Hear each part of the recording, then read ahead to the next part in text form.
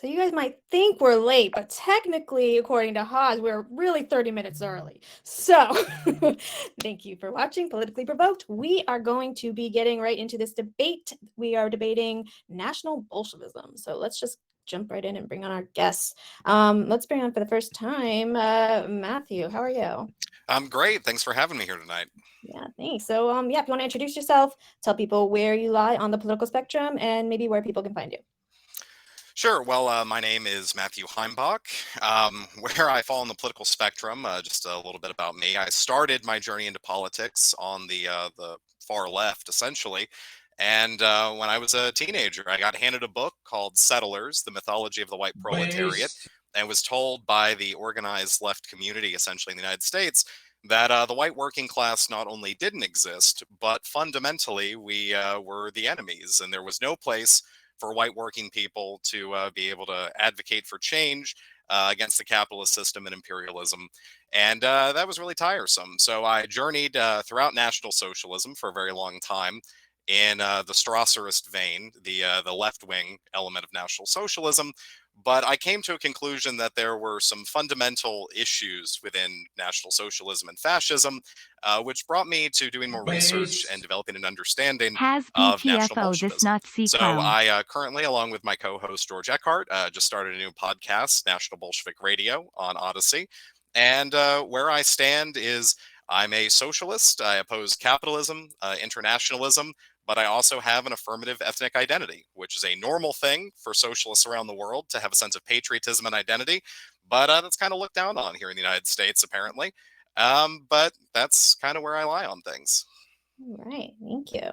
And next up, let's bring our fashionably late Mr. Haas Infrared. How are you? Good. How are you? Doing good. So yeah, introduce yourself, tell people where you lie on the political spectrum and where people can find you. Um, Sorry, one moment. I'm just dealing with some stream stuff. Uh, okay, we're good. So I'm Haas from the Infrared Collective. I'm a I would consider myself an orthodox Marxist-Leninist. In the international sense of the word, like as far as the reigning communist parties are concerned. But in the Western sense of the word, we would be considered quite unorthodox, right, as Marxist-Leninists. So, my view is that basically on this question is that I'm completely opposed to the way in which the Western left has interpreted and translated the experience of 20th century communism into Western countries, and I seek to challenge and reevaluate that. Alrighty. So yeah, here's what we'll do. Each person can give. I'm hearing myself echo a bit. Okay, maybe not. Yeah, so each person can give an opening statement, can be as little as 1 minute, no longer than 5, about the topic and your stance. After that, we'll open up the floor for those watching. If you have questions, tag Politically Provoked so we know you're talking to us and not the chat. We will get to the Q&A at the end, and we'll do closing statements and final thoughts after the Q&A. So why don't we get started with opening statements? Matthew, why don't you get us going? Sure. Well, again, it's great to be here. And, for me, one of the most important things I think is to define terms so we're not talking past each other accidentally. National Bolshevism has been used by a variety of people in numerous countries to describe socialism, Bolshevism that's neither liberal nor cosmopolitan. In a lot of ways, my political and social philosophy is in line with Ho Chi Minh, for instance, who he defined the idea of patriotism and nationalism as not the bourgeois definition of a selfish nationalism, a chauvinism, but one that respected the rights and interests of not only his own national community, but all other nations, while not harming common interests and having an international sense of solidarity.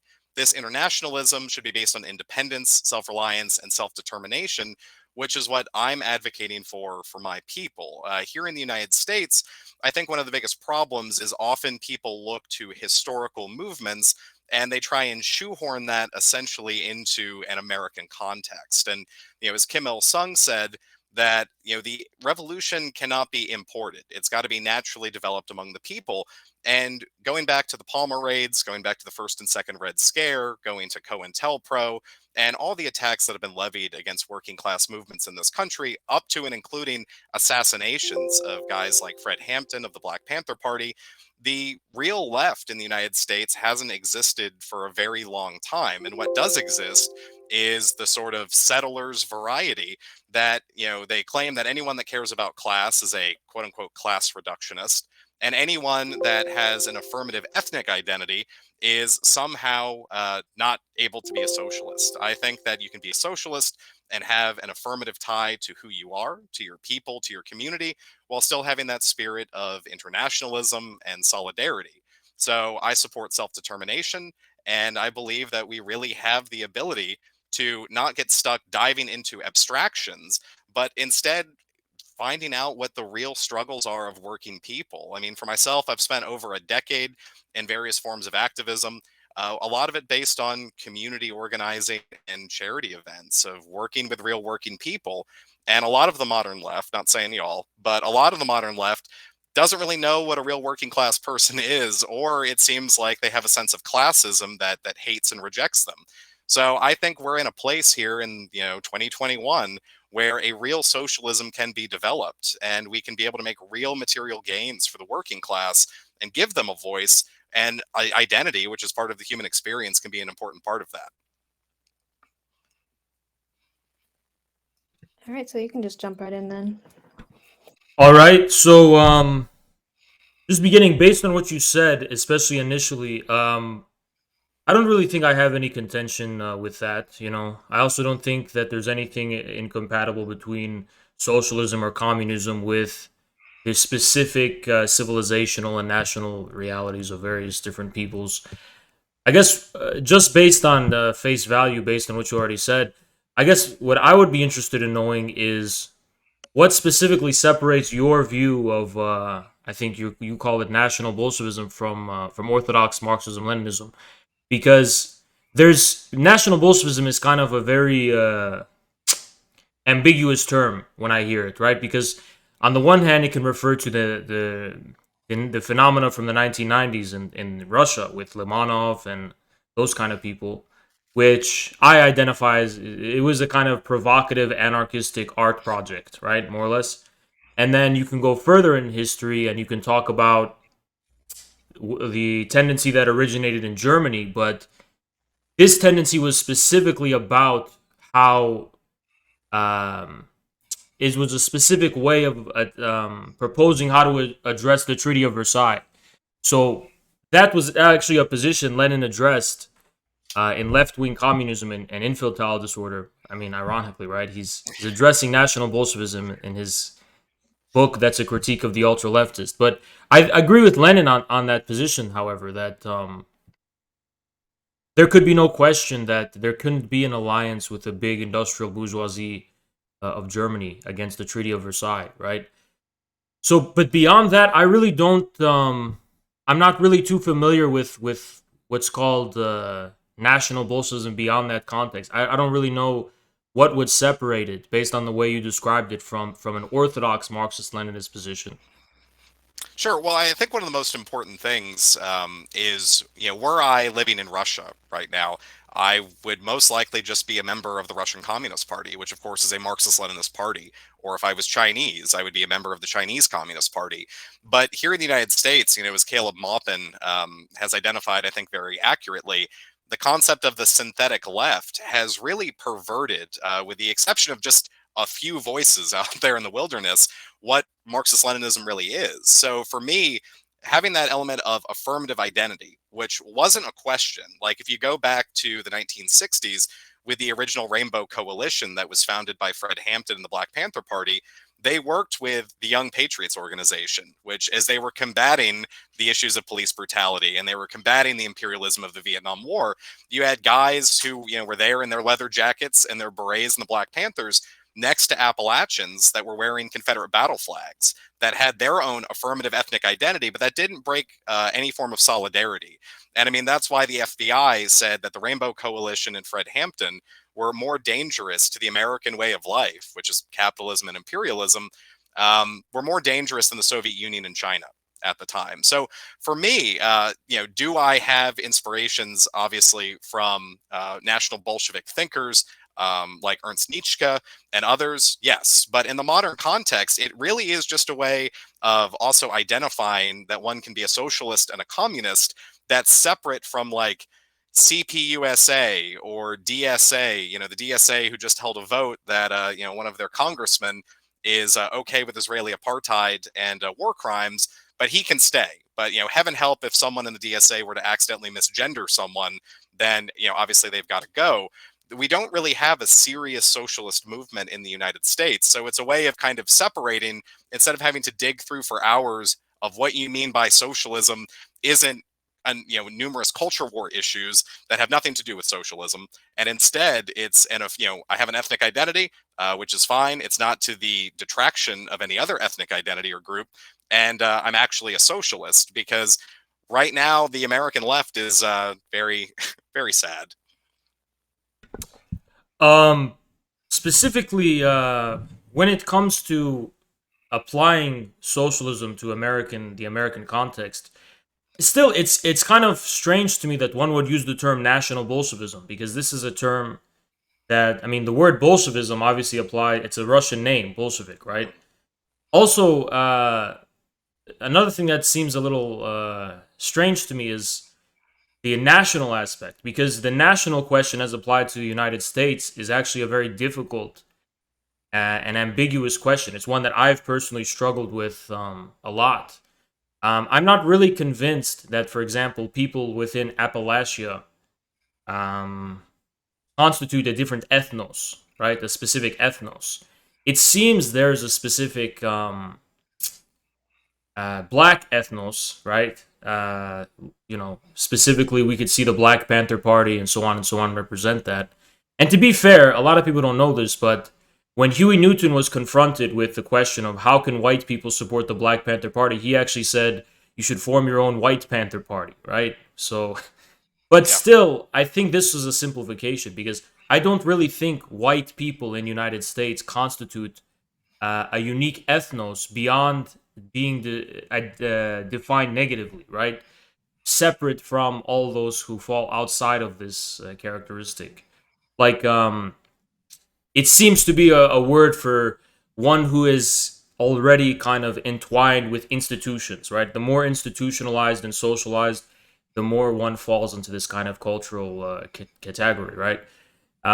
Which is why there's actually more similarity between rural white people and black people than there is between black people and white liberals in the city, because the city white liberals are like, they epitomize all of the features one associates with whiteness, right? And very stiff, frigid, politically correct. But to me, I think it's very important not to fall into the era of anarchism, right? I don't believe one should define themselves purely on the basis of opposing. For example, opposing the left. I myself oppose the American left and so on, but I'm not willing to concede that they have correctly represent the international left within the United States, that they correctly import the insight of the experience of communism and socialism in the United States. And that's why, for example, it's been a great source of conflict between me and them, even more in some regards than the way that they're going to be in conflict with like outright rightists. Like the fact that I do remain committed to the orthodox Marxist-Leninist project has created more antagonism with these leftists in the United States than if were I to just be some kind of right-winger. So I don't think it should be conceded to them. I think we should not take for granted these categories of left and right. What if it really is a synthetic left, and that the question of communism in the United States is an open question? What if they don't represent the communism in the United States? What if it's completely different? If it were to be, if the correct insights of the communism elsewhere was applied to the United States, we should have, and by we I mean everyone who remains committed to communist project but opposes American left should have a degree of indifference toward leftists. Who cares about them? They're a tiny minority of the population, right? They seem intimidating because they gang up together and they attack people and they whatever on Twitter and on social media, but in the grand scheme of things they're not really that significant. So the question of building communism in the United States, I think, remains open question. Now, regarding DSA, I think it's a completely irredeemable bankrupt organization. But as far as the Communist Party is concerned, I'm currently wagering that there's some kind of possibility of reforging the party, right? Specifically by bringing in people who are more representative of the working class within the party, right? But we'll see how that turns out. But I guess that's all I have to say for that. Sure. Well, I think one of the most important things is the question of a white identity. And, for myself, when I did my 23andMe and my family genealogy and traced back to where my ancestors came from, it was to southern Germany and to Ireland. And I've been to southern Germany, I've been to Ireland. And while I can see elements of my family there, even if I spoke fluent German, I wouldn't be able to be airdropped into Bavaria and be a Bavarian, right? Like I couldn't just go live in a small Irish village and be 100% Irish. And my identity as a white person was formed through ethnogenesis here in the United States. So, understanding ethnicity is part of the human experience. And like you mentioned, with Black Americans, for instance, that they came from dozens of tribal groups, national groups, taken against their will to this country, and they formed over the last several centuries their own unique identity. And that's why, for instance, after the Civil War, freed slaves going back to Liberia and stuff like that, they didn't just integrate into the West African experience. They still had a lot of their own ethnic identity. So I think it's important that we positively affirm who we are and work then in an American context and develop that. Because, here in the United States, we see the power that racial divide has been levied against everyone. And the first laws that were passed to divide the working class in this country on the basis of race were after Bacon's Rebellion, right? When white indentured servants and black slaves realized that they had a lot more in common in terms of material conditions against the planter class.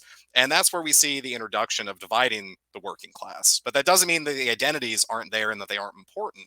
So I think having that as part of our explicit platform, that it's okay to be whoever you are and to be proud of your heritage, not to the point of chauvinism where you look down or divide from other people, but we need to uphold the right of self-determination that Lenin, Marx, even James Connolly, Irish Republicans like that, upheld the right of self-determination. Even the Communist Party in the 1920s supported the creation of an independent black state in America, because I'm not really an American. Because this question is what is America? And I would say it's essentially a continental shopping mall, right? It's one big company town that for one reason or another, all of us are here. So I don't think clinging to an American identity really makes sense, but we have developed unique ethnic identities, and we're all members of the working class and need to be able to find ways to fight against capitalism and imperialism when we're stuck in this asylum being run essentially by absolute psychopaths that hate all of us and exploit all of us. So I think that's why identity is important. And I am a white person. That just is what it is. I'm not a German. I'm not an Irishman. I am white. And how can we decolonize whiteness from being tied to the systems of oppression the American empire has created? And, what the modern American left says is well, then just stop having an ethnic identity. And, this is my family. It's part of my heritage. And, also I think issues of faith are very important. And that is really what motivates me, the concept of faith, family, and community, and then building with solidarity with other ethnic communities. And we've seen that it works in the United States. It just hasn't really been tried in the past 50 or 60 years due to government repression. Well, the thing is that what is called white in the United States is not specific enough to encompass any kind of real ethnos. For example, as far as people's unique heritage and tradition is concerned, they're going to do that through their family. So here was my grandpa and his father, they came from a ship and this date and this date. And there's nothing wrong with celebrating this unique heritage, right? This is something based in family. And maybe it's even based in geography in certain cases, right? There's probably parts of America where there's a village or a town of people primarily who came from Finland or something, right? So I don't see anything wrong with this. But the white identity does not compass a specific and unique ethnos, as far as I can see. Like, and one of the evidence I have for this is that it's always changing, right? For example, the people who came fresh off the boat in Ellis Island, Italians, Irish, all these other kinds of non-WASP people, they were not considered white, right? But then through a process spanning decades and decades of these people becoming more embedded within the country, institutionalized, and so on, naturalized, so to speak, they suddenly have become white, right?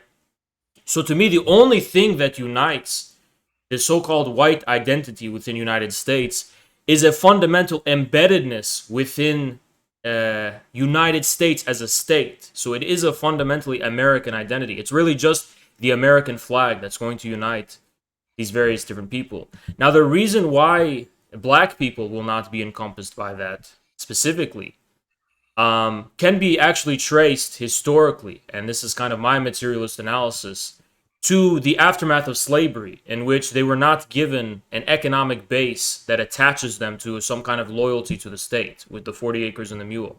Other peoples, for example, during the westward expansion, where they could just claim land with the Homestead Act, and then later, in the aftermath of World War II, with the housing reform after the New Deal, there was a loyalty that was secured to the state among the Ellis Island immigrants as well, right?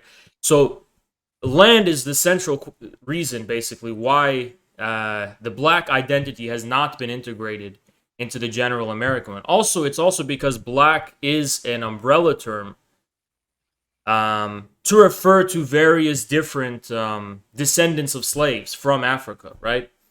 So there's also the aspect of Pan-Africanism that comes from Marcus Garvey and so on, and that kind of specific lineage. So black is not so much its own ethnic identity as much as it is a kind of repository of people who have a connection to Africa and want to embrace that specific connection. And the reason they have to make that distinct is because that is not something that has been made inherent in the American identity, which is mostly, thus far, right, European in origin, right? Also, in the case of Latinos, the distinction, but even the distinction from white people becomes kind of very much hard to draw a line. There's different kind of syncretic communities of people mixed between white and Latino and so on when you get closer to the border of Mexico. So to me, I agree that we need to have a national question and that American identity obviously by itself does not suffice. But where I find it difficult to understand is how white people, the term white people can constitute a nation. Now, when we say, for example, you are white, you, Mathew, you are white, all that basically means is you are not black, Latino, or someone who falls outside of this category, right? But what are you positively, in the positive sense of the word? You would have to consult your specific family background, where you were born, where you grew up, things kind of like this will give an air of determinate positive form. If that makes sense. Well, I think one of the issues here is, I don't think black identity is merely the lack of having been integrated into American cosmopolitanism. I agree. It's its own identity. And the thing is that white Americans, we have the same general past. We have the same general future. If you're looking at politics and economics, we get the same cultural references. I mean, we've developed a unique culture. And it's not anyone else's place to erase my identity or have to define, like, is whiteness good enough? Just like it's definitely not my place to tell a black person that, well, is blackness even real? Identity is a personal thing within a community. And the thing is, everyone knows what a white person is. And I agree. Like I've been to Europe plenty of times, and whiteness exists as its own unique identity. It's not a catch-all term for every European from the Caucasus all the way to Argentina. It existed and developed in its own unique context, especially here in the United States. And the thing is, like, I mean, have you ever read White Trash by Nancy Eisenberg? No, I haven't. I heavily suggest it because, I mean, the thing is, Eisenberg traces from the first days of colonization up towards the modern period how white folks have been exploited by the capitalist system, but also throughout that, how we've developed our own forms of identity and community. So, I think instead of arguing, because, you can see this in, certain white nationalist circles where the argument of like, well, who is white? What is white enough? And you see this from liberal circles about is whiteness even an effective identity? I think it comes down to the individual and the communities that say this is who we are, this is what our heritage is, and if we can affirm that, if people don't want to have the identity, then that's okay. Like if a black person has more connection with, for instance, a religious faith or something they have, and that's how they choose to identify, well, that's their right. All I'm saying is that for those of us who do hold this ethnic identity, well, that's a positive thing, and everyone should have a positive identity of whatever their choice is based on their history, and we can take that from there to work on the problems that are facing all of us. But the problem for me is that white encompasses people with radically different histories, right? And Well, I mean, in Europe, I mean, like yeah. my Irish So ancestors what you and my German ancestors. yeah. So what you basically mean is white is basically in the United States everyone of European descent is what you would say. Well, I would say, I'm also an Orthodox Christian. Yeah. So I've been in plenty of churches where people who are Greek, people who are Serbian and stuff like that, and they've held on to language, culture, customs, and the identity of their homeland. So I would say that that person is a Greek person, or that is a Serb, or that is a Romanian, that it's through an ethnogenesis that whiteness was developed as an identity. It's not just a catch-all that anyone who happens to have the same amount of melanin as me is part of the group. It's an identity that was formed over time, that like my German ancestors were told that you had to learn to speak English.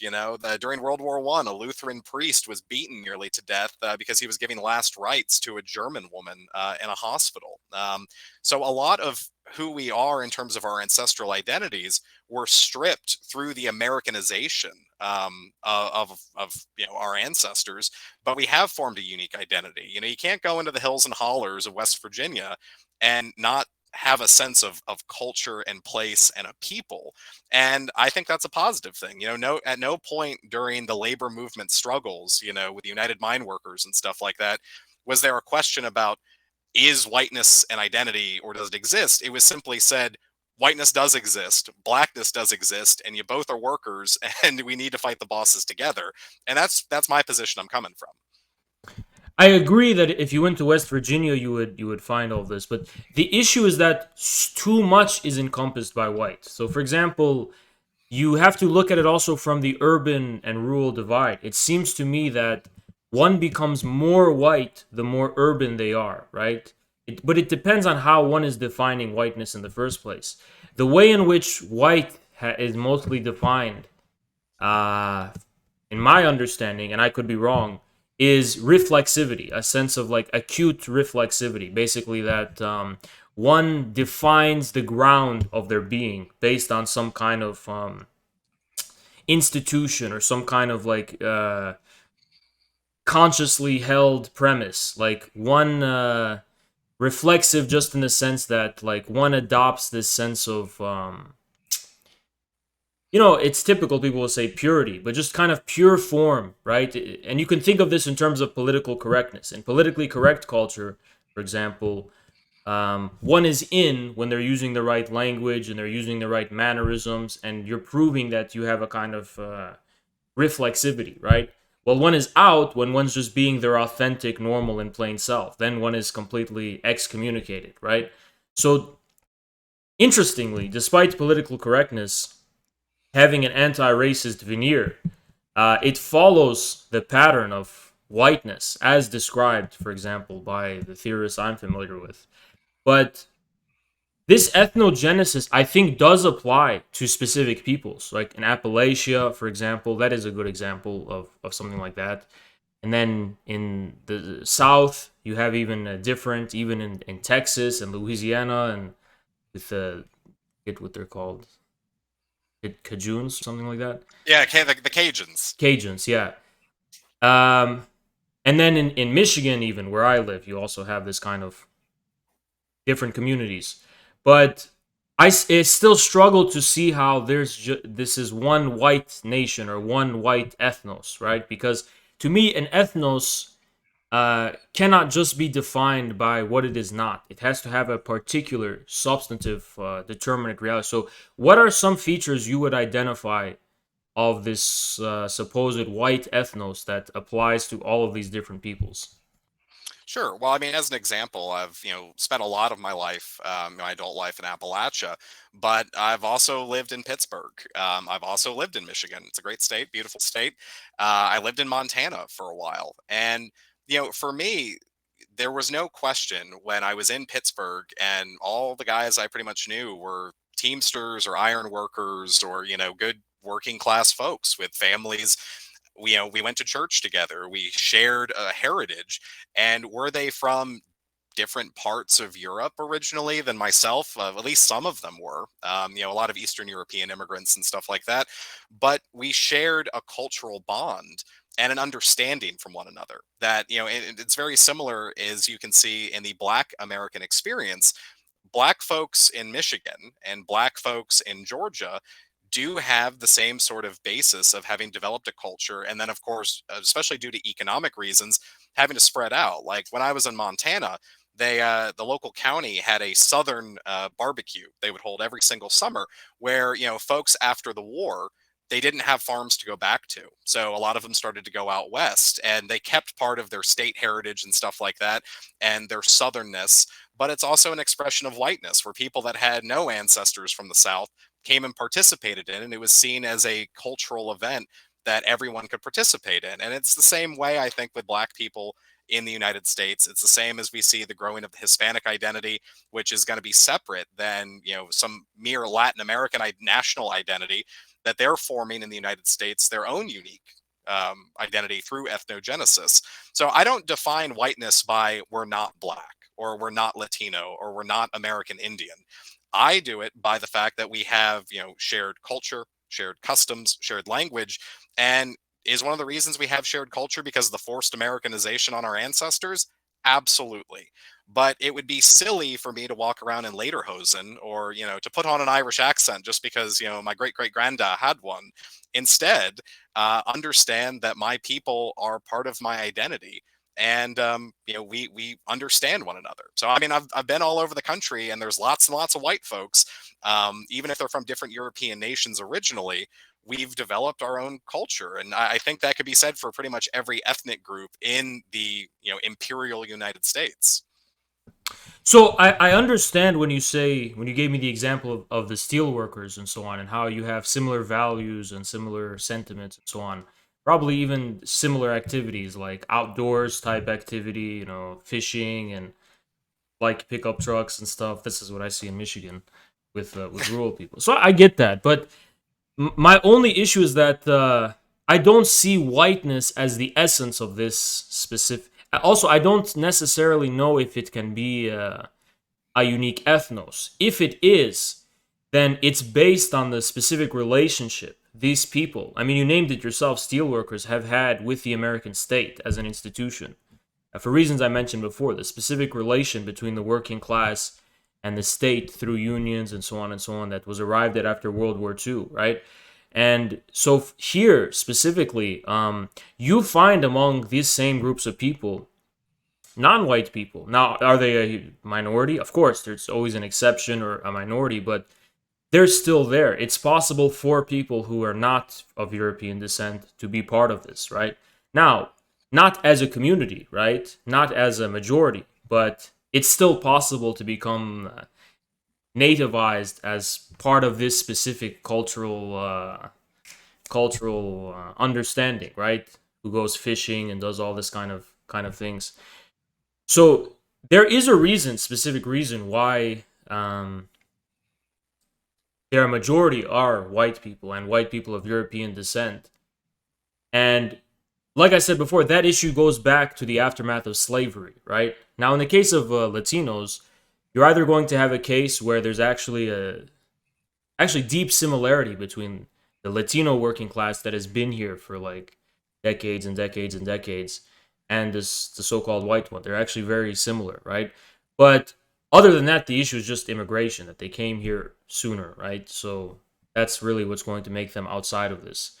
Then, in the case of slavery, you again had this inability for the state to cement the loyalty of the black population through land. Now, I'm not saying the black identity is only defined by this exclusion. So that should be made very clear. I don't mean to say that it's like only a form of kind of, this is something a lot of woke people, right? People say like it's all based only on oppression and all of the spirituals and songs and culture and so on. It's all just because of oppression. That's not true. There is a specific tradition and specific heritage there. But again, um, this separation specifically, I would attribute to that fact. Now, were it not for that separation, we would probably see maybe a, I mean, this is a hypothetical alternative universe, a completely different ethnos, right? It wouldn't just be that black people would be just like white people. There would probably be a completely new ethnogenesis, as you put it, corresponding to the universal American identity.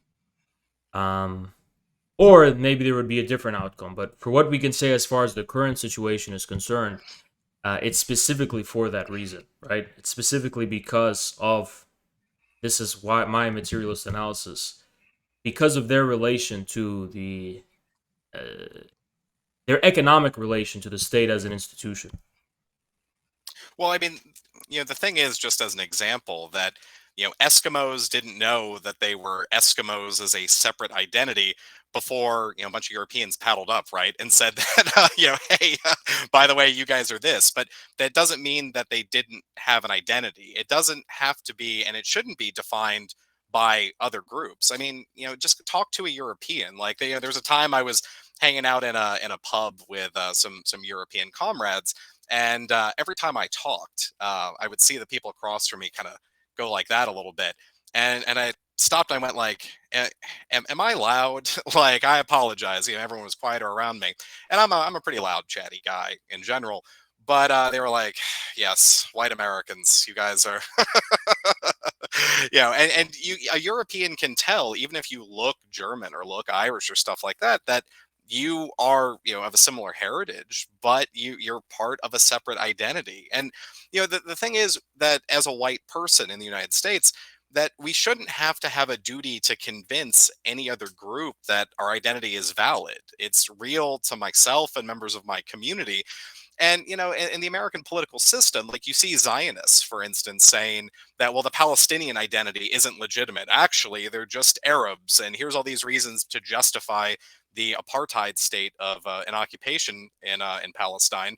But, Zionists shouldn't have the right to invalidate a Palestinian national identity, just like any other community shouldn't have the ability to invalidate my own community's identity. And it's not a sticking point of division, it's simply part of who we are. And now it's a, where can we go from here to work together for common goals where we can all be proud of who we are and have a tie to our roots and our families and our heritage. So I mean, that's the sort of thing that it's great to have these discussions, and I really enjoy them, but it's not anyone outside of the community, their place to define what is a valid identity and what isn't. Because, like, it would be, and even the idea that, like, whiteness is synonymous with hunting and pickup trucks and bad country music, I don't think that that's accurate. But you go into rural areas and you have a culture, but you can see whether it's what used to be in South Boston before it was gentrified. That was a unique identity that was in a purely urban context. I don't think whiteness is just the country perspective. It goes beyond that. I mean, like we were talking about, when I lived in Pittsburgh, that's an urban environment, and I didn't stick out as some sort of hillbilly from the sticks.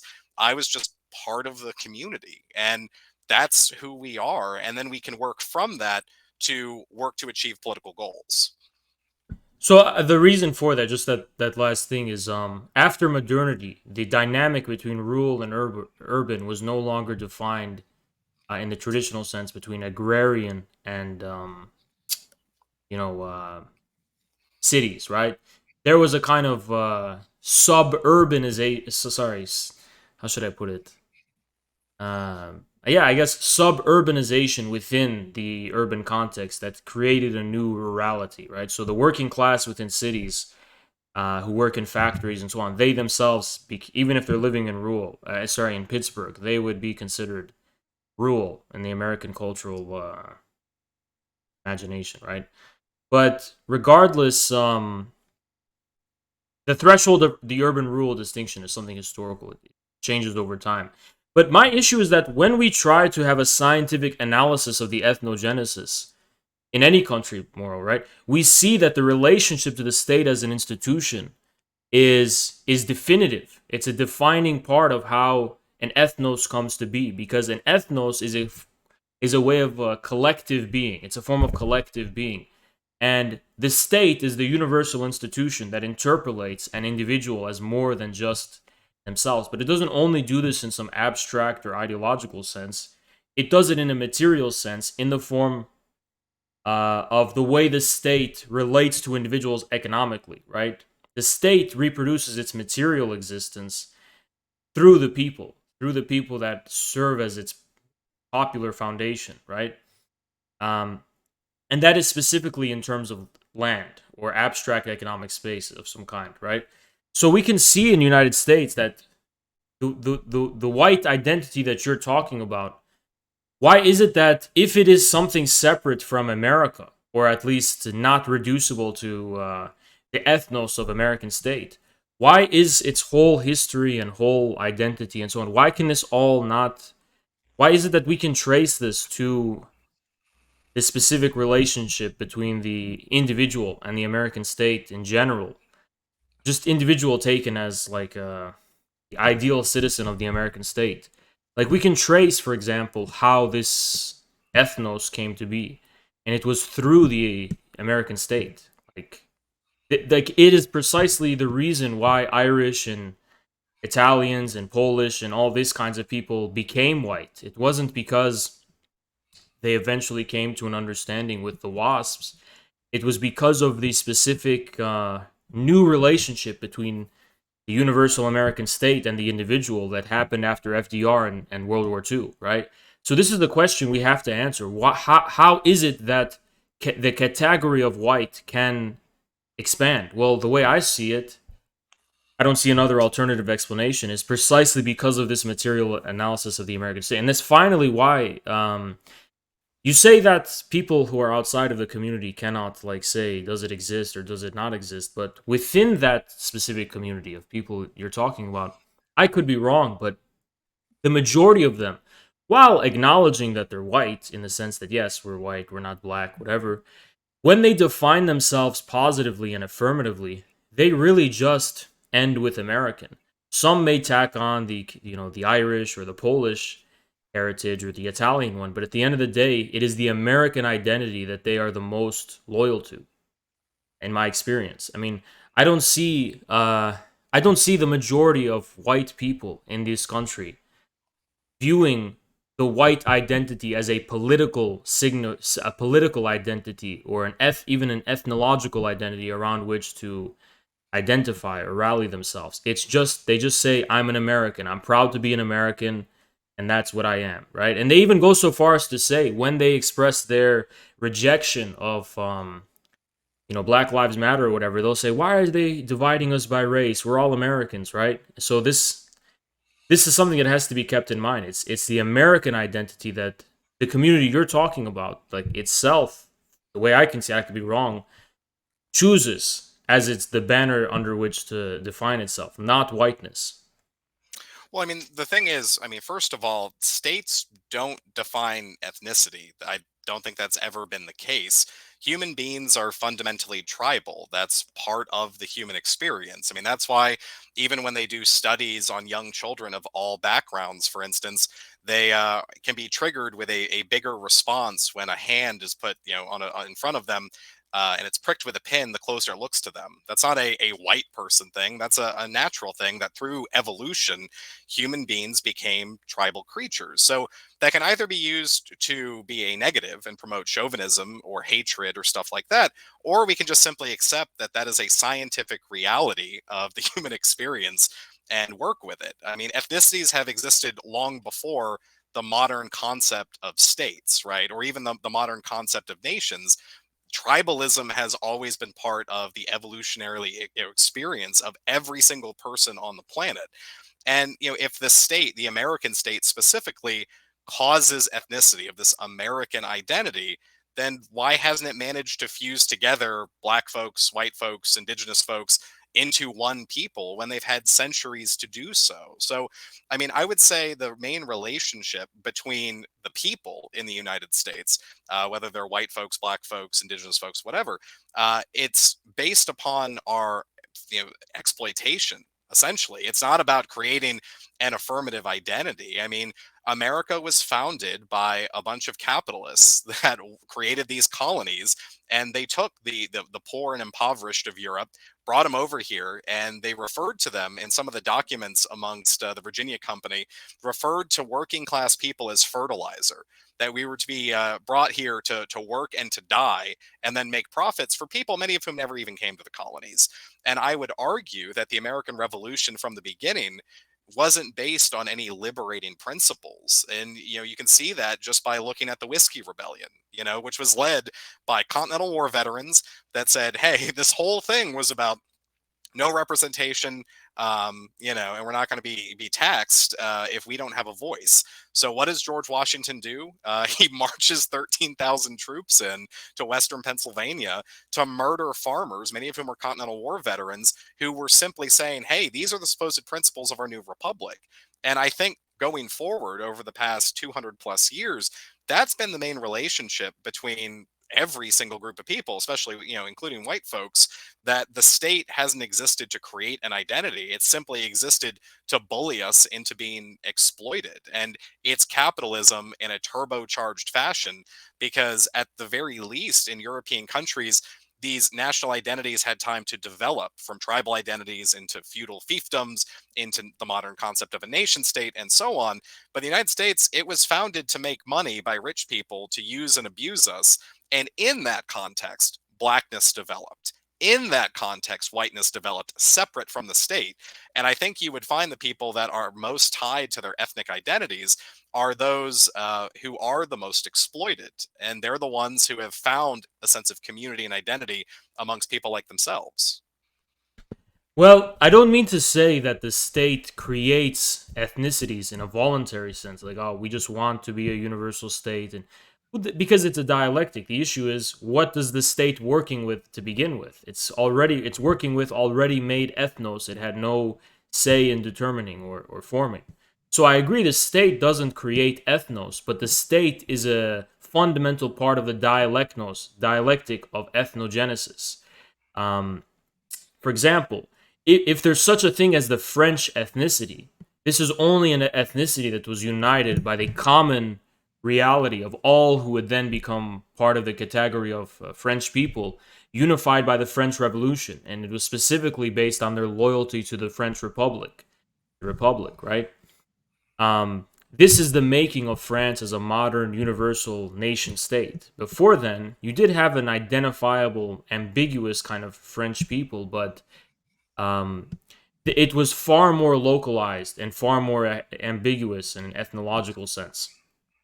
Well, I mean, what I would just say to that is the French identity existed before the creation of the Republic. I mean, if you just look at Germans as an example, if you were particularly long lived and alive Yeah. today in 2021, you could have been born in a monarchy and been a monarchist, and then you could have been a social democrat, and then a national socialist, and then either a capitalist, if you're in West Germany, or a Marxist Leninist if you're in East Germany, and now you might be like a Green Party member. And we've seen the changing of states in just one lifetime, with 5 radically different conceptions of the state and political ideologies associated with it.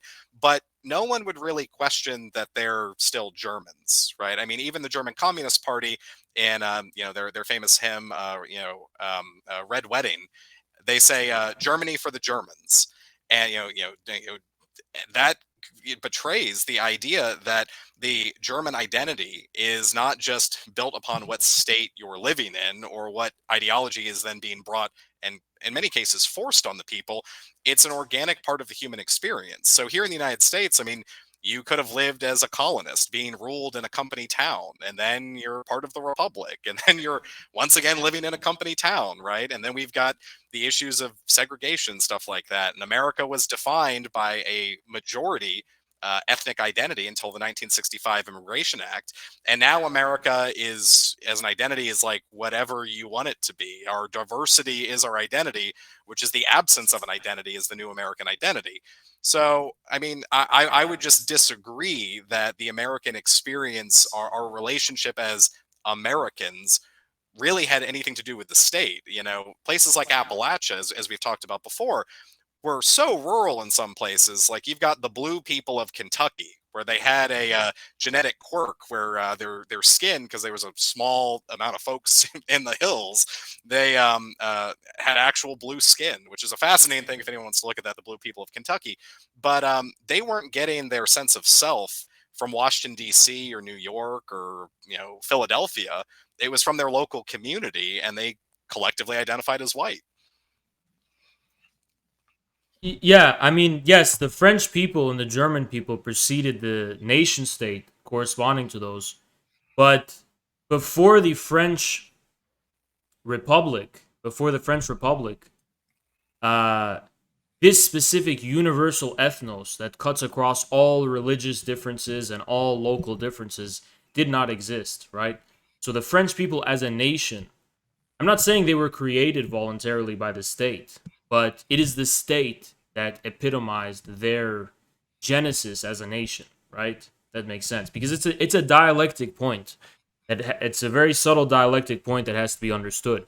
The raw material that creates the broader unity is not created by the form of that unity. I agree, but it's still inexorably a part of it.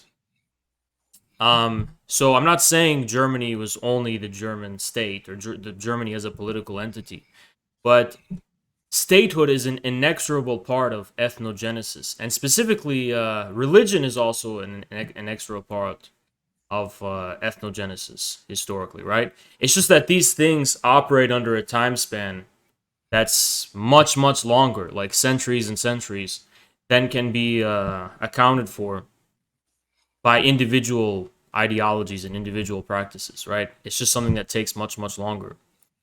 So and specifically the reason for that is, again, in the American context, the only thing that integrated Poles, Italians, what else? Irish, and so on, as part of this as being white in the first place. I mean, do you think that there was something else besides the change in the nature of the American state and its relationship to the people? I mean, like, forget about the cause, right? Because that's also a dialectic relationship. It's like you can't just say the state caused it, because the reasons for the state changing in the way it did also was because of the nature of the people. But so it's a dialectic relationship, but how can you really understand how that happened outside of that process?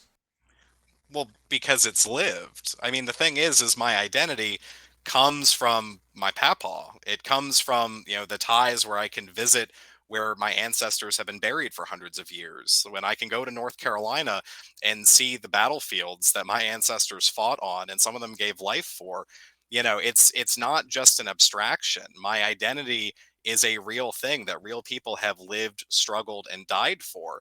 And we talk about the Irish. I'm half Irish. On me mother's side, it's pure Irish Catholic until you go back to the old country, and then it stays pure Irish Catholic.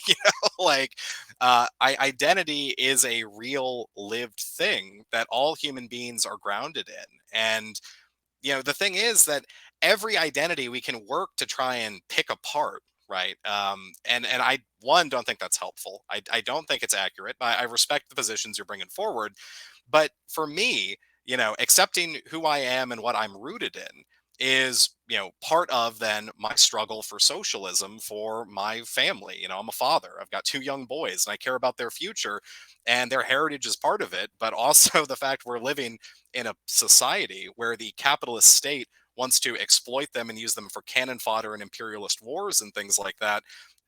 What's been told to me by large elements of the American left is my white affirming identity is not allowed in the conversation of socialism.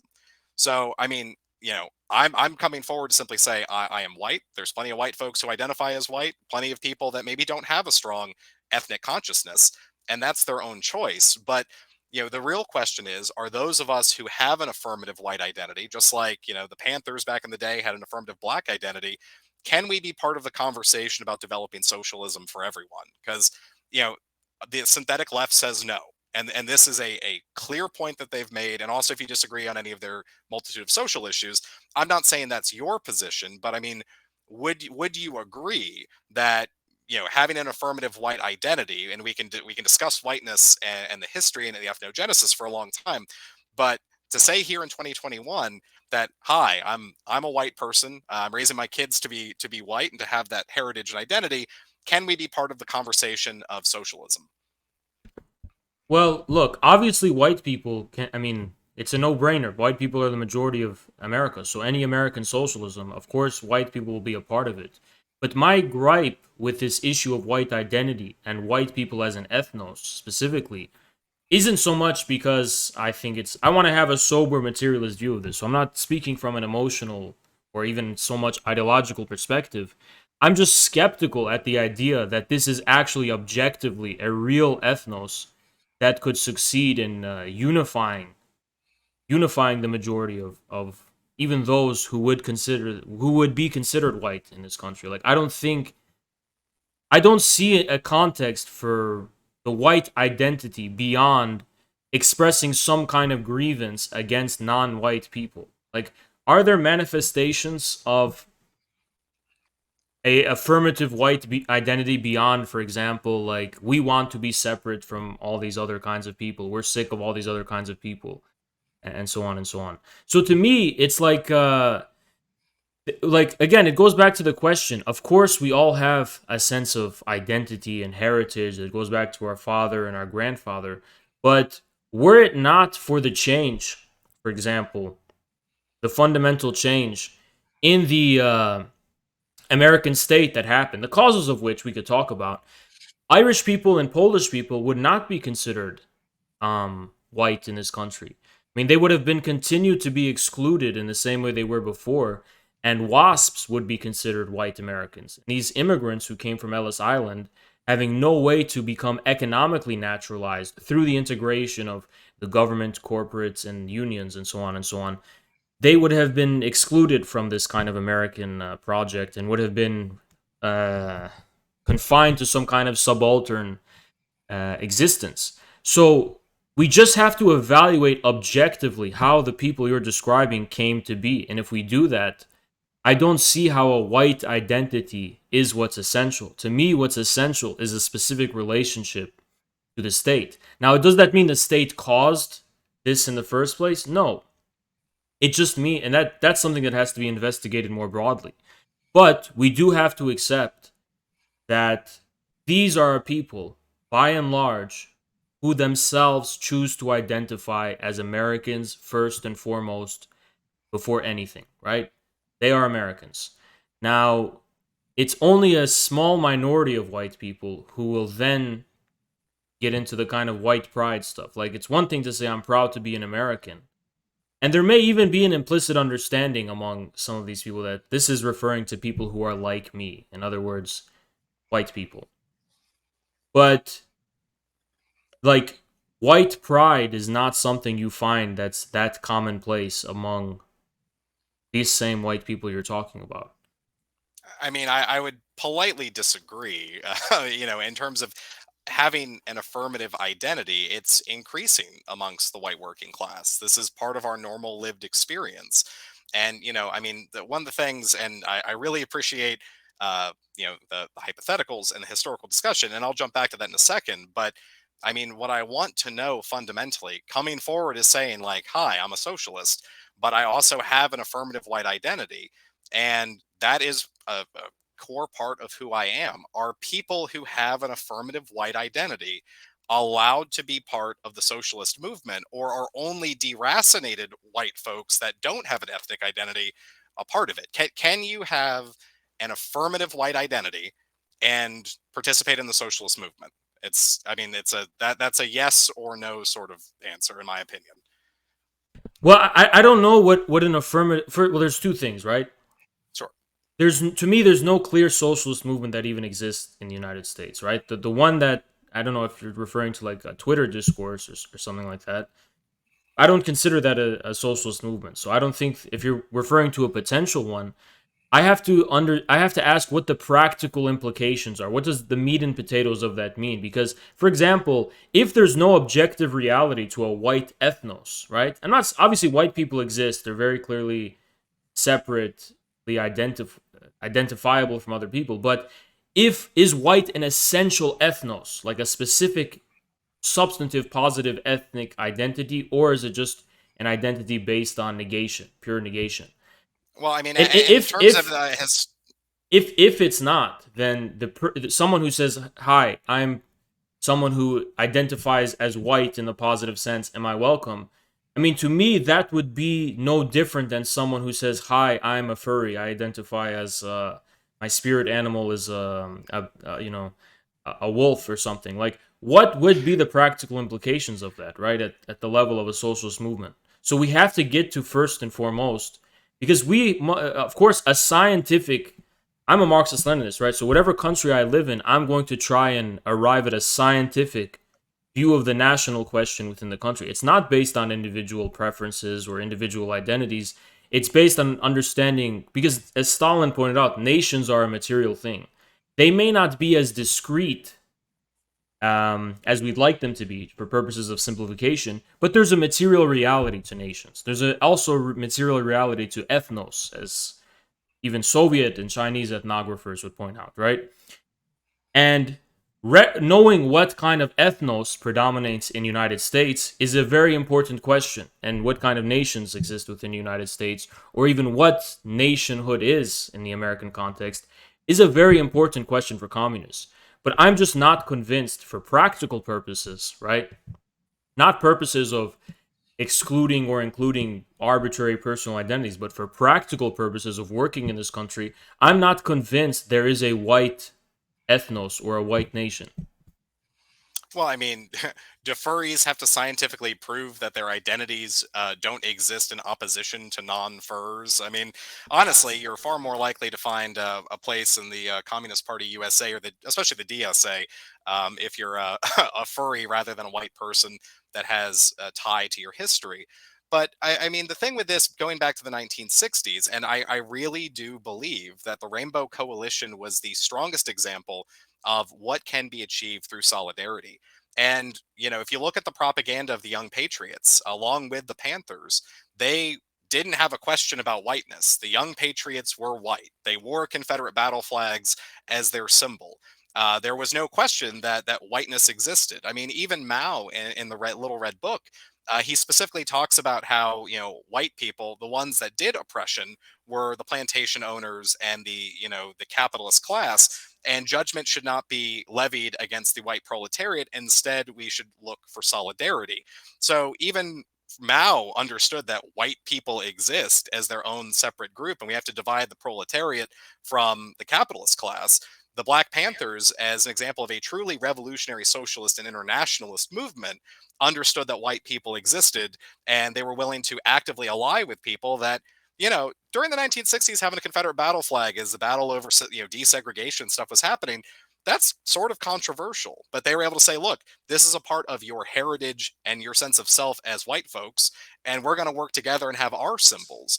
So, I mean, I would just say, looking from a Marxist-Leninist perspective, when do we see the example of even arguing, does whiteness exist until we get to this modern, like, post 2016 sort of context, or dudes that read Settlers. Historically, if Mao thinks white people exist, if the Panthers think white people exist, and white people think white people exist as a separate, unique identity, then I feel like that pretty much settles the issue. And even if you don't accept that as legitimate identity, I don't have to persuade you to say that that's a part of who I am in my community. And if we spend all of our time debating over whether whiteness is a valid ethnography, I really think that gets in the way, just like debating over culture war issues, of the issues of socialism that are facing us. And I think this has been a great conversation, and I really appreciate how thoughtful you've been, and I've appreciated you letting me respond. But the thing is, we haven't talked about the means of production to the working class, and it's been an hour because we're questioning whether my ethnic identity is legitimate. And I think that there's bigger fish to fry, because not everyone has to agree that everyone's identity is a-okay. We can find common ground then to work on. Well, I don't deny white people exist. They obviously do exist. And obviously, communists are not in the United States, are not going to be against people for being white. And white people are the majority of this country, so it's not a strategy that would work, even from a cynical perspective. But my only point is it an identity around which a reflexive, right, identity can be formed? What are the political and so on implications? I don't now this I'm speaking in terms of my personal whatever preference. I really personally don't care if an individual identifies as white and views there to be a specific white history. And I mean, I don't care. That's just an individual. But for an organization, what does that mean? For a party, what does that specifically mean? Does it mean, for example, like why I brought up the case of furries is not because I think that it's precisely because in the case of furries, what are the practical implications? You can't prove furries like are an ethnos or a nation specifically, right? So what does that become beyond some kind of personal idiosyncrasy? And so that's basically my question. Like, how can this be something beyond a personal idiosyncrasy? I doubt that the majority of white people would decide to identify as white in a political or cultural or even national or ethnographic sense, rather than calling themselves American to the core, right? Red-blooded Americans. I mean, this is what they have chosen to identify themselves as. Now, I think the American project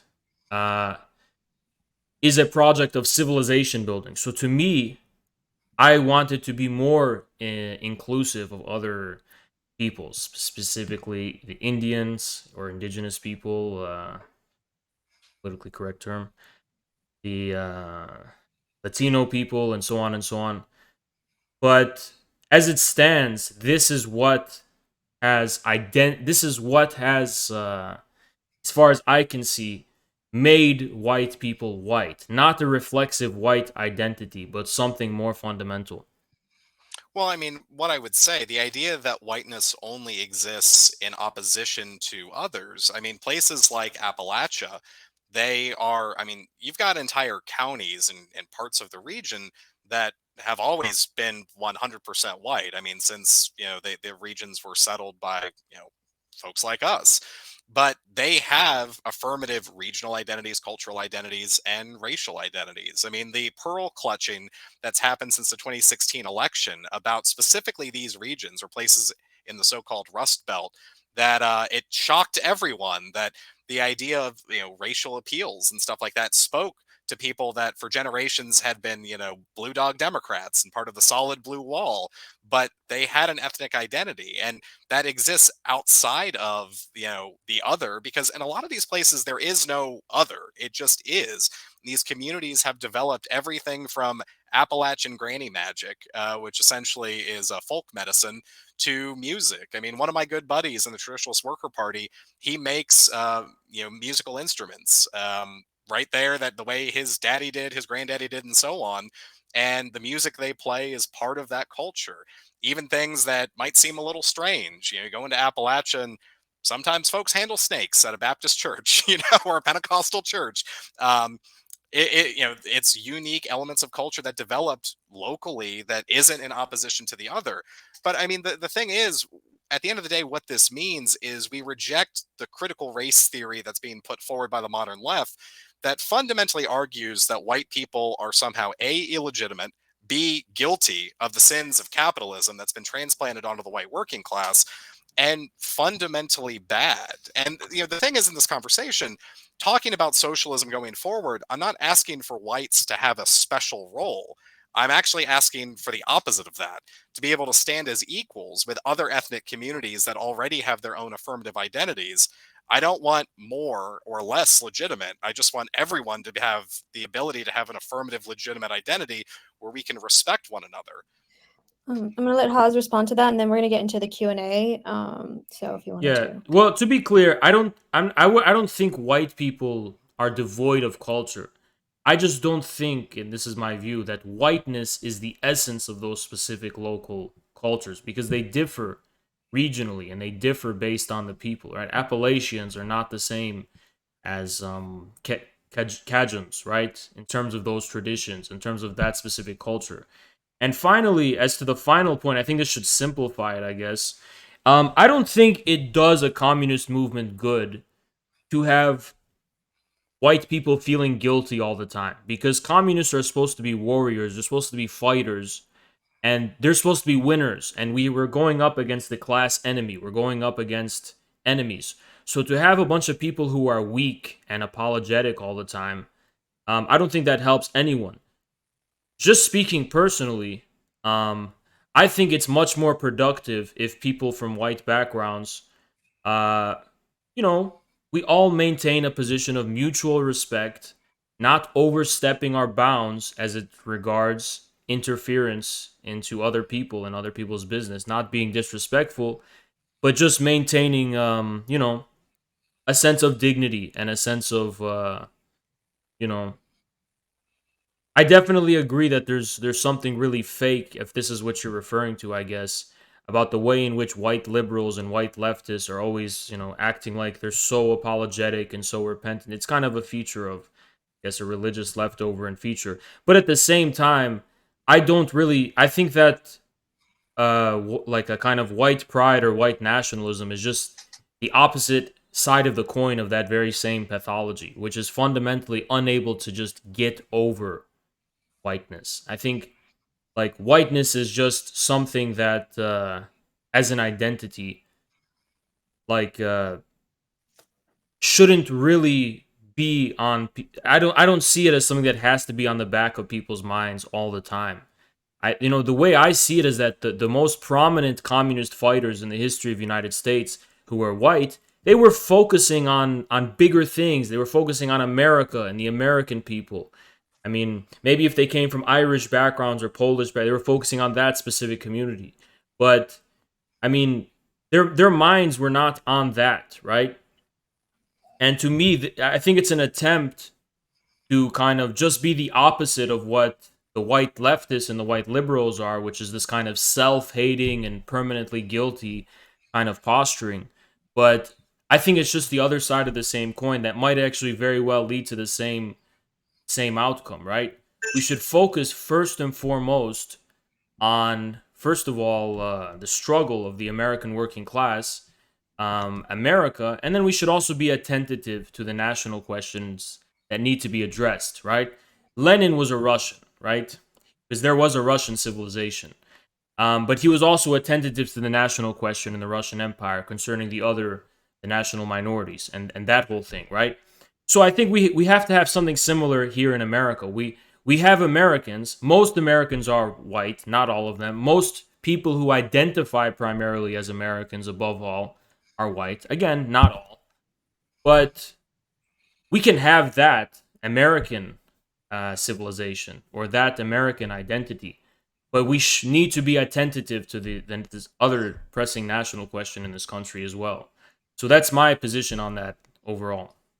Sure. Well, just to respond real quick, I know we need to get to the questions. I Mhm. mean, the thing is, I can walk and chew gum at the same time. So I can be white and have that as part of my identity, and build socialism simultaneously. And the idea of national liberation struggles has been common, especially amongst oppressed groups in the United States. And just to the point that the idea of whiteness wasn't kind of a foundation of identity in some of the regions we've been discussing.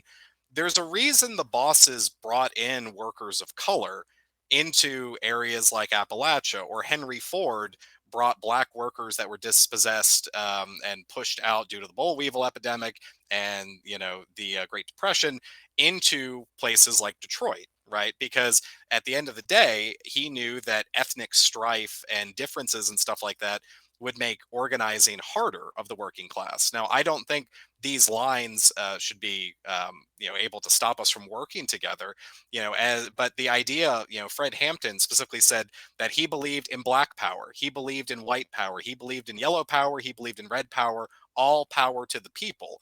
And that's part of this concept of building socialism, building solidarity, building internationalism, and building a better future for all of us here in what's known as the United States, with identity at the bedrock of that. So that's merely my position. And if race didn't play into an element of identity in the regions we've been discussing, the bosses wouldn't have used forced diversity to try and stop unionization. They would have just thought, oh, these are just this isn't going to be a big deal. But that's a reason why here in 2021, Amazon specifically targets to curtail their workforce to be as diverse as possible. It's not because they love diversity, but because they've done studies and shows that ethnic tensions and things like that reduce unionization efforts. So the thing they were doing 100 years ago in Mingo and in Welch, West Virginia, Jeff Bezos is doing today.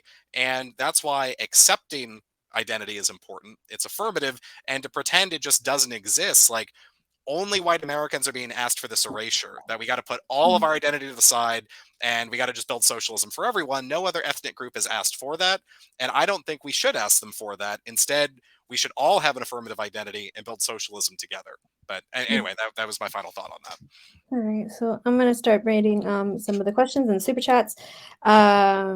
All right, so from Chris, thank you for the super chat. He said, Matthew, your concept of white is determined by the negation of what white liberals want you to be. Why are you falling into this trap?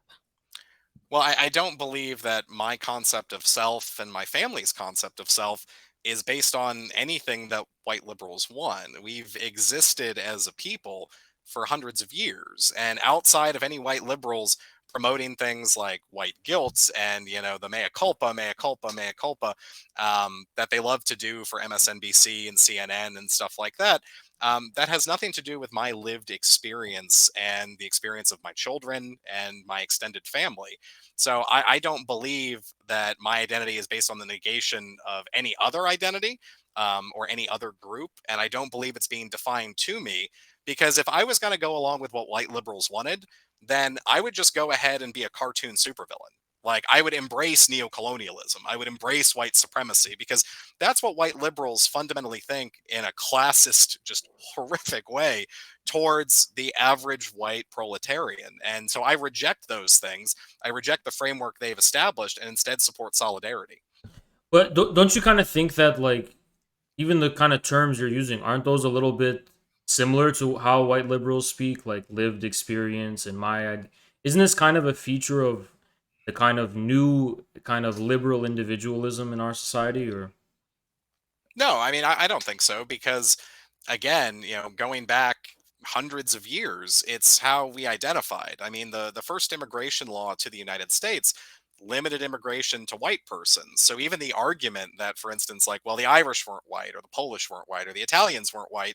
Well, even when the immigration laws of the United States limited immigration to white persons, they were allowed in. So obviously there has always been a white identity since literally the very beginning of the American Republic. Now, I'm opposed to white supremacy and colonialism and capitalism, obviously, but the idea that this is a newfangled term that they just came up with, I don't believe is accurate. no, I know the white categories always exist, but it's like the way that it kind of seems you're interfacing with it is very similar. It's just very reminiscent of a kind of liberal or neoliberal individualism, where it's like, what really is the point beyond having something with which to individually, The reason for this identity politics and individualism is career climbing. That's why it's so individualistic. It's like, well, this is my specific lived experience, and it's used as a form of personal capital. So it's just kind of strange when you see that take that form of like, it kind of seems like, and I don't think you're doing this consciously, but I think like the practical implication would be like, I want to use the white identity as a form of personal capital, right? But I think that the paradigm of individual personal capitals we use to career climb is fundamentally anti-communist. I mean, even when we respect, for example, I do have respect for black nationalism and so on, but that's not a matter of like a personal, individualistic identity politics. It's a collective project for a discretely identifiable people, right? Well, I mean, I promise there's no social capital in taking a No, no, affirmative no. I know, an but identity in the United it States. seems like, for example, you're coming at a perspective of wanting one, right? And that's the source of the unfairness you perceive.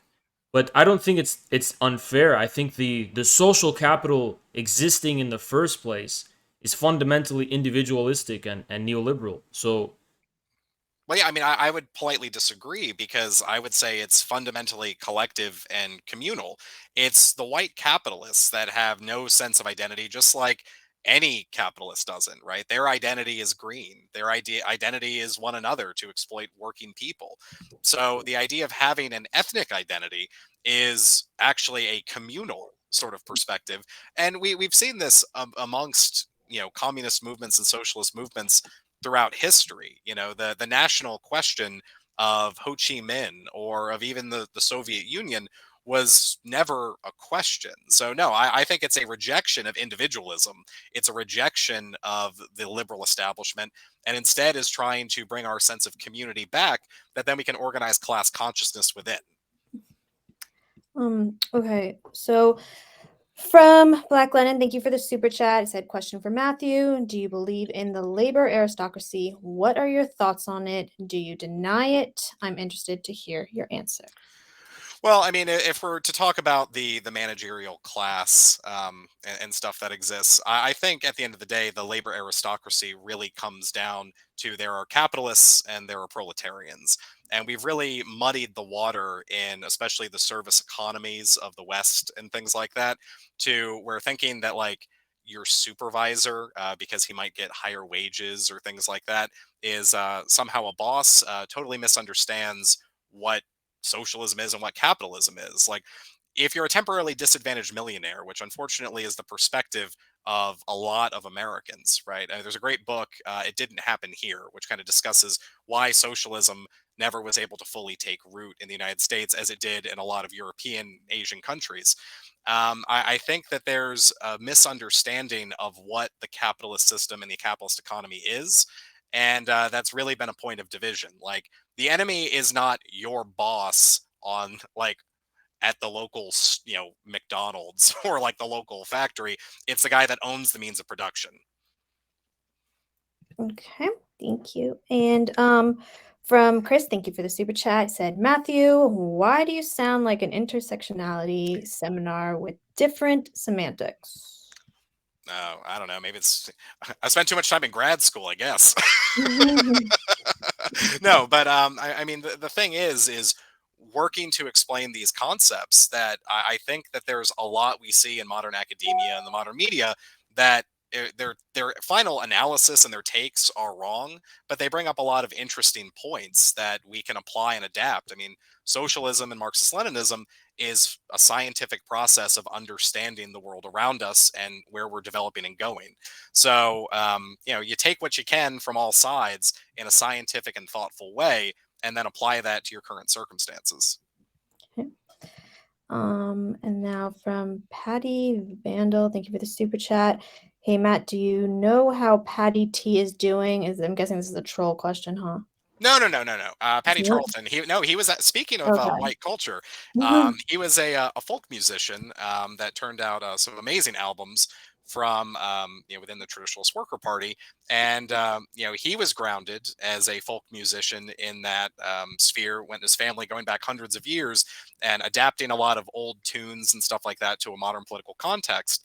I don't actually know how he's doing. Haven't spoken to him in several years, but I do think his work was an example of kind of a unique take on a cultural expression. From Gulamero Escobar, I don't know.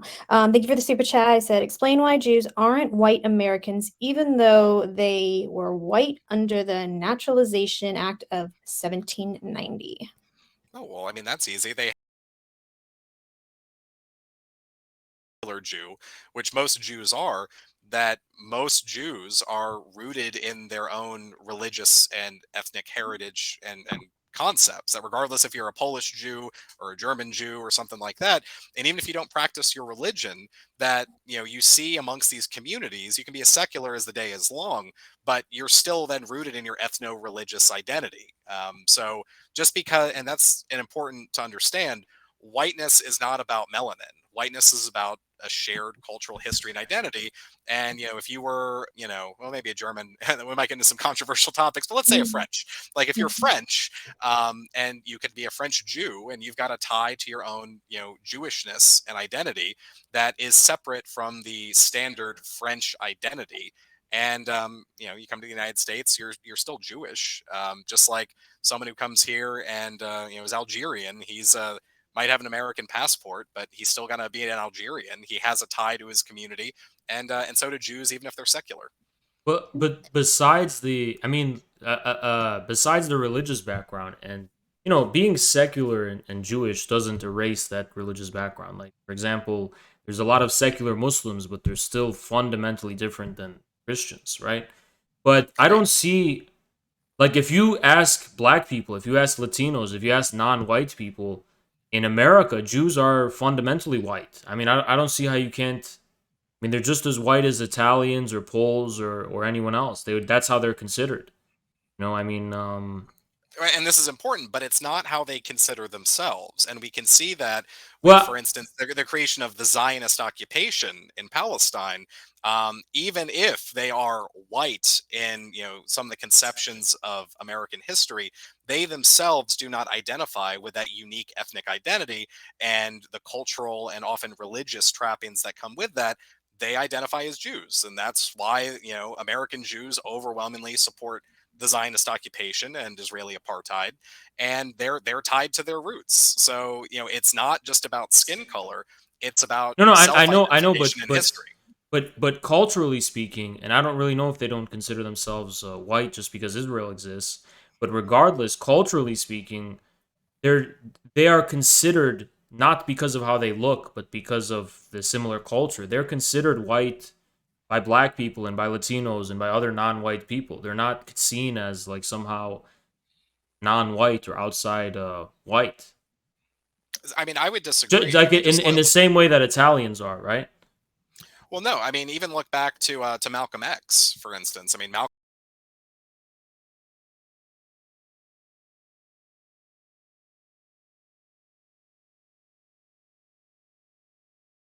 Yeah, yeah. He.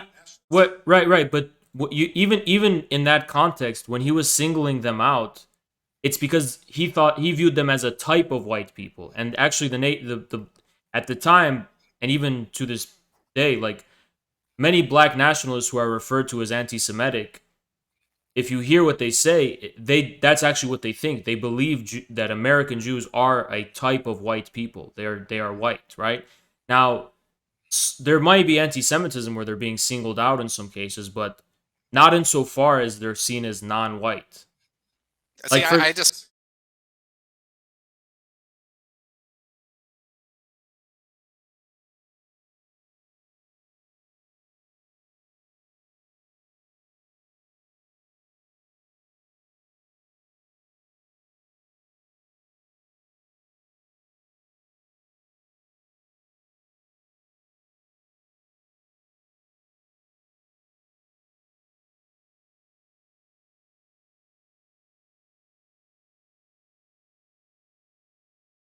yeah, again, they may distinguish them, but they're still considered a type of white people. Maybe a unique type of white people, but they're still considered white.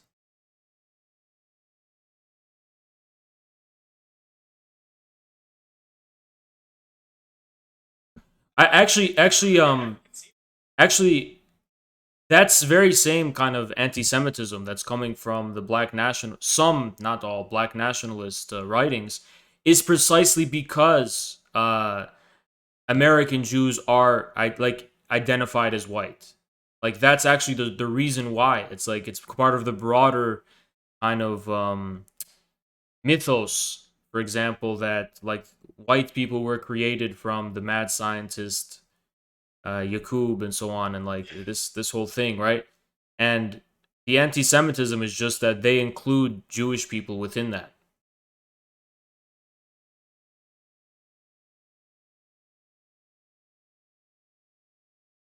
Right? But black folks, here in the United States, and Somalians themselves would reject that identity. Well, So just actually, because, it's interesting. I don't mean to cut you off, but there is a whole new movement, and there is a degree of reality to it of American descendants of slaves who consider themselves totally separate from all African, not totally separate, but consider themselves like it's you can't just say we are all black. Like there's clearly a difference between black Americans and other African peoples in general, not just Somalis, right? oh, So absolutely. yeah, but I guess my broader point would, and that wouldn't, that's not the Nation of Islam and so on, people. But I guess my broader point would be with that is that that calls into question the American, whether the American notions of race in the first place have any credibility or objectivity, whether white, black, and so on and so on.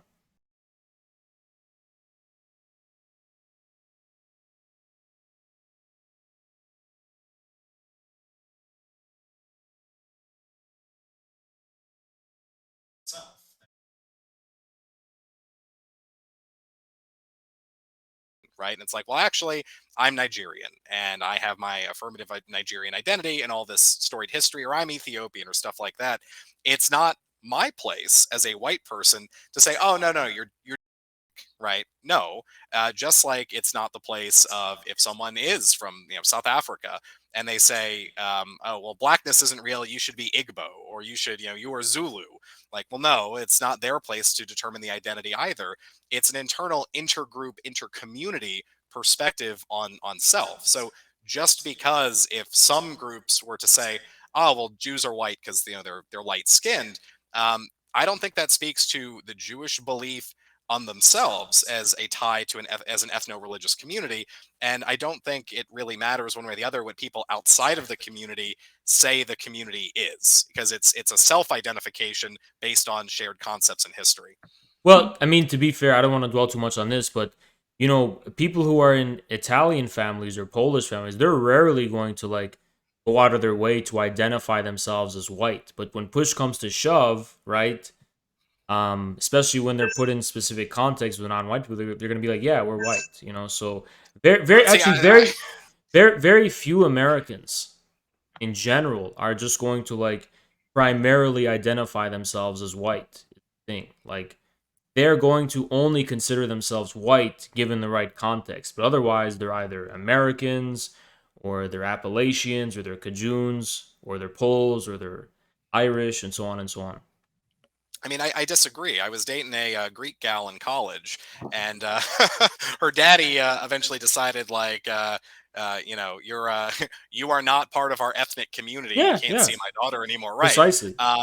Yeah. So But they in were another they context, identified as Greek. but in another context, they may identify or see themselves as white. I mean, but I really don't think that when you look at their religious expressions, their cultural expressions, that isn't accurate. And I mean, I would encourage you. Maybe it'd be a fun, wacky road trip I think it's to only inaccurate insofar as they're different from the majority of white people in the United States. But that doesn't necessarily mean that they don't share in quality the quality of whiteness, right? So it's a question of what the essence of these different peoples are, and I think that's where our main dispute is. But we can actually come on. I know we're kind of Yeah, and so Guliarm, I don't even know how to say that. He said, I think if it's super chat, he said, why do Jews identify as white on the census?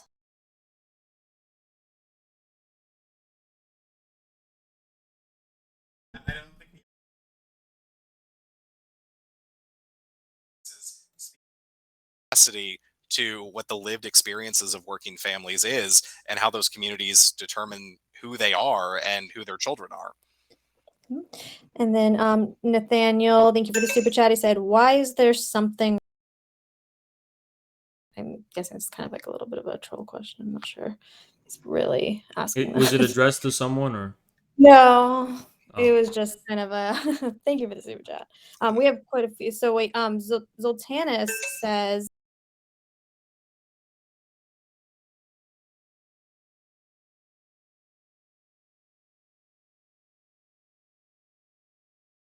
rebelled and his fallout for mods.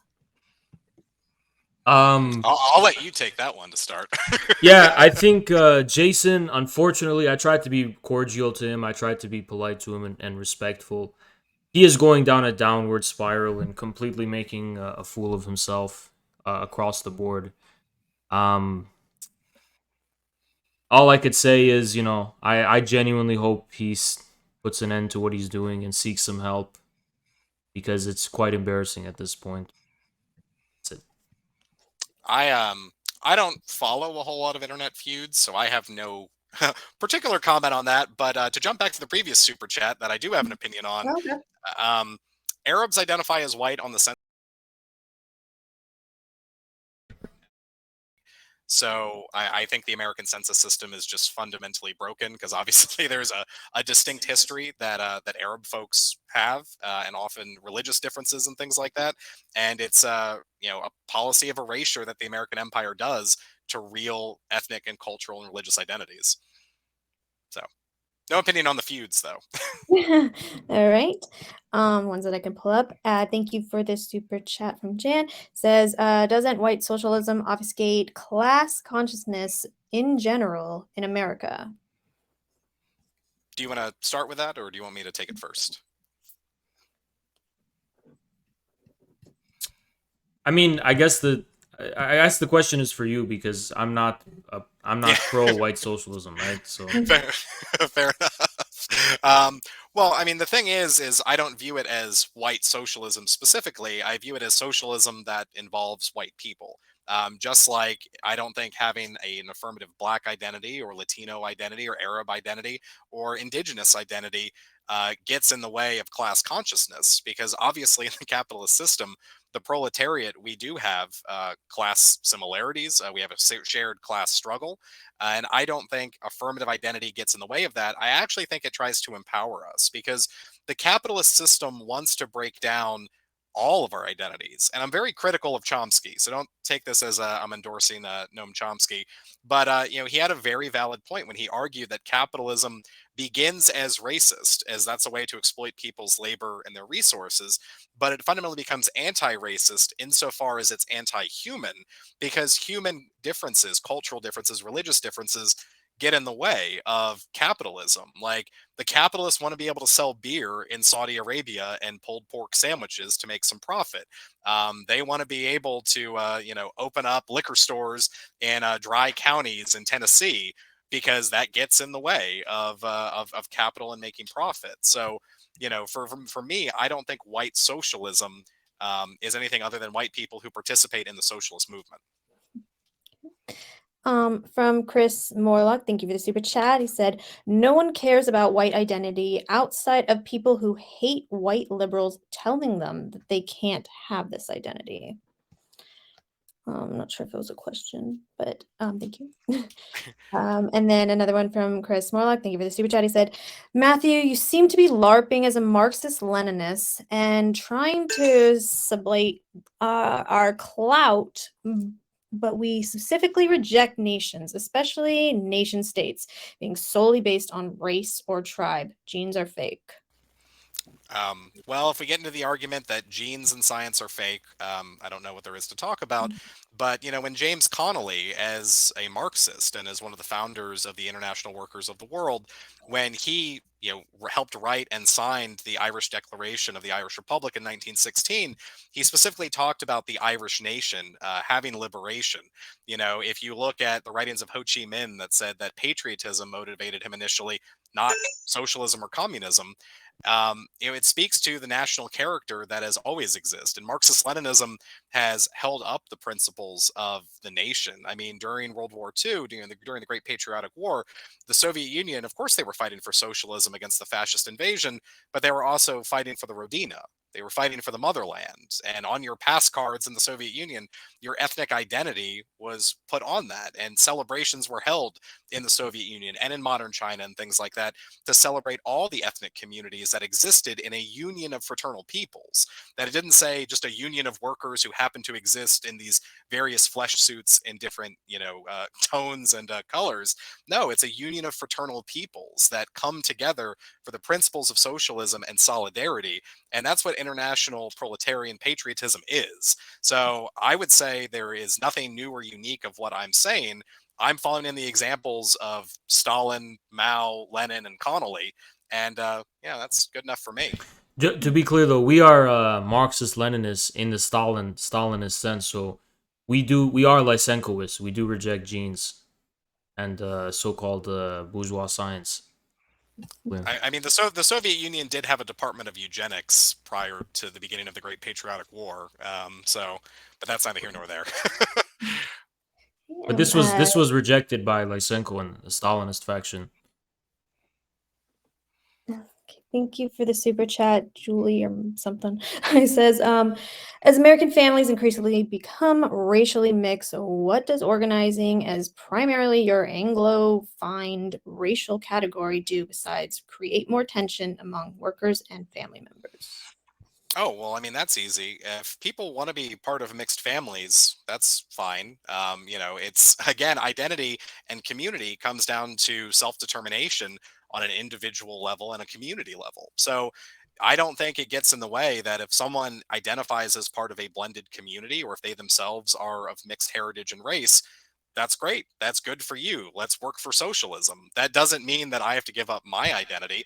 And I don't think it causes tension so long as we understand this concept of a union of fraternal peoples. That if we're all in this together for the sake of, fighting against the capitalist class, our different identities shouldn't be a point of weakness. It should actually be a point of strength to say that we, the united working class of the world, are coming together as who we are in solidarity with one another on class lines to achieve common goals. Okay. And from Jan, thank you for the super chat. Doesn't white socialism, wait, did I do this one? Yeah. Yeah, okay, I did this one. All right, so let me go to the other ones that I have. They're a little bit mixed up. But okay, so from so from Julie, I don't really know what the name says, but thank you for the super chat. He says, Levantines were considered white by SCOTUS in 1915. As Heimbach, if Levantine Americans are white or not. Well, it comes down to, again, how they personally identify. I mean, have they been here for an extended period and they feel like they've grafted into the same shared ethnic community? Then okay. It comes down to, again, self-determination, not just existing in the idea of political decisions or things like that, but how communities, identify. And if they identify with their Levantine roots, well, that's great. If they identify as part of the white community, I'm not here as the commissar of whiteness to determine who is or isn't in my shared ethnic community. I know what I'm a part of as part of an extended family. And if they identify, well, that's great. Also from Julie Yermo or something. Thank you for the super chat. He says, ask Heimbach to explain why a Slavic American Orthodox Christian is the same ethnicity of a Protestant Baptist who has been here since the 1600s. Well, I specifically said, speaking of orthodoxy, the opposite of that earlier. Specifically in Orthodox communities, there's usually a tie. Usually, liturgy is done in the language of the home country. So you go to a Serb church or Bulgarian church, it's going to be in Serb or Bulgarian. You go to a Russian church, it's going to be in Old Church Slavonic, which is old school Russian in the truest sense. And in many cases, these folks have maintained their ethnic identities from their homelands. So I wouldn't want to lump them in if they still identify with being Serb or if they still identify with being Greek. Then that's a fine national identity for them to hold on to. And that doesn't get in the way of solidarity, because I don't think it should be limited based on ethnic identity who's working for socialism. But if they identify as being part of the white community and things like that, well, that's great too. It's really down to personal identification and choice, not a point of contention of you can't join my, my socialist party or you can't work with me. It's part of embracing the human experience of the idea of the tribe and then amplifying that through solidarity with other people. And from History Talk, thank you for the super chat. It says, why define people from the far south of Europe, Sicilians, Maltese, etc., as white when they have light brown skin? If it's because they're Caucasian, then Pakistanis and Saudis are white too. They're also Caucasian. Well, again, it comes down to how the individuals and the communities identify. In a lot of ways, ethnicity in the American context is kind of like how the Supreme Court talked about pornography. You can't define it specifically, but you know it when you see it. And it's part of how you identify not only as an individual and then as a family, but as a local community and then a national community. So if they choose to identify, that's great. But if you are in New Jersey and you're a Sicilian American and you still identify as Sicilian, I'm not going to impose on you what your identity should be. You can speak for yourself. From Nathaniel, thank you for the super chat. It said, Haas, can you expound on the Lenin's thesis that fascism is capitalism in decay, and perhaps give an opinion as to whether that really is accurate? I don't think Lenin said this. I think someone else said this. Gramsci. Lenin did not give a definitive evaluation of the phenomenon of fascism, but I've interpreted this as a break. Fascism was the breakdown, decay of classical modernity from the 19th century, specifically that form of capitalism. From Escobar again, thank you for the super chat. He said, ask Matt to explain why secular Ashkenazi Jews aren't white. He will falter and expose himself for being a fraud. He's got a lot of these these questions. I'm glad I'm doing so much fundraising. Yeah.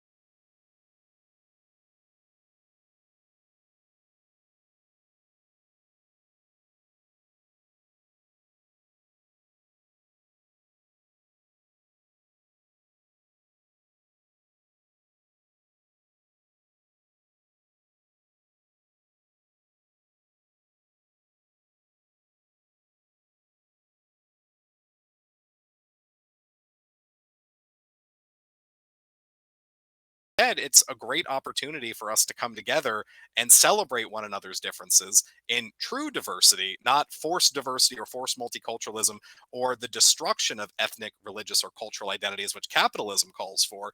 Instead, it's a time for us to be positive and enhance and embrace who we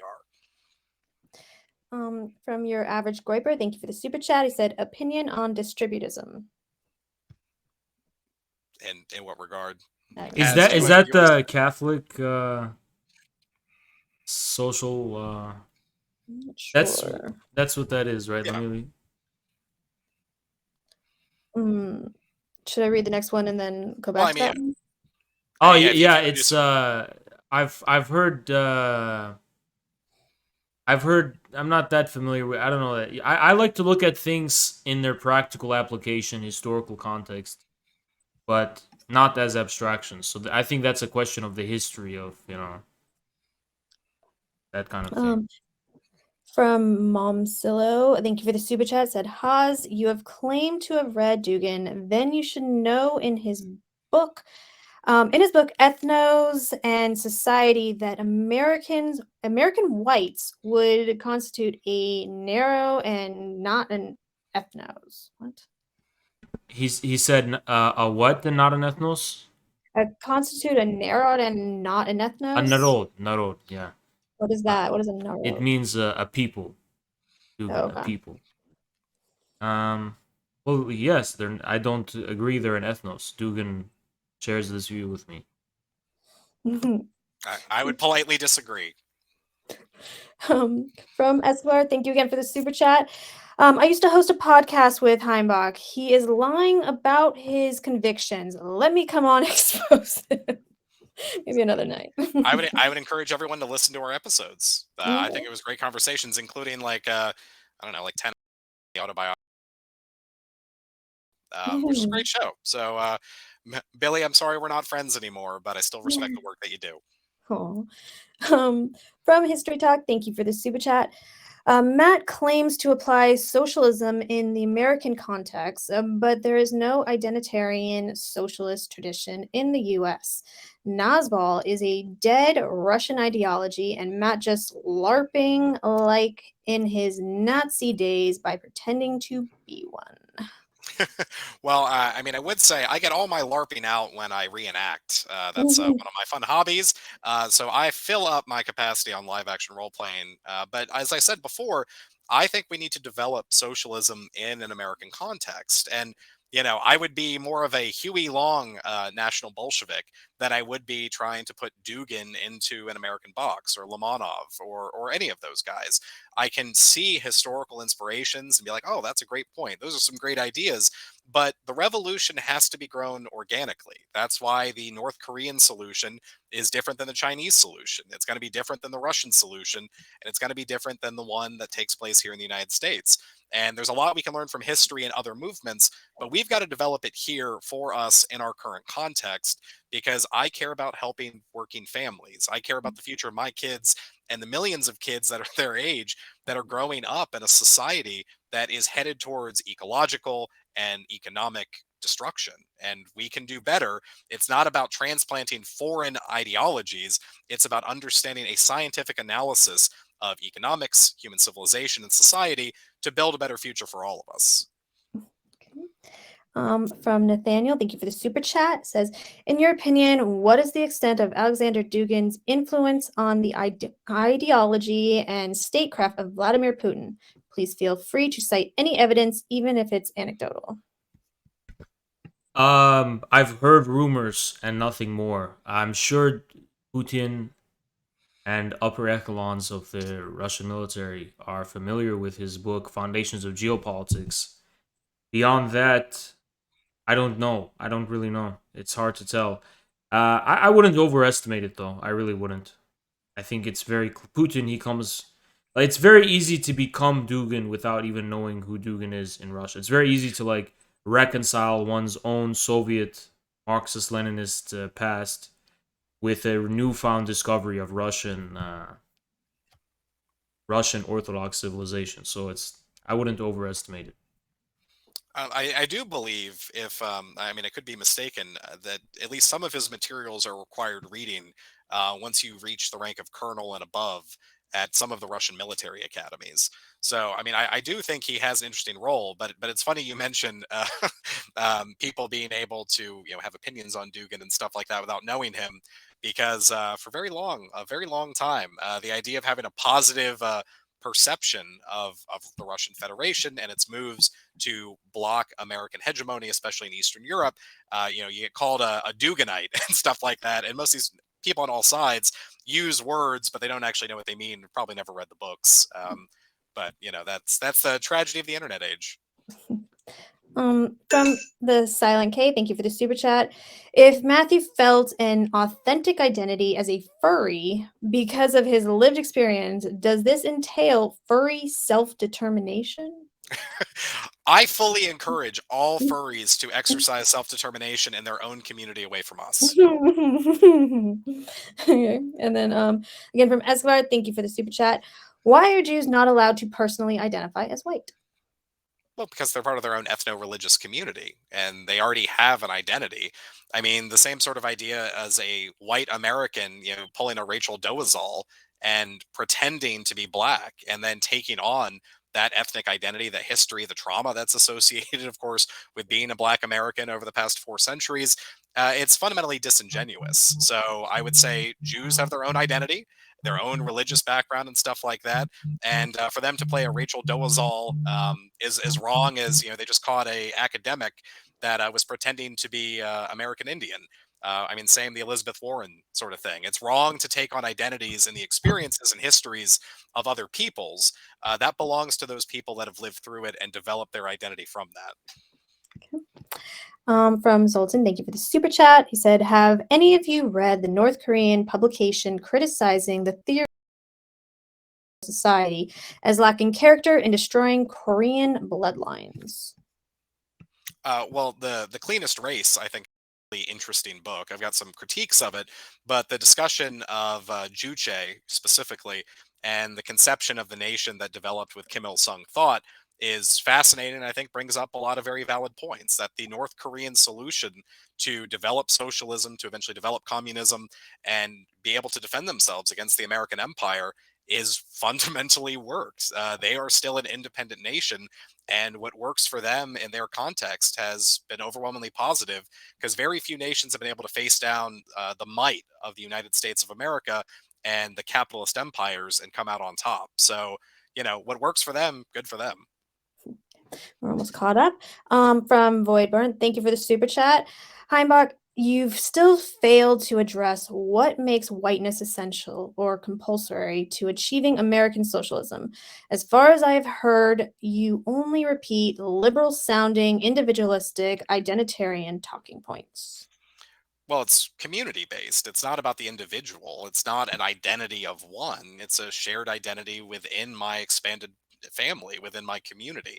So, in terms of having our identity, it's part of the human experience, right? Human beings are tribal creatures. And trying to, if especially if we're scientific socialists, the idea of ignoring a huge part of the human experience on, a historical level, evolutionary level, and on an immediate level in the here and now, human beings are tribal creatures. So trying to work against that is like trying to pretend that gravity doesn't exist or things like that.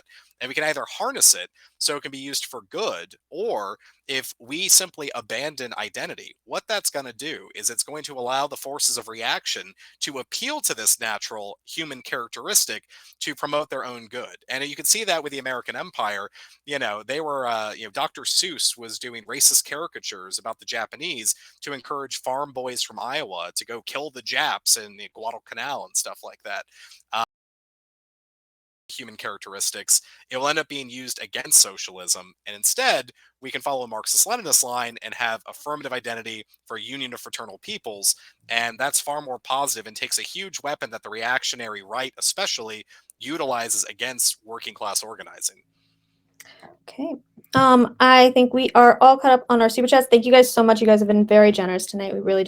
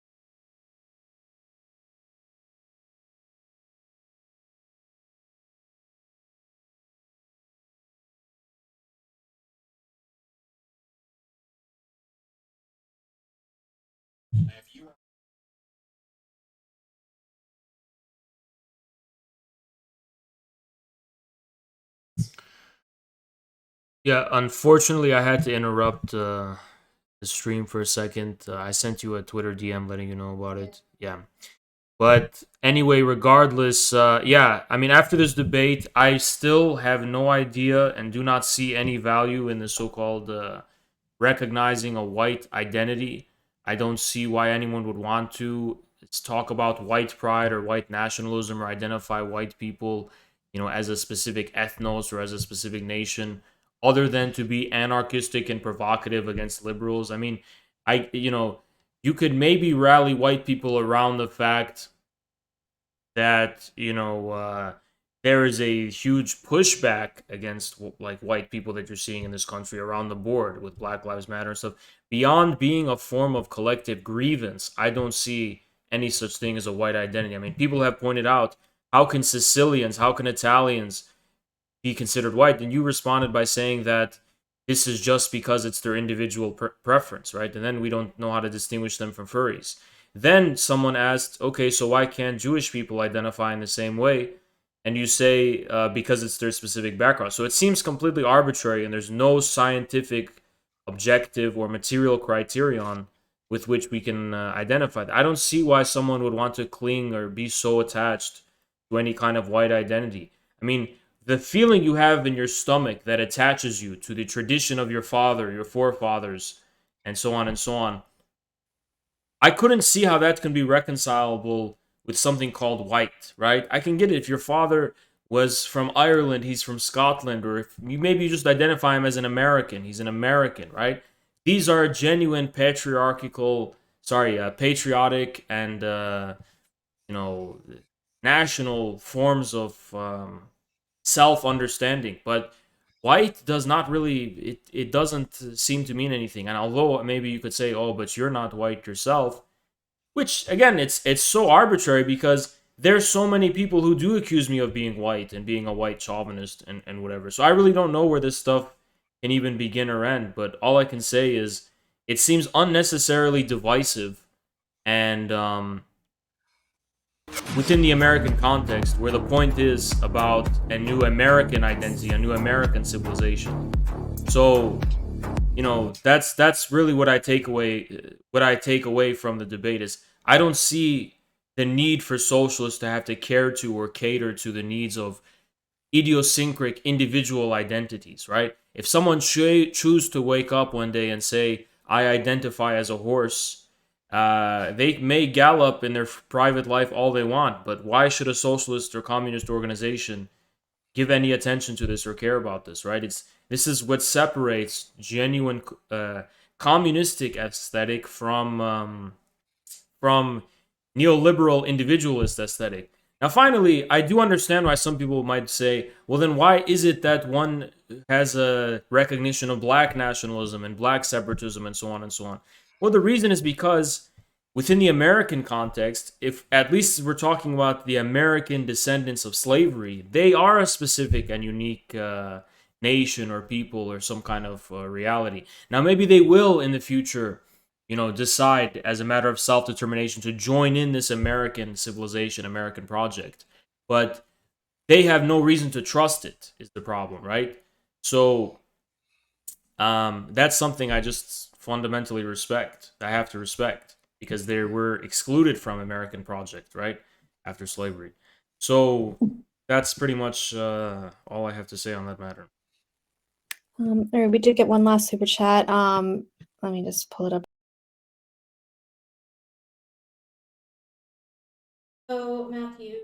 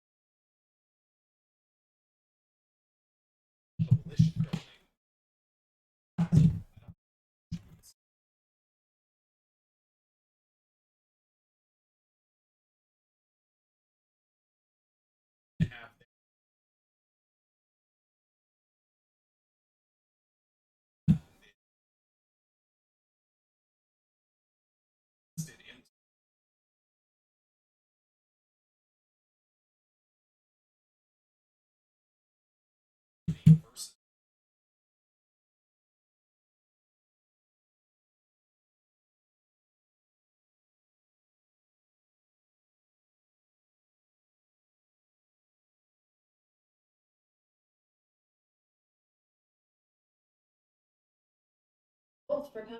No, you wanted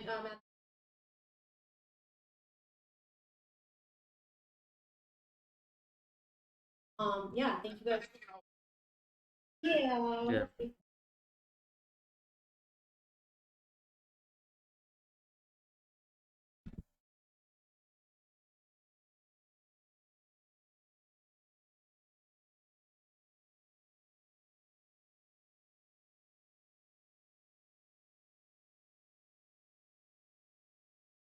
The election was stolen. And that the poll is up in the community section. You guys can go vote.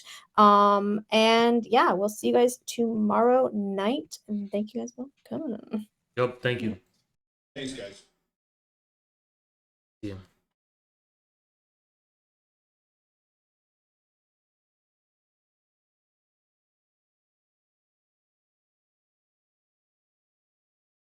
Holy fucking shit, man.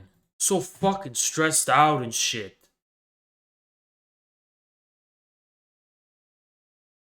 Well, I just fucked up the whole thing. The whole fucking stream just got fucked. Because of you, the fucking stupid chat. That's the thing. It is your fucking fault, you dumb fucks. We just fucking lost 2 hours. For what? Because you don't know when to shut the fuck up. God fucking damn it, man. Y'all find it funny, right? Y'all find it funny? Banned. Kibbles, longtime viewer, banned. Keep finding it funny.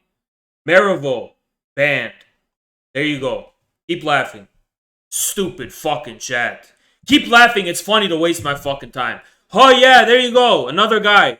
3-month subscriber. Banned. Go ahead.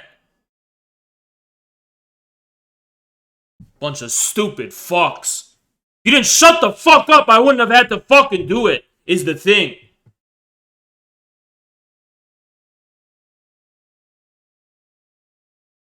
But you draw attention to shit. That's what you do. That's okay. You cuck yourself. You cuck yourself. You cuck yourself. That's okay. Go ahead and cuck yourself.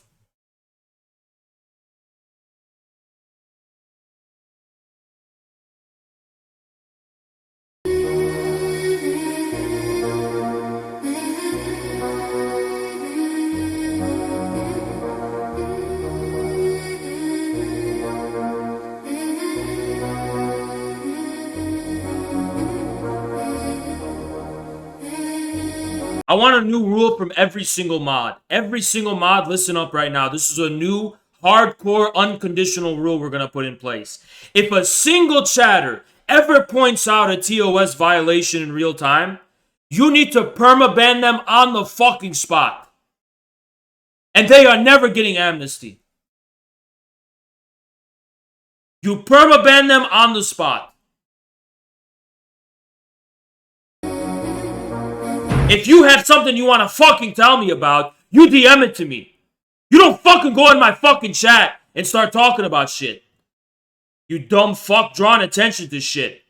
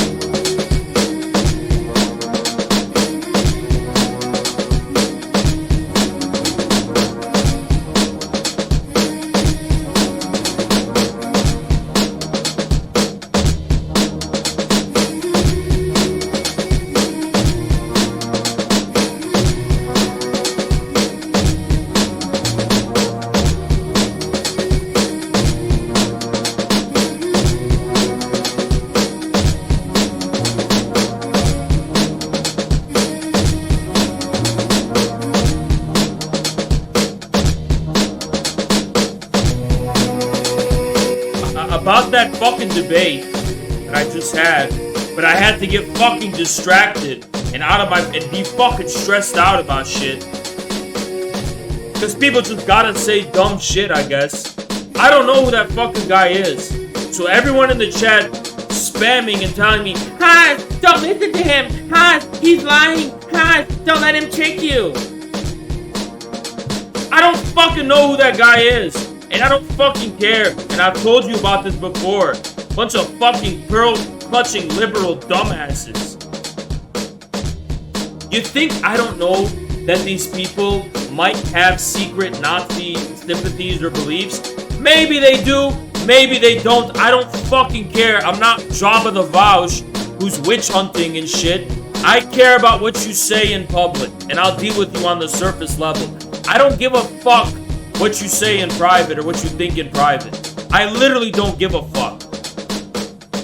I don't care about people's private views on anything. I don't care.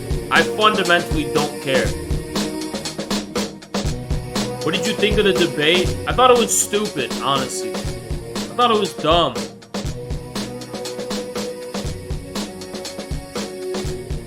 Because it's like, honestly, somebody out here who's just like, "Hi, I'm white." It's like, no one cares, dude. Nobody fucking cares. If someone came to a Communist Party org and they're like, "Excuse me, I'm white." It's like, yeah, we know you're white. Who fucking cares? What is your point? Congrats, you know? You're white, okay? So what? What does that have to do with anything? You know? The thing, like, American, I get that. I know a lot of people are like, "Hans, you're just saying that because you're not white. You wouldn't get it. You're Lebanese. So you're just trying to..." No, dude. I was born in this fucking country, too. I've never heard of that shit. I've never heard of people who are just like, "You know what? I identify as white. He, him, I identify as white and furry." Why? You know? Like, yeah, you're white. But you're white because you can do whatever fucking historical analysis of that shit you want. But what's the point? The reason why you... Like, some people are like, "Oh, pause. Why don't you say the same thing about black people then?" I'll tell you why I'll say the same thing about black people. A, they were brought here as slaves from Africa. Okay? Not people settling in the country part of the American project. B, they were never given land to become part of the American project after slavery was over.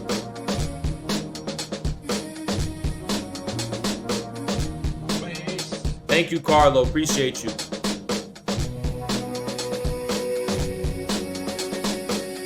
Yeah, there's a different history, a different genealogy. You know, I can respect that. It's a different pattern, right? It's a different pattern. The thing is, thank you, Showbiz.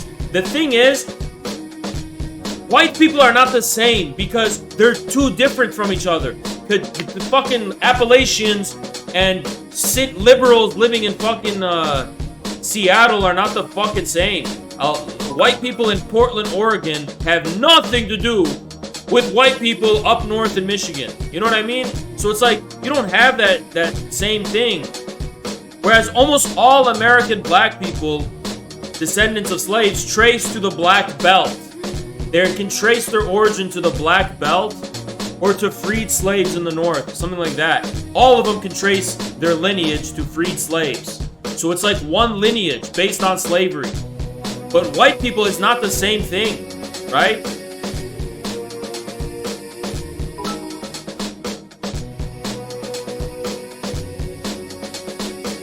And it was boring, whatever. I'm not, I don't want to attack that guy too much. Not because I'm scared to or I'm pandering to the right. Thank you, Janar. Because I don't know him. He was polite to me, so I'll be polite to him. I don't know him. I just got pissed when, I have to get stressed out about shit and stuff. That's when I get pissed,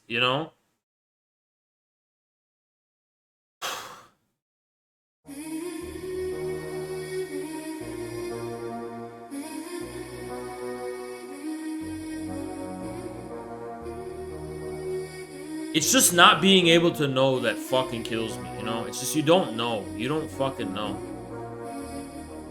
You just don't know. You have no idea, you know? It's so arbitrary. But maybe you could just let it slide because you don't know. But then when the chat draws attention to it, at that point you have to. You have to act. Because chat just made it a thing. Before you didn't know, chat just made it a fucking thing, right?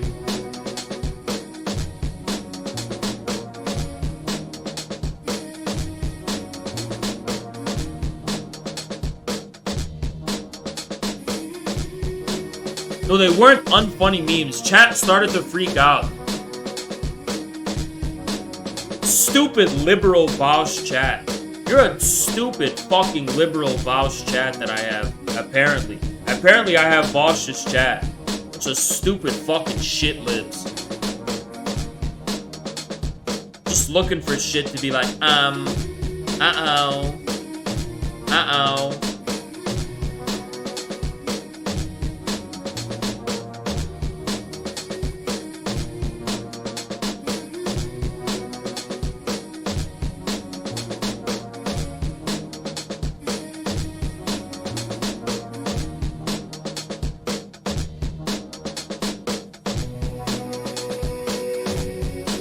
Oz took the L. Shut the fuck up, you stupid fuck. And here's the thing, I didn't want to have to get it to this point. Let me tell y'all something. White nationalism is inherently satanic. Look at the Order of Nine Angels. Look at how many of them have anime profile pictures and are obsessed with the purity of an anime, you know, an anime fucking cartoon and shit, you know? It's so weird, you know? So don't give me that fucking dumb bullshit. Don't give me that dumb bullshit about fucking, you know. Oh.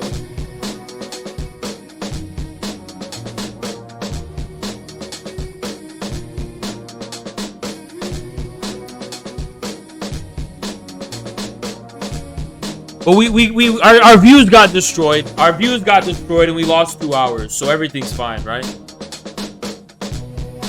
Everything's fine. Viewer count got decimated.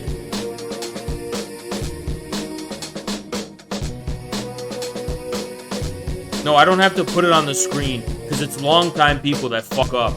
It's literally long-time people that fuck up like that, you know? It's long-time chatters that fuck up like that. We could have had something that everyone could have watched after this was all done and made time to watch, but because you, the chat, can't shut the fuck up at the right time and you have to try and point shit out and backseat police the fucking stream. Yeah. It's like fucking Schrodinger's cat. It's ambiguous, you don't really know, but then chat freaks out, so then it becomes a thing and you have to act. Right?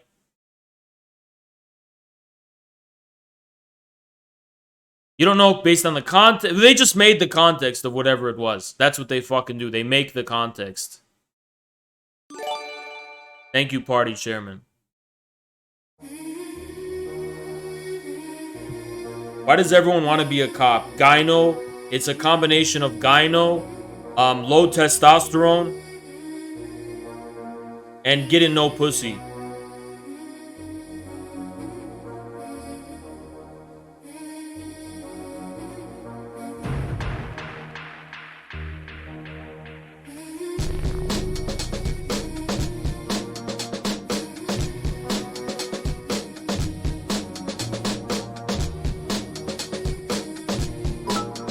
Thank you, Roxov.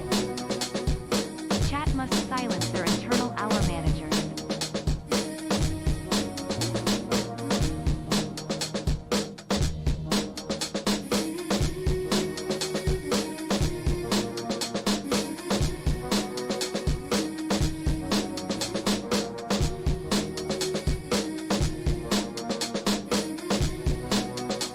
Yeah, I know. They only help hate watchers and the enemy. Yeah.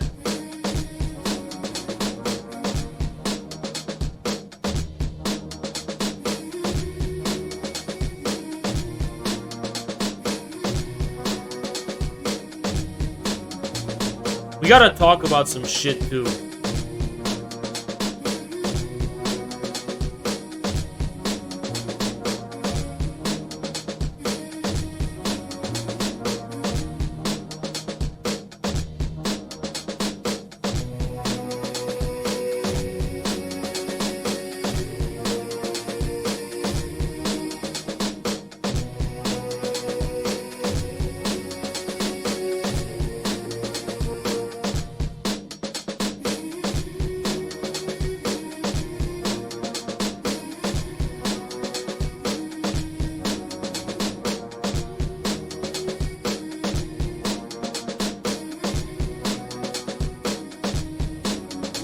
Yeah, we're gonna cover a lot of shit about patriotism, but I'm gonna look at some LSF stuff first because Pokemon's on the front page, and so are the Botez sisters, and so I want to cover that shit, you know. Sue me. That's the type of shit I want to cover. Okay, so let's check this out. Poke on women. Let me see what she's got to say.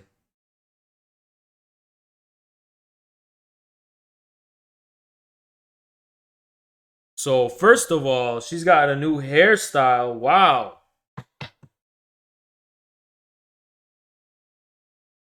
Wow. It's really cool. All women belong in the kitchen. All women Based?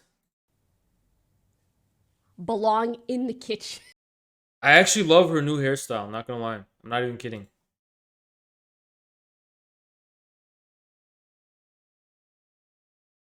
Unironically, I would only marry a woman with that type of hairstyle. I'm not even kidding, by the way. I'm not even joke. That's not a joke. That's not even a joke. I would only ever marry a woman with curly hair. And that's not a joke. I think it's a joke. It's not.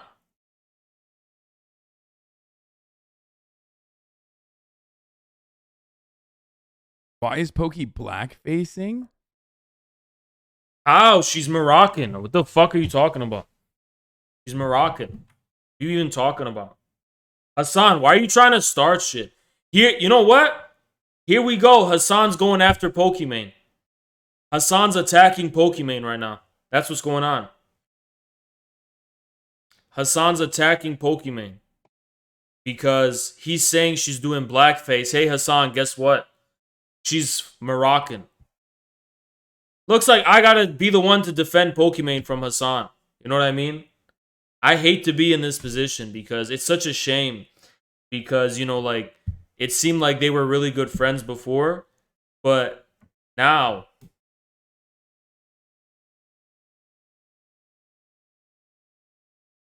you know, now it looks like there's a rift between them. And I have to be the one to defend Pokimane from Hassan.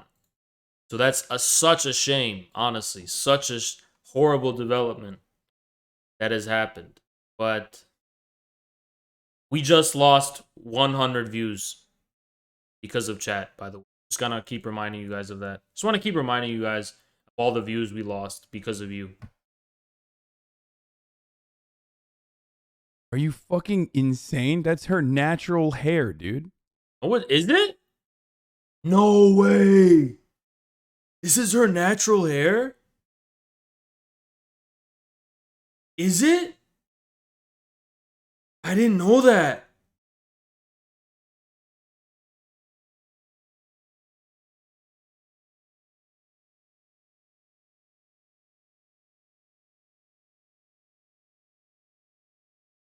What? How much am I allowed to compliment her? Because I don't know what's allowed or what's considered crossing the line, but wow. Andro, dude, you have 2036 in your name. So I was gonna permaban you, but you're getting a 7-hour ban. Do not ever insult Pokimane in my chat. Do not ever talk shit about Pokimane in my chat.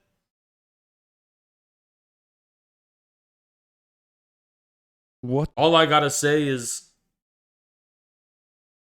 there we go. We got a first time chatter, and it's gonna be his last time. This is not the chat you're gonna be insulting Pokimane in. This is not the chat you're gonna be insulting Pokimane in. You think it's a joke. It's actually not a joke, by the way. It's actually not a joke. It's actually not a joke. That was just a perma ban for insulting Pokimane. You understand? You're a mess. Oh, is this that little bitch? This is that little bitch. That little pussy. To this day can't get in VC and is doing a bunch of illegal shit. Get the fuck out of my chat, bitch. You got a case on you, by the way. I'm working a case on you, specifically. So, yeah, don't worry about that, little bitch. We got a lot of evidence compiled, too, by the way. A lot of evidence. Anyway.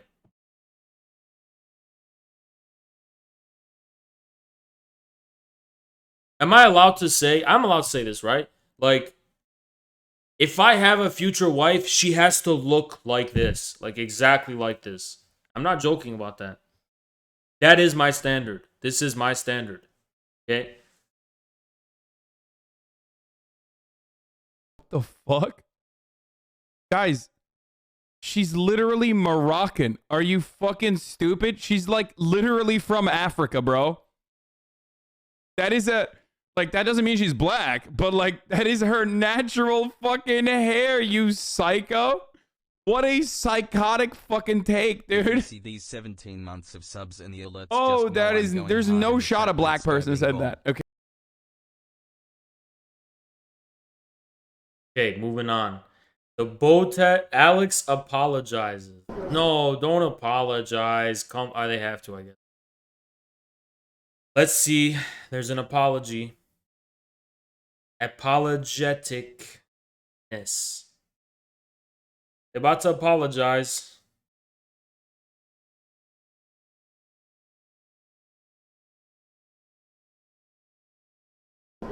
Last time we streamed, I made a dumb, offhand comment that couldn't be further from what I actually think. It was a moment of poor articulation of a half-baked, unrelated thought, and out of context, I see how that could be interpreted to mean a variety of different things, and I'm really sorry for that. Also, I've been receiving and reading a lot of comments that are saying we're here being paid by the government. We're not being paid to be here. We're just here for the World Chess Championship. We've been upfront about this since the start of the chess travel show. Also, on our first day here, we said that us being here doesn't mean that we support local politics, but that... Look what the internet does. It makes you look like you're fucking being held hostage at gunpoint. All for what? For what?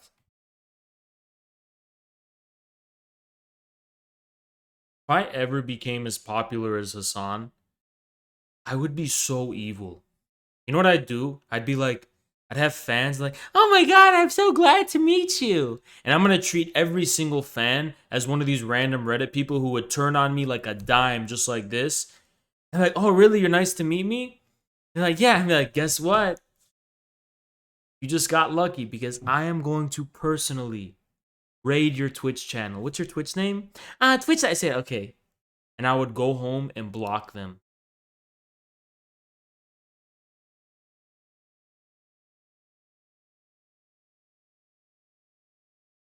I would take a pic. This is what I'm gonna do if I'm ever get to Hassan's size and I ever become popular on LSF and all these Redditors and shit.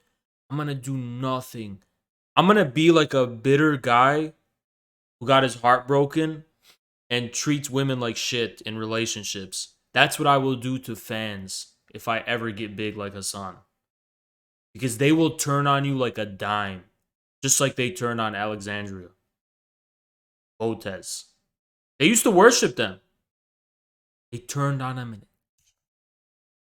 That. Understand? And then, you know, that's exactly how I'm going to be. I'm going to treat my fans just like I treat people in relationships. I got my heart broken before, so now everyone must suffer. Y'all think it's a joke. Y'all think it's a joke. Ain't a joke. Ain't a joke. Listen, you wanna know how fucked up I am? Listen, I'll hit it. I'll hit it. I will actually simulate a relationship. I'll be close, I'll cuddle, you know, I'll take them out and shit, and then like this, I'll ghost them. Like this, right? And never speak to them again. You don't know what level of cold I'm on in my life. You don't know what level of cold I'm on. You understand?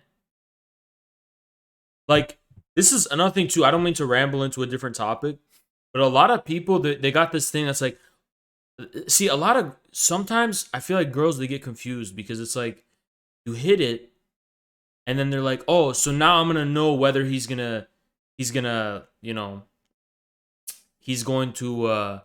ghost me or not, right? He's gonna leave. No, I'm gonna stay. We're gonna cuddle. I'm gonna take you out and I'm gonna treat you like I'm your man, and I'm gonna like be protective and cute, hold your hand, all that kind of shit. And the whole time it's gonna be fake. The whole time it's gonna be a simulation. That's the level of cold I'm on. You understand?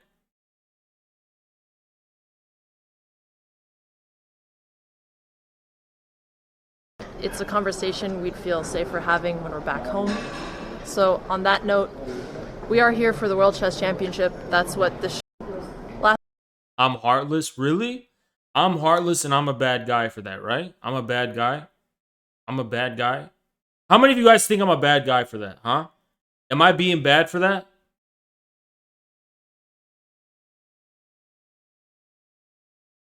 Yes?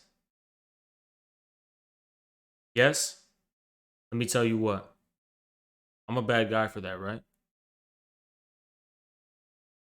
Then how come when it was real, I got betrayed and let down? Tell me that. Answer that question for me. How come I gave it my all and I randomly get ghosted?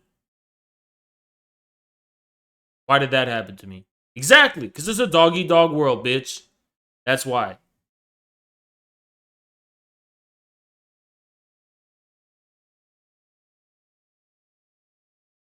I got the right to do that. I have the right to do that. You understand? I got the right to do that. Did it happen years ago? Yes. Will I ever get over it? No.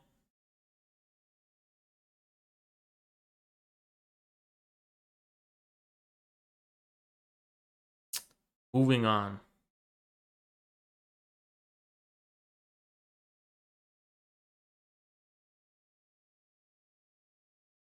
Oh.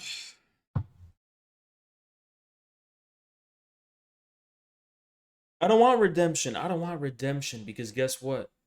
I don't actually want redemption because this new shit that I do is actually very therapeutic for me. It actually feels very good. You know what I mean? Like, wow. Wow. Wow.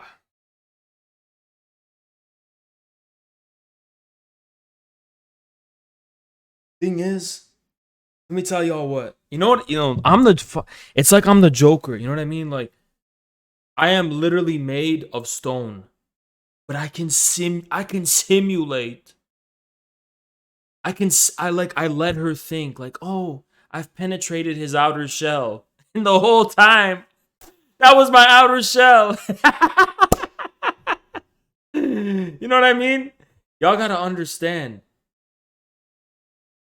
I'm built different. I'm built different. You understand?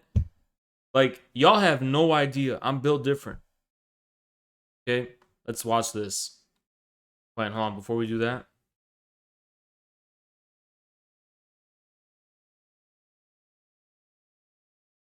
What is this?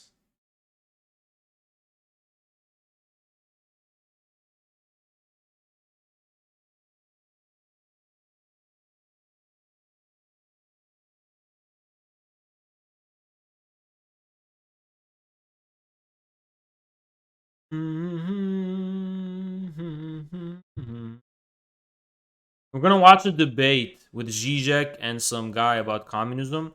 But before we get to that, you see Danky and Maupin? Fuck. Oh yeah. Okay, yeah. I want to talk about the Patriots shit. Yeah. Here's the thing. Is that Danky Kang is just some random dumb fuck, and I don't know why anyone gives that guy any attention. Danky Kang is literally just some fucking stupid fuck kid from YouTube.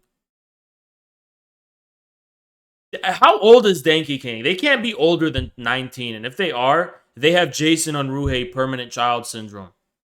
And that little bitch Denki King will never fucking debate me. So why do you talk to me about people who don't ever want to debate me? Don't fucking talk to me about Denki King. I'll literally bring his bitch ass in my fucking VC right now. And we can see who's gonna debate who. I'll fucking debate him right now. Isn't Patriot Explanation gonna be in a Substack?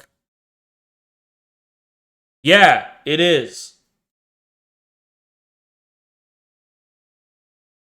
But here's the thing, right?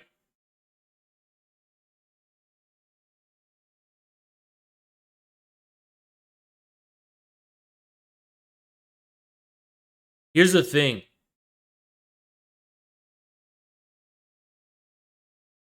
Who's this stupid fuck? I fucking hate leftists so much. I hate these stupid fucking people. Look. This is the new position. Ready? We must not give too much attention to the patriotism debate. It only causes confusion. A great feat of patriotism is recognizing the ambiguity of what America is. Focus your energy on being a fighter for the people. That is how America must be defined. Okay? So this is where we differ from Patriot Front. So Patriot Front, by the way, I can't talk about Patriot Front on fucking, I can't show you it on stream because it's TOS probably. It is 1,000% a federal operation. How many of you were smart enough to understand that? Patriot Front was 1,000% a federal operation. Holy fuck, the whole fucking, or it was faked. They're all glowy. They look glowy. They look glowy, right? The first person to raise awareness was a random Twitter account that was created this month. They tagged every prominent glowy Fed person in it, and they all retweeted it, and that's how it got big. Patriot Front is a federal creation. It's a government 3-letter energy fucking entity. Okay?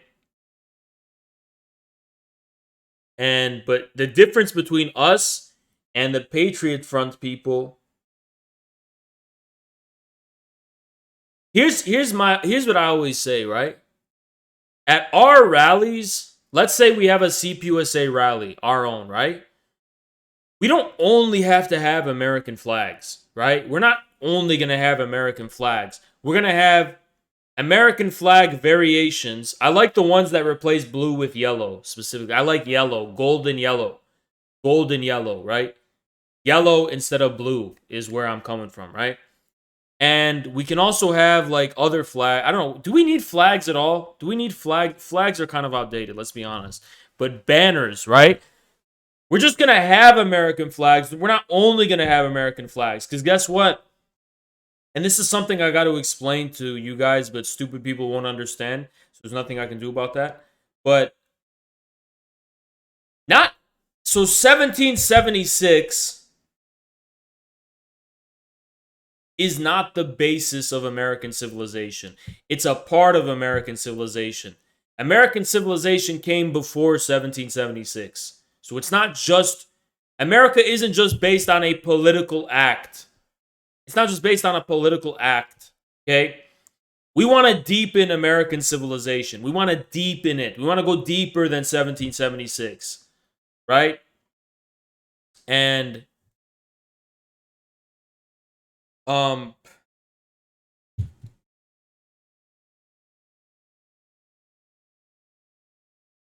we stole the land from the natives. That's a really simplistic fucking way of describing the fucking history. It's just a simplification, okay? The history of the settlers dealing with natives, was it fair? No. Was there a lot of genocide? Yes. But it's not as one-sided as you're making it out to be. It's much more complicated, okay? It wasn't just people came here and stole the land. That's not just what happened.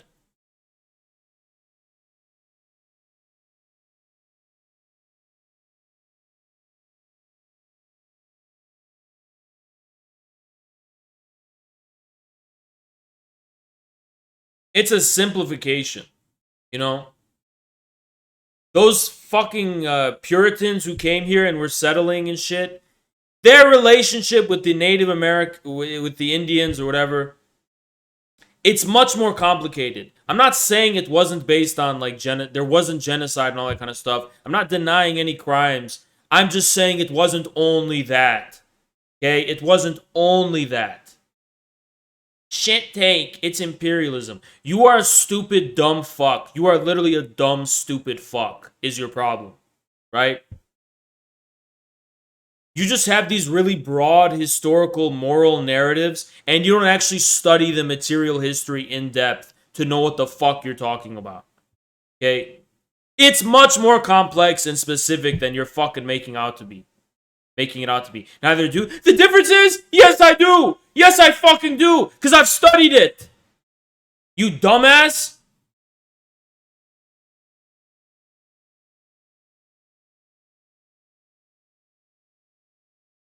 I've actually studied it. Explain the long story about it. Refugees from Europe, because of religious turmoil in Europe, they came to America as the ground zero of their Puritanism and Protestantism, right? So it's a new ground zero to start fresh. And they worked the land. And they were, on the other hand, they were dealing with Indians or natives, right? But guess what? The Native Americans, right? They themselves had their own civilizational development that was going on. So there was fighting between them, right? There was a lot of shit going on between them. When the fucking Europeans came with guns and changed the whole game because they have guns now and they got, they have more resources and technology, I guess. They upset the balance of that thing that was going on between the natives. You don't think that your problem is that you don't understand how indigenous Americans or Native Americans, they had their own separate peoples. They weren't just one monolith. It wasn't fucking James Cameron Avatar, where it was like, yeah, we're different, but once in a while we all come together and just dance around a big tree. That's not what it fucking was going on. Okay? That's not what was fucking going on. You stupid fuck. That's a stupid, noble, savage, orientalist view of what fucking happened.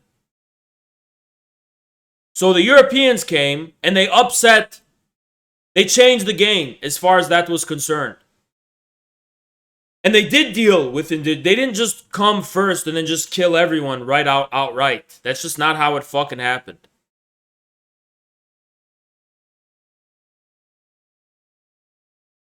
My ancestors killed natives and were killed by the natives when they snitched on us to Europeans. Yeah, it's more complicated than people are trying to tell you. Okay? Western expansion. Okay, now you're shifting to the 19th century. Okay? By that time, just to let you know, rapid fire, by that time, the settlers had already become indigenized, living on the continent for hundreds of years. By the time the Western expansion fucking happened.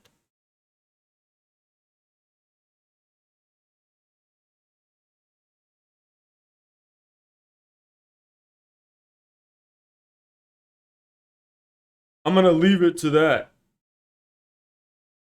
No, because even the westward expansion was more fucking complicated than you're making it out to be.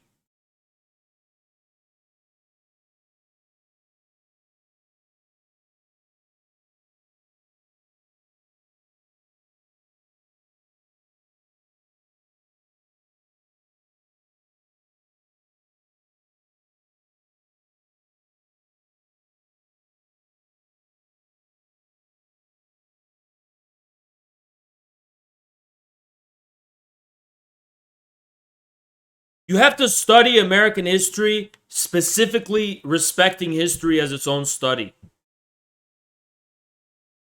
You can't just fucking, God told me to take the West, man. You're trying to make it seem like there was like a Native American state that was just all of West America, and they came in and stole that state. That's not what fucking happened. That's not what fucking happened. Yes, land was stolen from Native Americans. But not all of that land was part of a Native American polity.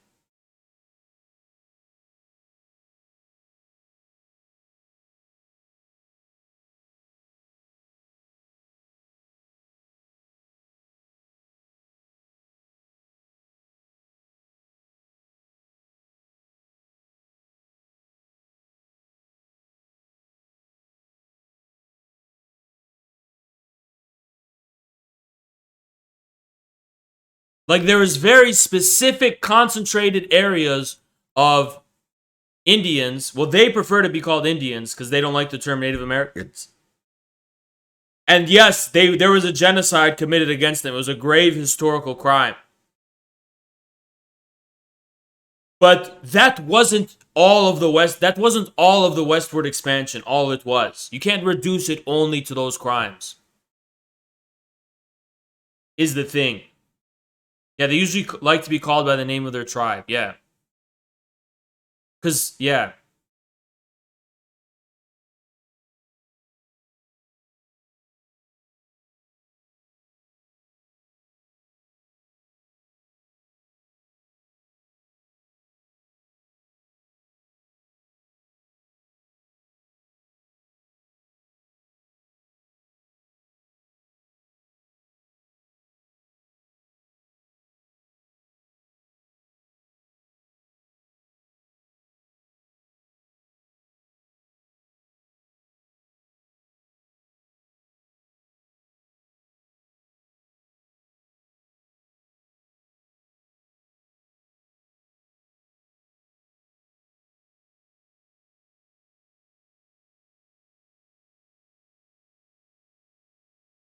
Like, the estimates for the total amount removed in Manifest Destiny, how much is it?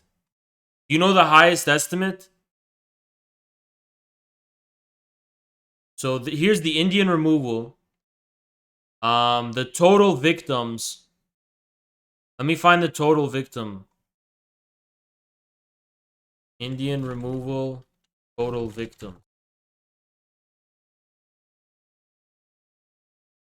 In terms of displaced people.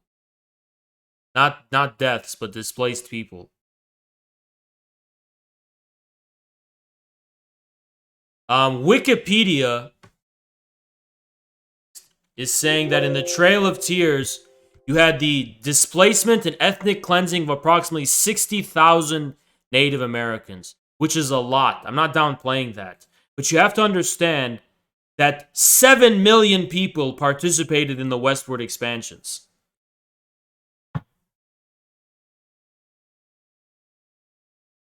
So, like, just think about it in terms of population density. Obviously, not every aspect of Manifest Destiny was just the genocide of Indian peoples.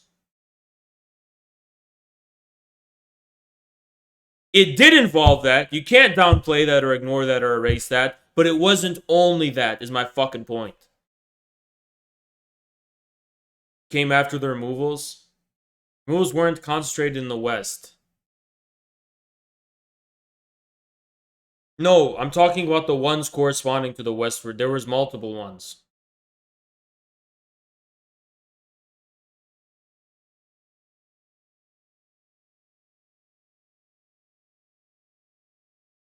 Yeah, they're just very one-sided when it comes to history. And they're just very ideological. You know? It's fucking stupid.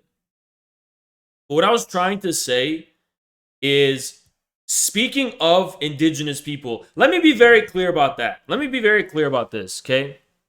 Let me be very clear about this. So, every single peoples that's been in this land for, let's say, only centuries, they have a much less, they are not attached to the soil, to the sky, to the earth, and to the seas, like the indigenous people are. They've been here for thousands and thousands and thousands of years. So their culture, their mythology, their mythos, their folklore is the most advanced relationship or the most developed relationship between humankind and this land, right? And that's why even after 1776, and even after 1776, guess what? When they named the states and when they named the towns and the cities in the US, guess what?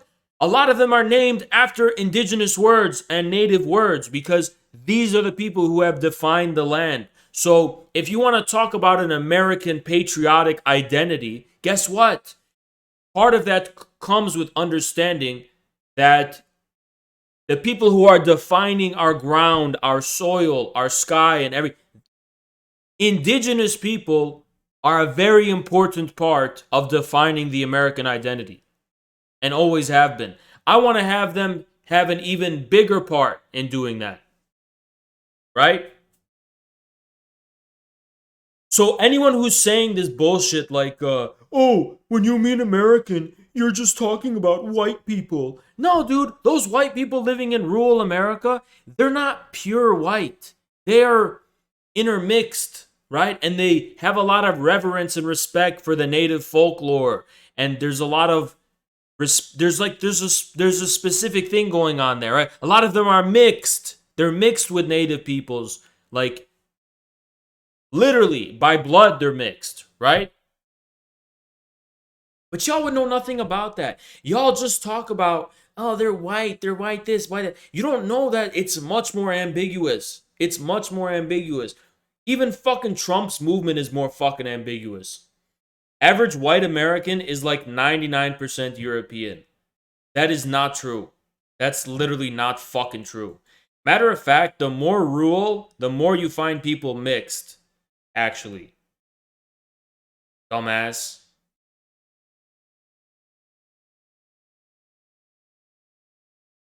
You never, you have so many people who have native ancestry in America from rural backgrounds.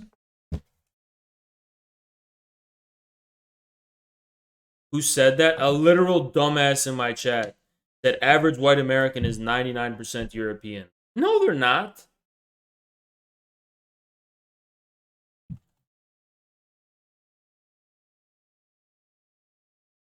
It's the dumbest shit I ever heard. Yes, they are.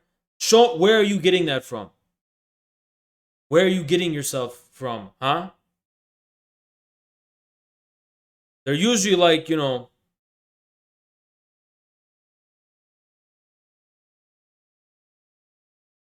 they usually got more.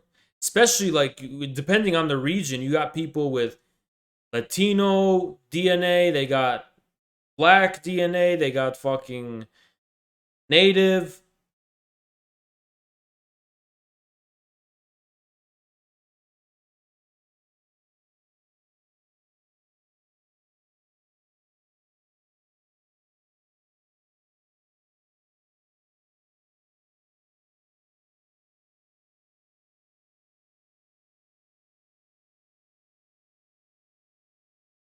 So, okay, so Patriot Front with the angle that, so let me tell you what.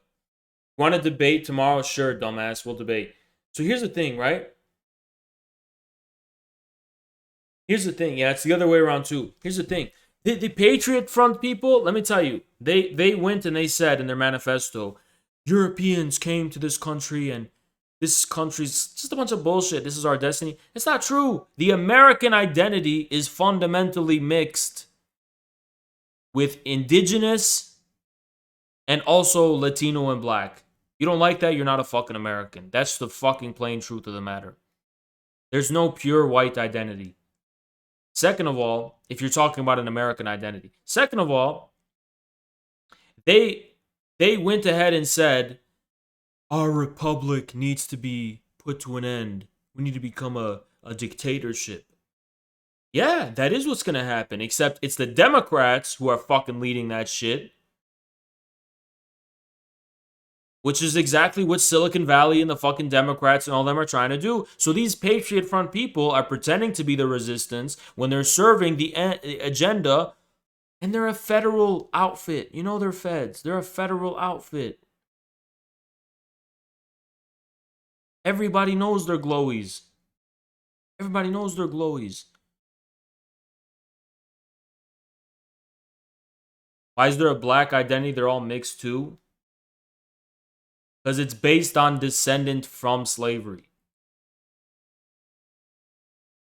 And it's a specific culture and community and all that kind of shit. But I'm not even talking about that. I'm talking about America. I'm talking about the American working class. The American working class is not just pure white. Whatever the fuck they're saying. Is it majority white? Yeah. But it's not like what they're trying to say, like, oh, Haas is just saying white, white, white, white, white, white, white. Shut the fuck up, dude. It's not just that. It's not just that. You're fucking wrong. You know? It's way more ambiguous.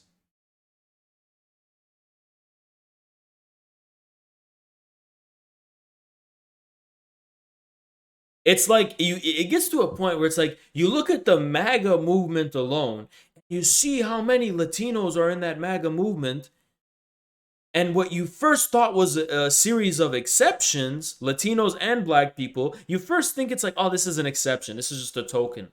This is just an exception. And then you keep seeing it over and over again, more and more. And then at a certain point, you're just like, bruh, this is not a fucking exception. This is a rule. There's a lot of non-white people in Trump's fucking MAGA movement. Wonder how that came to be, right?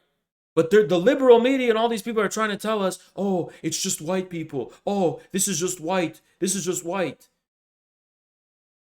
I mean, and I get it when you're talking about black people. There's not, I get it. I get that, right? When you're saying like, oh yeah, there's not really a lot of black representation in MAGA. Yeah, but there's a way more than you would expect. It's way more than you'd expect. But yeah, I get that. But it's the thing with, let me tell you guys something.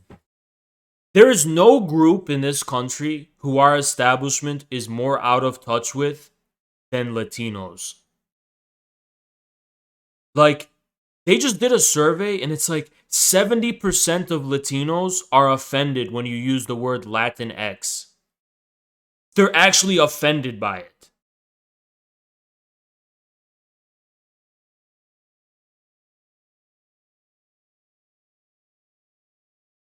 Latinos have no representation by the fucking media. Like, so many are right-wing and MAGA people, too. And it's like, they don't exist. It's all white people. You know what I mean? What's up with that? What's up with this complete erasure of Latinos by the media? Like, they don't exist.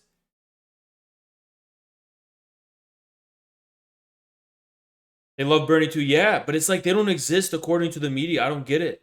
It's so weird. You notice how many of those pickup trucks, Trump supporters, are actually just Latino. They're not white. They're Latino.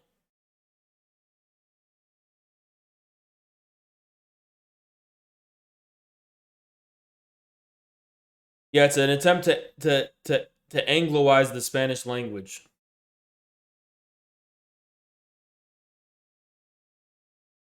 Yeah, because they don't fit the mold. So they just get erased. That's genocidal, isn't it? It's a form of erasure.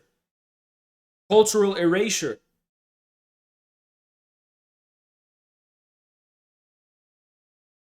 Listen. Being red or blue at this point, I'm going to let y'all know something. Actually, I'm going to tell y'all something. I'm going to tell y'all some facts. The division between red and blue in this country, and red doesn't only have to mean Republican. It can just mean like conspiracy theorist, non-politically correct, whatever, conservative, religious, whatever. That division is not based on race. It's based on, are you loyal to the institutions, or did you get fucked over by the institutions? Are you excluded by them and you're not part of them? It's that simple. Are you buying into the university? Are you like, I'm in university and the professor says are you a little bitch? Are you a shill? Are you a fucking Are you drinking the tap water? Are you drinking the tap water? That's the division. It's not based on race. It's not based on race at all. It's like I've never seen it based on race too. All the based people in real life, when we're in like a brainwashing, fucking politically correct environment where the people are like, okay guys, it's time to talk about the Latinx. Mine, they, them, they, theirs, ways, we, and we're gonna talk right now about the injustice that's going on, and we are going to be in solidarity with, and like we're just looking at each other like, and we're being silent, but we both understand. You know what I mean? We both understand what's going on. It's never based on race. That's the thing. It's, if anything, there's more non-white people that I find myself in that situation. You know, bro, you don't. They underestimate like how many of all these young people are like into crypto, and they're, you know, they're trying to get rich independently, and they're like, fuck that 9-to-5 job, fuck the corporate job. I'm gonna try to use Bitcoin to get rich or some shit. There's such like an underestimation of that specific group, right?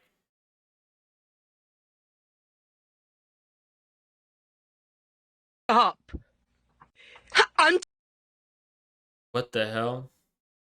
All right, I want to show y'all some TikToks. They were going to be charged as well for the horrific acts of their son.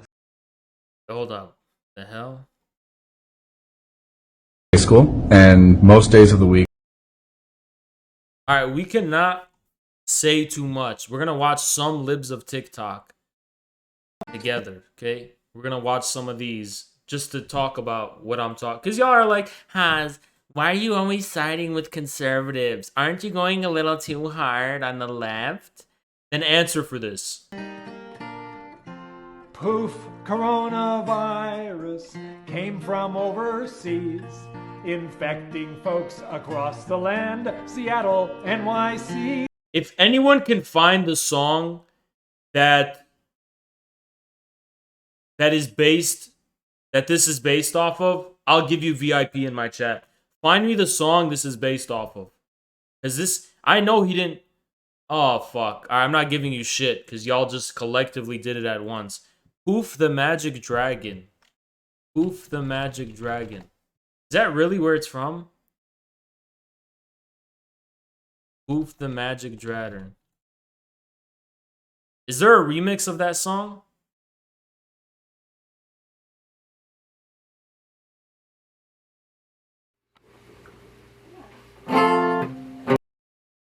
Okay, let's hear it.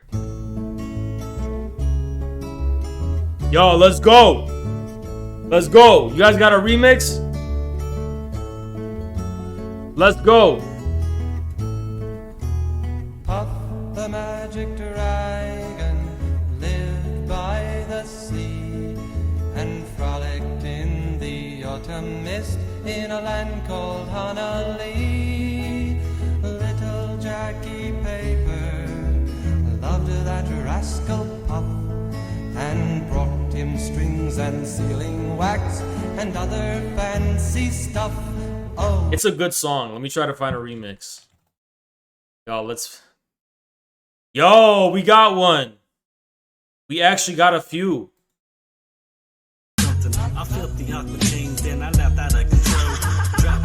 Oh shit!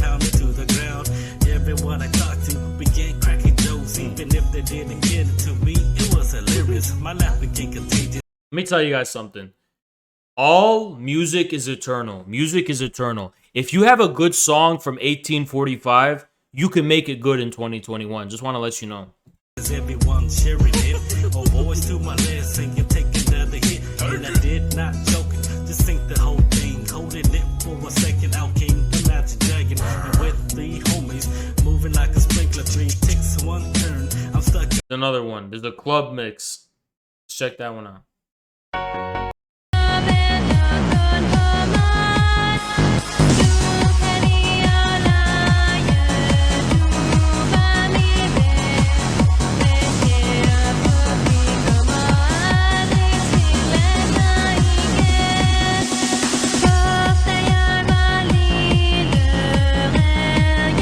So as you can see, just by finding the origin of this, I was able to produce an array of genres and music because all music is eternal.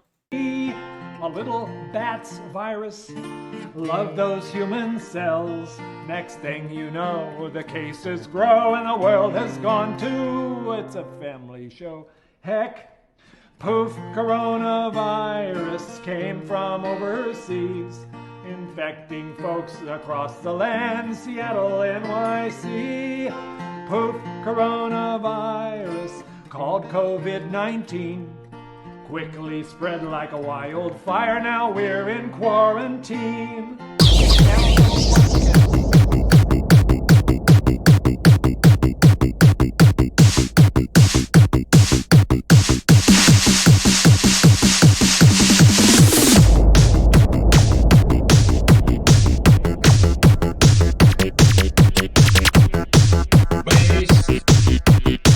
Thank you, Booms.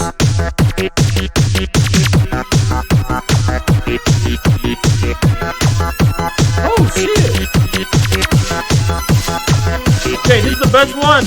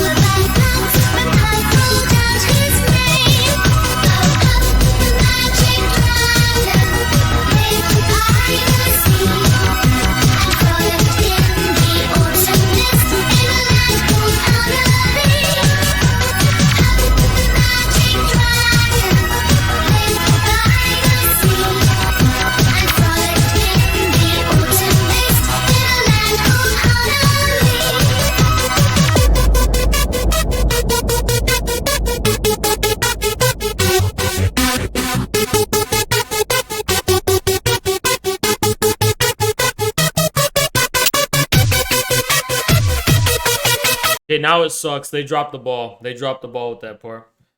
But let's continue. Let's watch more clips.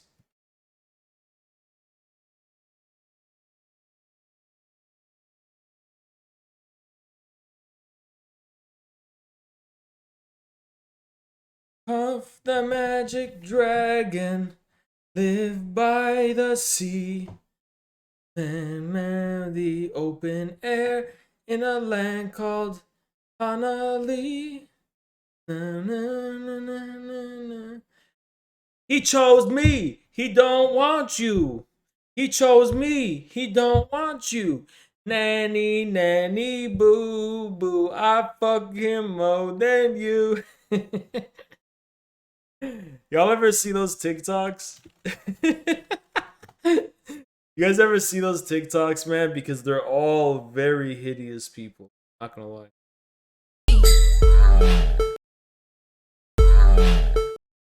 Fuck him, mo chose me. Nanny, nanny, boo. Hold on, I gotta find it, man. Please let me find it. Every time I scroll on TikTok, I'm like, yo. The guy's always hiding, too. Hold on, you'll see.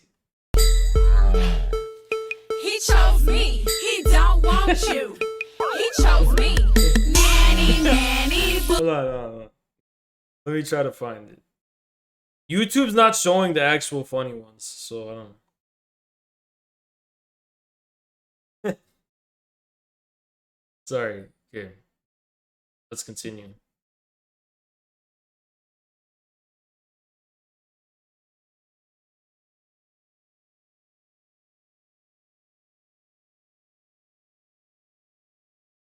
Okay, this is the one I wanted to show you. Y'all get ready for some science. Ready for some science. Gideon did a new Renaissance fair. Oh, we'll watch it. Hold on. We got some science. Yeah, science has done it again. A new solution to the mess that we're in. Creating a new way to save the planet so we can get back to our regular habits. But here's the issue, and it's Guys, I have a question. I got the J&J vaccine. Do I have to get another shot?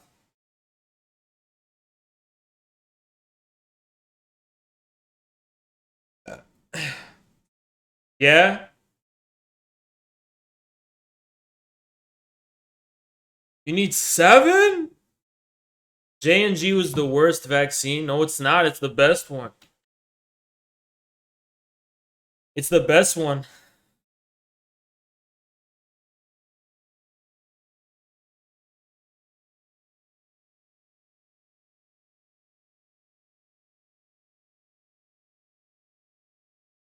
Israel just approved a 4th shot. I mean, that's great. quite severe. We need everyone in, or the result is clear. The virus will loiter outside your home, try to steal your breath, infect your dome. But if everyone is keen to go and get the vax, it's gonna be.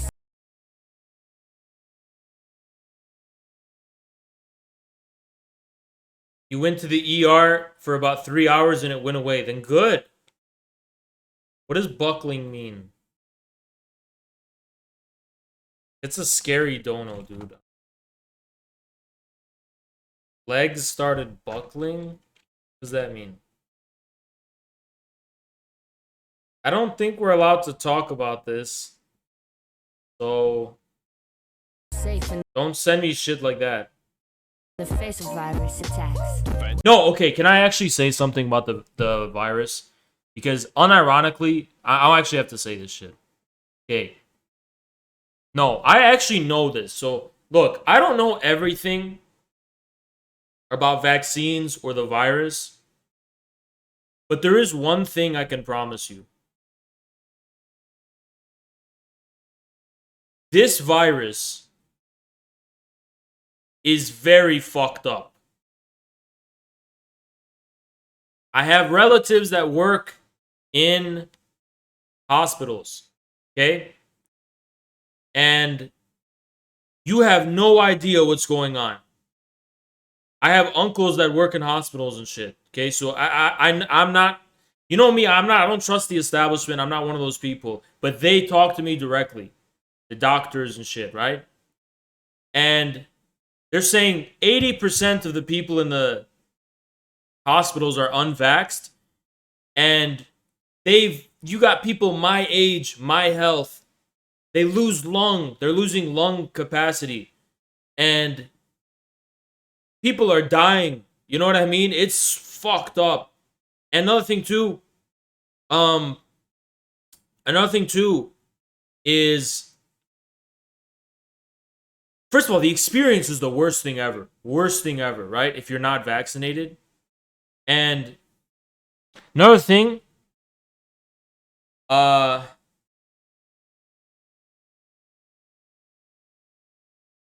there's long-term effects that we don't even fucking know about of getting the virus.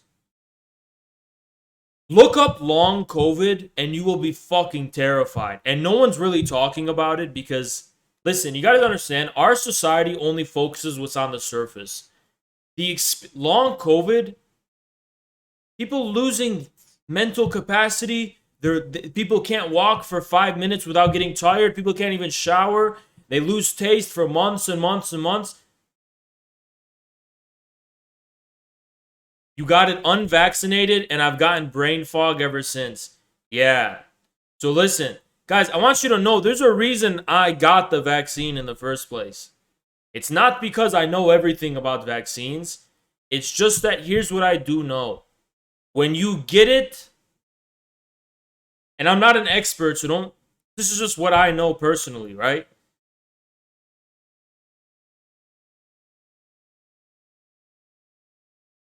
When you get it with the vaccine, it's way less worse than when you get the virus unvaccinated.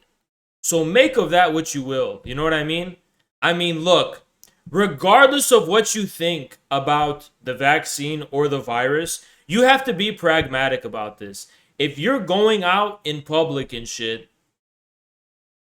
I'm not an expert, so don't take my word for nothing. It's just my common sense view of it, right? We're worse with people that knew and believed they had long COVID. What? So it's psychological? Listen, regardless of where you stand, if there's a high chance you're gonna get COVID, do not, and I repeat, I don't know what to tell you. I'm not even an expert, so maybe the psychological placebo effect will do something. I don't know. I just think it's kind of dangerous to expect that I have a good immune system, so I'm going to be fine. Look, the doctors don't even know what the fuck this virus is. There's no pattern. There's no pattern. There's old people who get no symptoms, bad immune system. There's young, healthy people that get fucking put in the ER with good immune system. We don't know how this shit works is what I'm trying to tell you. So, you know, you're taking a chance. There's no fucking pattern to it. We don't know how it works. So, look, all I can tell you is I don't know everything, right? But I don't know if you want to risk it, is what I'm trying to say. Because when I say this is a deadly virus, it really is fucking deadly, right?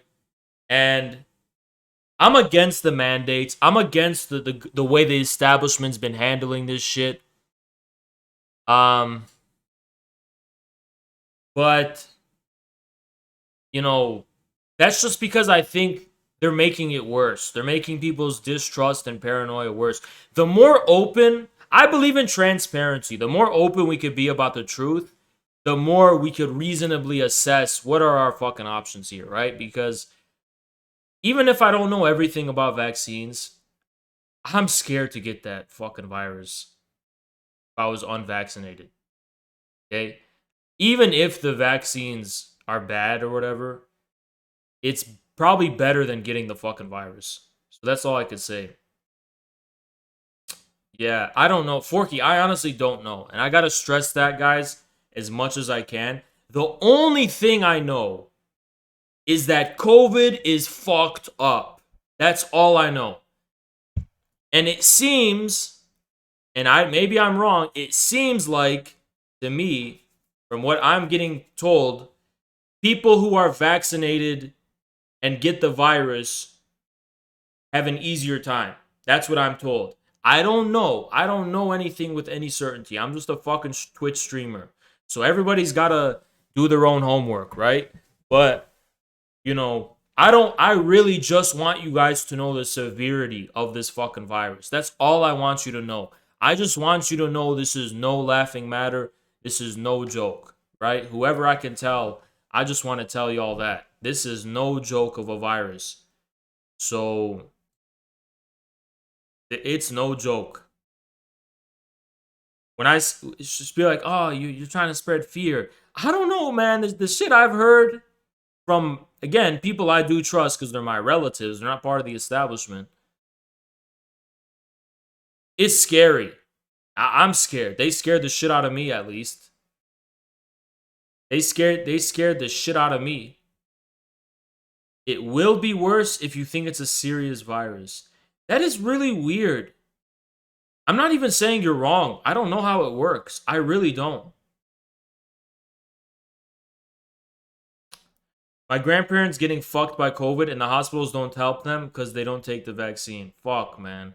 That's what I'm trying to say. You know, that's what I'm trying to say is I hate how much it's been politicized. I fucking hate how so politicized. It's such a bad way. The establishment is so disgusting how they responded to this crisis. They responded to so much skepticism and doubt about the population by doubling down to give them every reason to fucking increase their fucking paranoia, you know? And they fucked it up so much. Yeah, and they're still fucking it up. the way I see it is, I believe in what the Russian Communist Party believes, which is we're not doing this vaccine discrimination type of shit. Don't do that passport shit. Focus on patient education. Not from the establishment, but just from like normal people, you know? That's what we need. Honestly, that's what we need. We need, because listen, if it wasn't for me having relatives that worked in these hospitals and shit and told me firsthand what's going on, I don't know if I'd be telling you this, right? I'm not telling you this because CNN told me this. I'm not telling you this because I read it on the fucking internet. I'm telling you this shit because I talk to people and you know, I know how to discern shit that's real versus shit that's fake, you know? And all I can tell you is that this is a deadly virus. And if it's not deadly, it's very, very vicious and intense, right?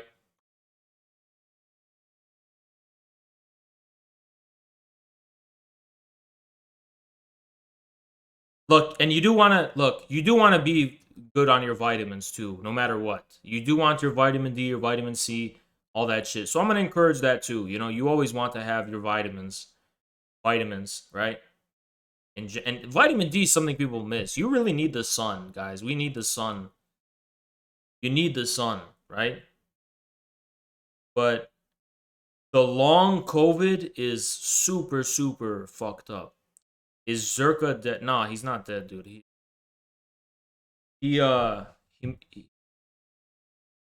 I was messaging him and back and forth today. Or not back and forth. He messaged me once today because I asked him a question about the trip. We're leaving next week. So next week we're gonna be in LA. I'm not telling you the day next week, but we're gonna be in LA next week, right? As far as I know, we are having a Royale tomorrow, right? So maybe he's just waiting for the Royale, who knows? Or maybe he's gonna go live today, who knows, right? But I'm pretty sure the Royale has not been canceled as of now. So make of that what you will, right? The Royale has not been canceled.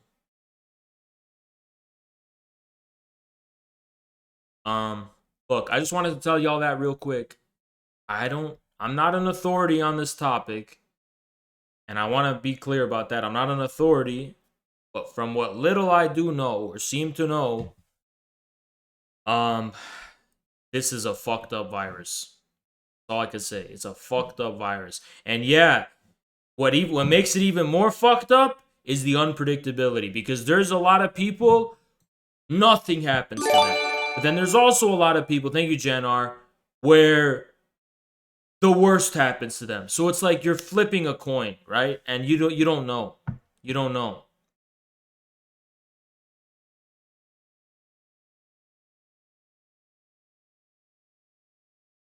People have such little feel from not keeping their community together and look to the internet for answers.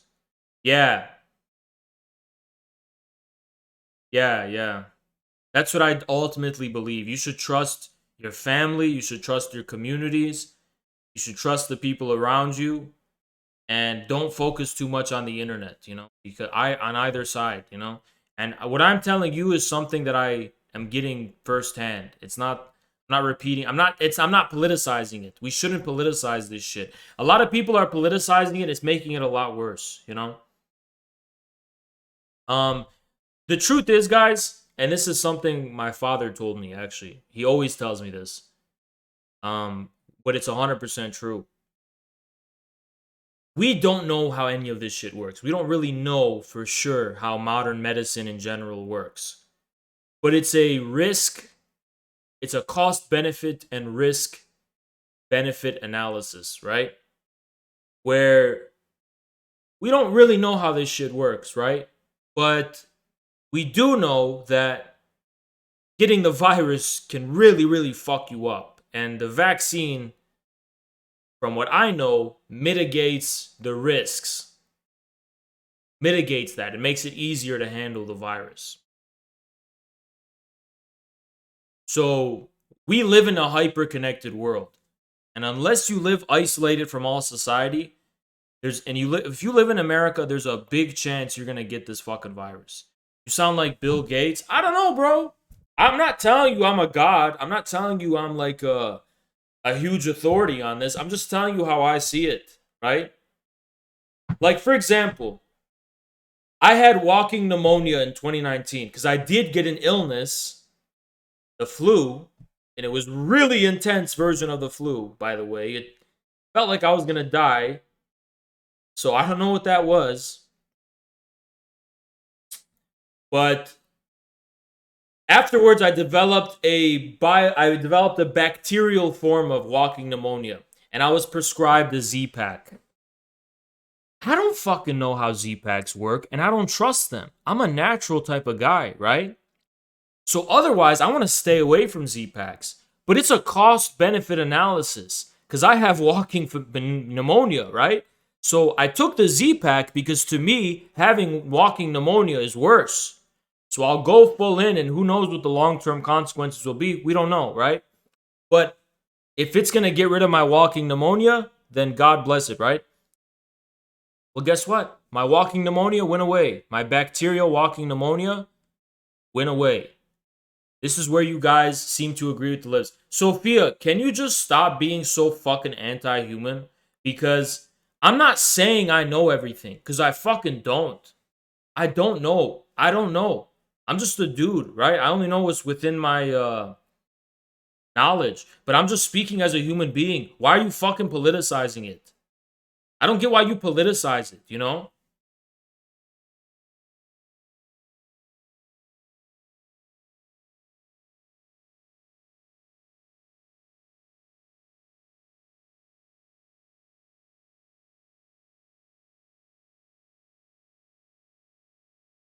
I'm speaking as a human being, and it seems like you're just politicizing it and not really saying anything. You have a 99 chance of survival. Is it still like that? Let me see. I don't know. Is it still like that? COVID survival rates. Regardless, man. Listen, Sophia, can you at least have some understanding? Because I don't know if that's true, but I have cousins who are in the fucking hospital that are my age. So it's like, so I shouldn't be scared? I got cousins my age in the fucking hospital. Like second cousins, whatever, third cousins. And they're fucking lose function in their lungs and shit. It's like, that don't seem like 1%. You're pushing a vaccine, and I'm not pushing nothing. All I'm trying to tell people is to not underestimate the virus. I'm not pushing nothing. I don't push nothing, dude. I'm not like that. Okay? I'm just telling you the truth. I'm telling you why I personally got it too. And I fucking got it because I'm scared to get that bitch, that virus, you know? And whatever you're saying is wrong with the fucking vaccine, to me, getting COVID is worse.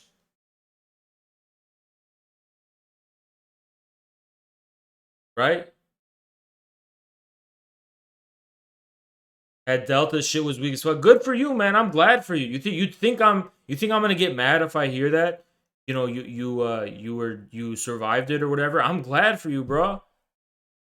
And honestly, you should thank God. I'm just saying it ain't like that for a lot of people. For a lot of people, it fucks you up, man.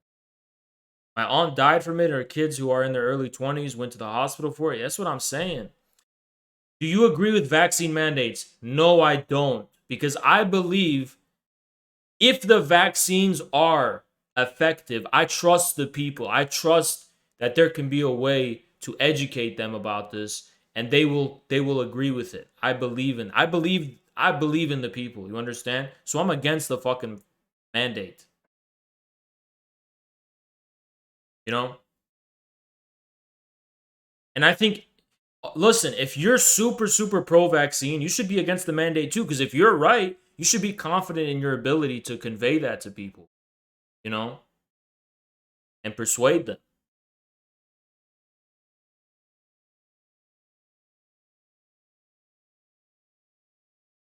But vaccine mandates and Australia-like policies are accelerating people's distrust and paranoia about the fucking vaccines. 100,000. That's all I could confirm that. 100,000%. Imagine we live in a civilized world and all the scientists and doctors are working together to produce vaccines and treatments instead of everyone competing. Yeah, it's fucked up, man. Super fucked.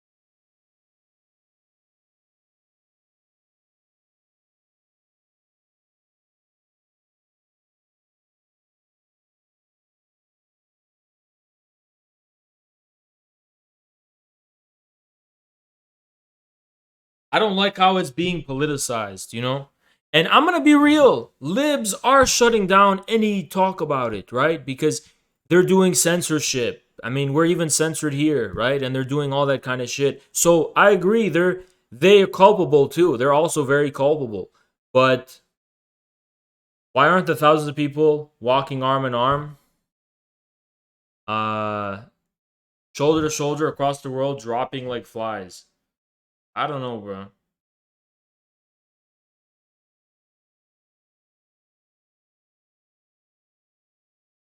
Yeah, scared of the vaccine and scared of the virus is a terrible place to be mentally. But the way I weighed that is like, you have to choose one.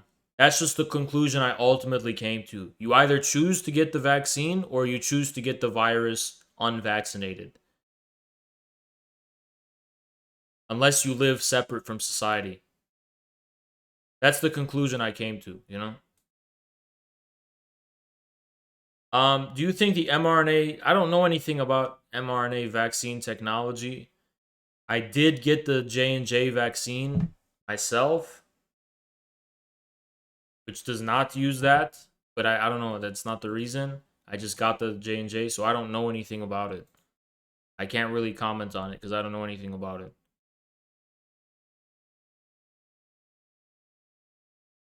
You're scared of the sniffles? Well, no, I'll tell you why I'm also personally scared too. It's because I got the flu in 2019. And that was not the sniffles, dude. That's a very first-hand, like, traumatic experience I fucking have, was getting the flu in 2019. Because I felt like I was about to die, dude. And I lost motivation. It was so, like, viscerally psychological and spiritual, too. Because I remember sitting on my couch staring at the wall, and I'm like, what's keeping me motivated even to fucking live anymore? Like, what do I really have to live for, you know? Thank you, Ghost Girl. See you later. Good night. You know what I mean? It was so existential. I was like, what the fuck, man? It's almost like, it's so psycho. That's what's weird about viruses, is like, they're so psychological, you know? They're so fucking psychological. And let me tell you guys something that's so prophetic and fucking weird. I remember that when I had the flu, I had extreme delirium, right? And I was watching Twitch on my phone. And I was watching the Angry Joe show on Twitch on my fucking phone, right? Because I thought Twitch was for video games at the time.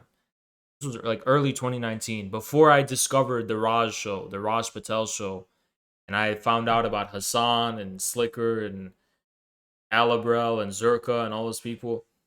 That was later in 2019, but I was watching Angry Joe on Twitch, right? And I was just watching his stream. And I remember looking at the chat, scrolling down really fast. And I was also spending that week studying viruses and how they work. And I was educating myself. And about the mysteries of the immune system. And just really fascinating stuff. But I got to a point where it was like, I put my phone down and tried to go to sleep. But I started having this delirious psychological experience where it's like, I felt like I was experiencing my immune system speak to me in the form of a chat. Like every new thought that would pop in my head was coming from within me, from my fucking immune system. And it was like in the form of a chat, like a chat scrolling down, like different chatters talking about shit. Like, oh, hi, you sweaty? Like, oh, like they're all like different whatever, right? And then I woke up in the middle of the night sweating. And I took the biggest dump of my life. Literally a shit this big. Like I gave birth. 2 of them. I almost clogged the toilet. And then the virus was gone. This was like after a week of having the flu. Supposedly the flu. And I was fine. I went to bed, woke up, and I was healthy. Now, after I had walking pneumonia, and I had to deal with that, but I did shit out the flu, something like that. But here's the thing, is that there was something so weird about like my relationship to streaming. Because the more I knew, the more I would hear about it, especially after I found out the Rasho, the more I'd be like fixated. Like, it's almost like this was always my destiny. And I by the way, I didn't think it would be. I never imagined I would do this shit. I was like, there's something about the chat that's just intoxicating to me. Where it's like, I've been here before, you know? I've been here before. I've done this before. It's like a weird deja vu feeling. And then, what do you know? I became a fucking streamer. Isn't that weird?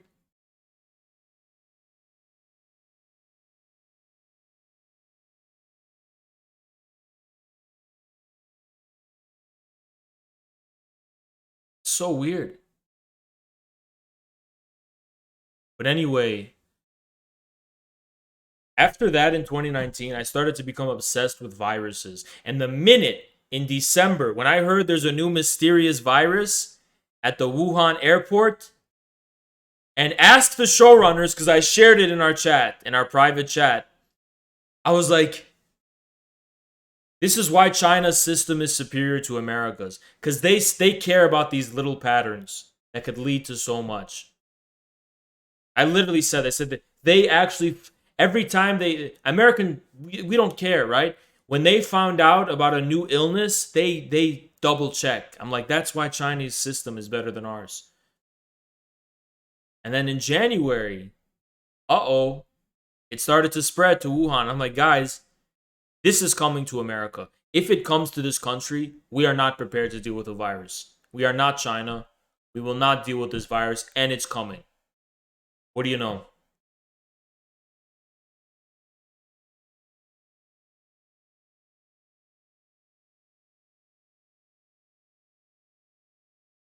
What's fucked up is it's like, I was living quarantine for a long time, up until then.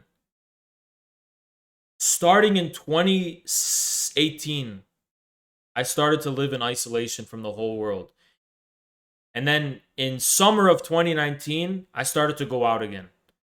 And then I started doing that up until lockdown. But I already experienced my fucking lockdown, you know? I got used to it.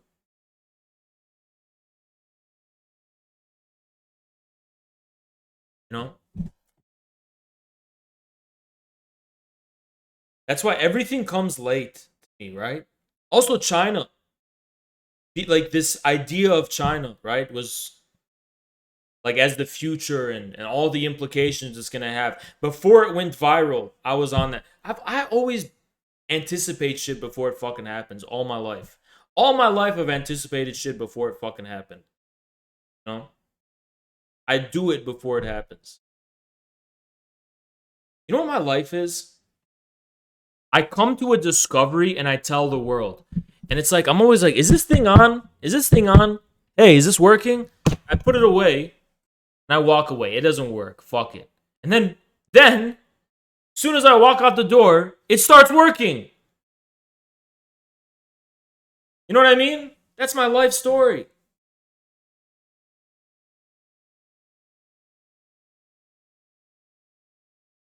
No, I'm not a seer, dude. It's just dialectical materialism. Ourselves from known mutations, body sensations across the nation. Vaccination, vaccination, vaccination, vaccinate the nation, vaccination, vax. Yeah, science has done it again. A new solution to the mess that we're in.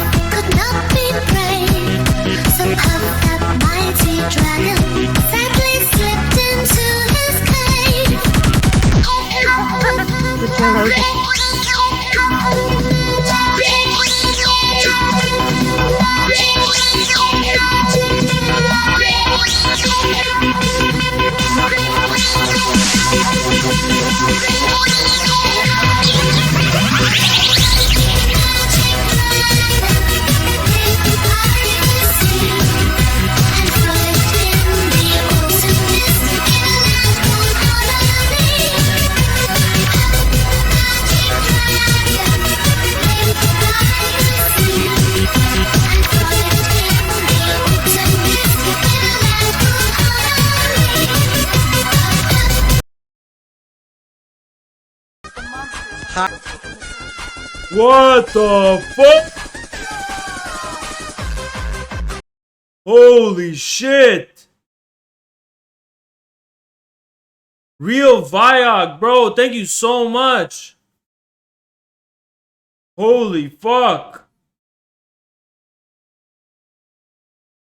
Yo, thank you, bro. Damn. No way. Thanks, bro. Appreciate you, man. Damn.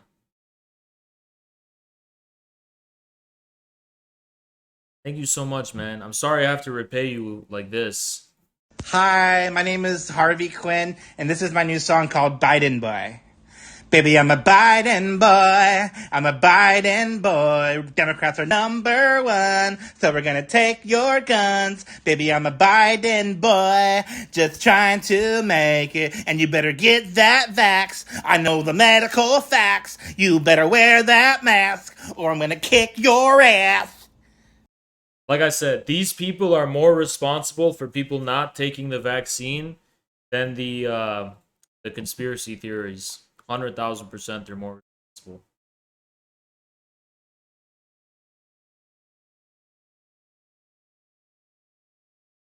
Live by the sea.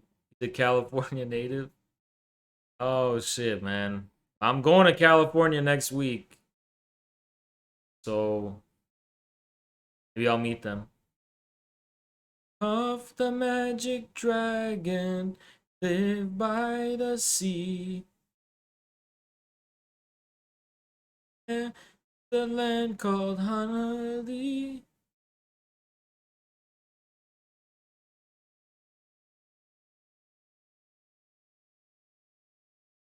Biden Putin summit. I did not see that.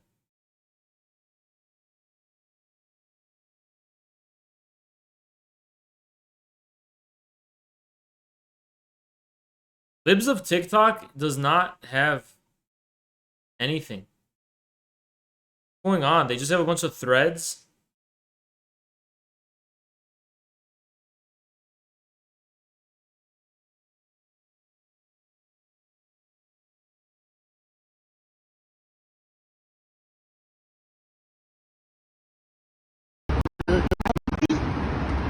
That's it, and I'm going on the train.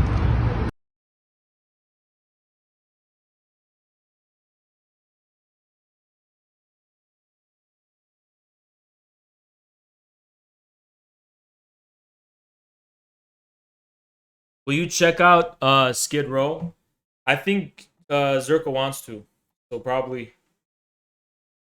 He said he wants to live stream it, so I guess we will. Puff the magic dragon, live by the sea, and the open, the land called Honolulu.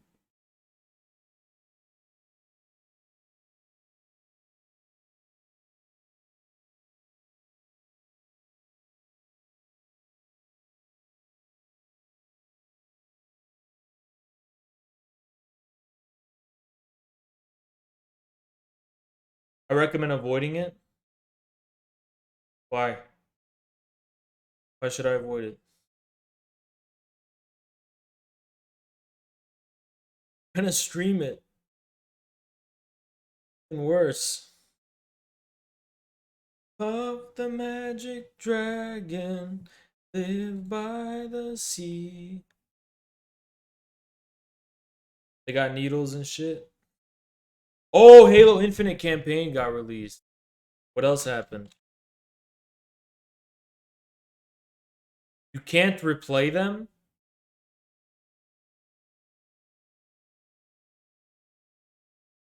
Off the magic dragon, live by the sea. That's pathetic. Nobody's even playing Halo Infinite campaign. It's got 22,000 viewers on Twitch. No one's even playing it.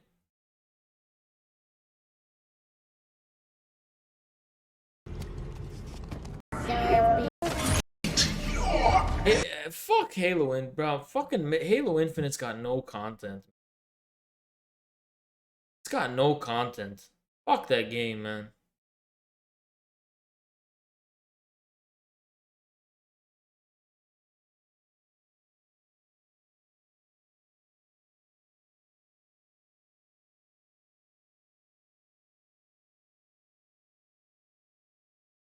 Yeah, the game's not even complete. It's a fucking stupid. I'm a tragic dragon, live by the sea.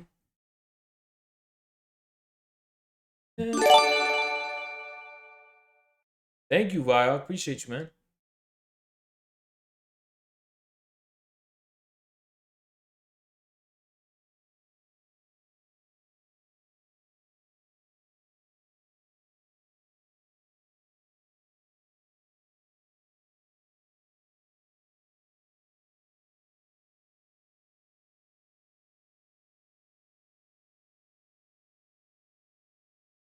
It is because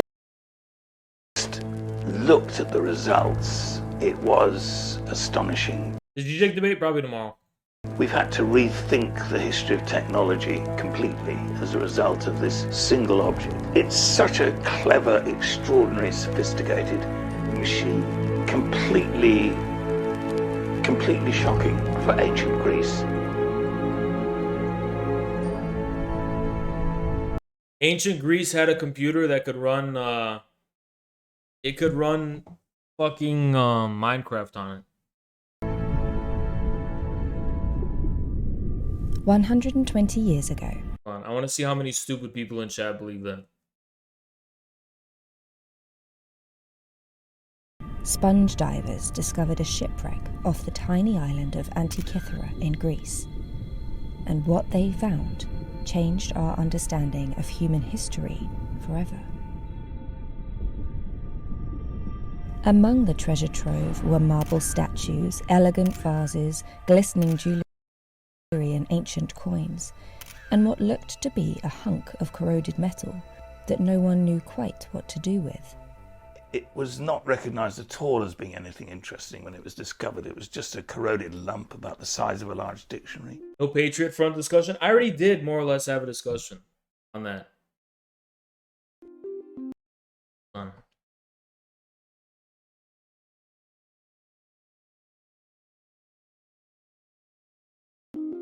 But when, in 1902, it was discovered that there were gear wheels inside it, everyone suddenly got rather excited. This was the first shock because anything from... You ever gonna talk about the Great Reset more in depth? Yeah, I will. I will definitely do that. From ancient Greece simply shouldn't have gear wheels. These were precision gears with teeth about 1 millimeter long, and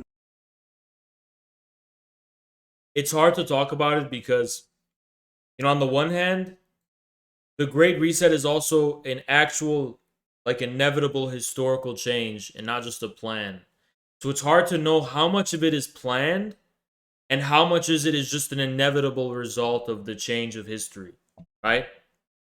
But a lot of it is planned, is the scary thing. Like, a ton of it is actually planned. We know that.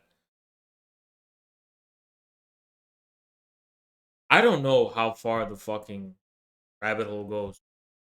Did they start planning in the 70s? Did they start planning in the post-war period? I don't know, dude. I fucking know how far back. this was just... Doesn't it? Oh, don't you always just get this feeling that everything that happens in America is planned? Like, there's just a plan. They're just all following a plan that's always been here, you know? All part of the plan. Completely shocking. And the Antikythera mechanism has captured the imagination of archaeologists. Logistics is a big victim of it. Wait, my business partners regarding the industry. Wow. Yeah. Mathematicians, and scientists ever since. It's a dedicated calculating machine. It's like they're doing it already, right? It's, you know, I've been anticipating it too. And I thought Trump's election in 2016 was like, okay, now we're accelerating. And I thought Trump was gonna do it. I thought Trump was gonna be the force behind the Great Reset, and he was gonna like ally with Silicon Valley and whatever. But it never happened. So, and the whole time it was like, no, the opposite. It's the fucking Democrats, which I suspected too, but I didn't really know. You know. Yeah. If anything, Trump fought it, or he seemed to fight it. Uses bronze gear wheels to calculate the cycles of the cosmos being the sun, the moon, the planets, against the stars. You can wind it forward 10 years and you can know where the sun and the moon is going to be and where the planets are going to be. What you really need to know, and this is something no one paid attention to, Obama was like a complete puppet of Silicon Valley. So much changed in the Obama years that led to the rise of fucking Silicon Valley. It's so creepy. It's scary. He's helped accelerate the process of growing multipolarity in the world. Yeah, but you know why we have to say thank God for Trump? We wouldn't have realized it. The Obama years was like a dream. No one was paying attention to what was going on. And we were just like, oh yeah, this is just history. This is just progress. This is what's happening. And it's like, Trump woke us up. And we're like, what the fuck? You know what I mean?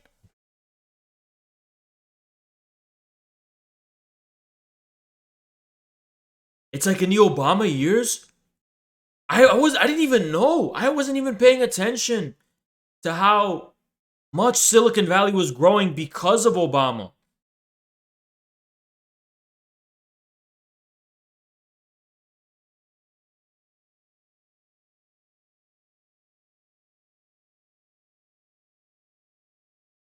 Trump exposed our ruling class. We may never ever witness an event like this ever again.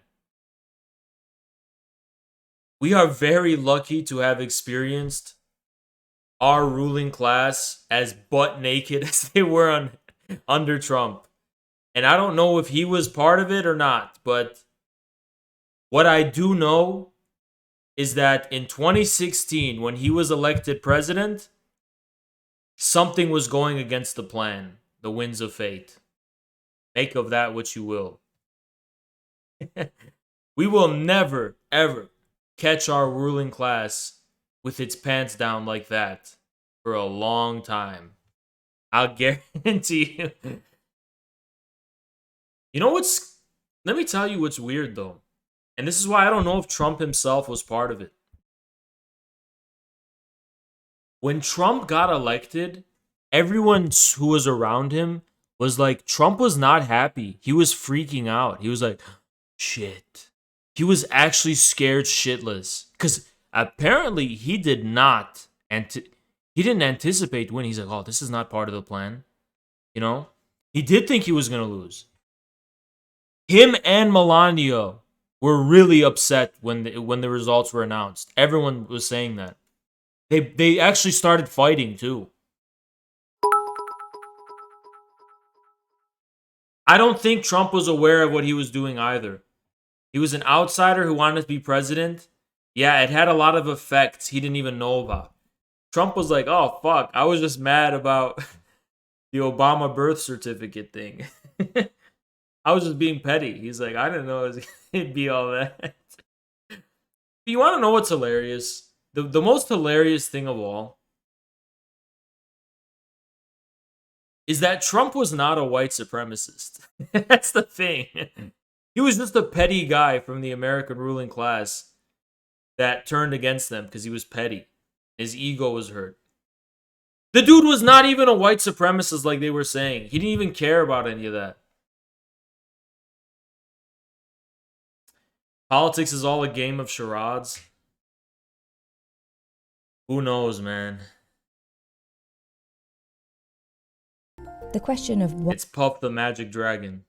Why the ancient Greeks created such a device has plagued experts since its discovery. Like, Trump would say shit he wasn't even thinking about. And, like, the media would go crazy. The media would just freak out. And he didn't even know what he did. He'd be like, what? What did I say?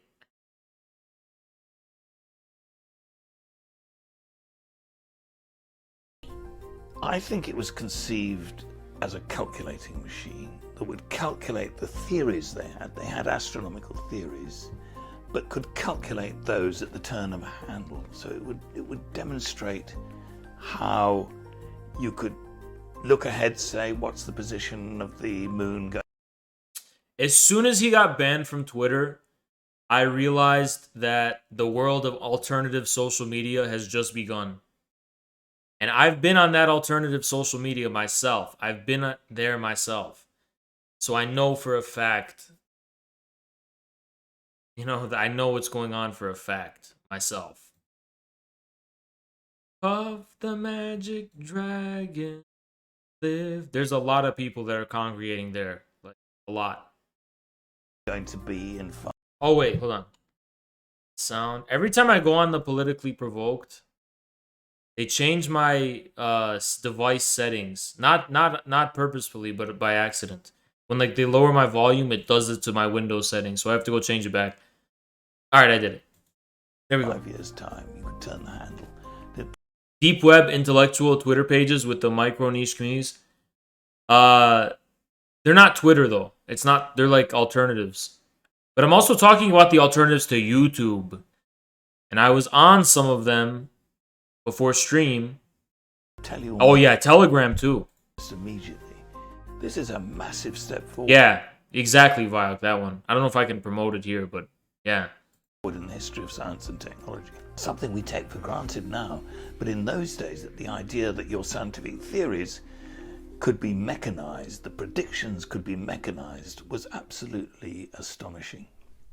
Now kept in a museum in Greece, the 2,000-year-old device is split into 82 fragments, and much of it is missing. I didn't know what it was, but then I did, and I went on it. But in the years since this... Rockfin? I don't know what fucking Rockfin is, dude. Rockfin.com. Of the magic dragon, live by the sea, and where we open air. There's nobody's even live on Rockfin right now. Nobody's even live on Rockfin. Website looks dead to me, bro.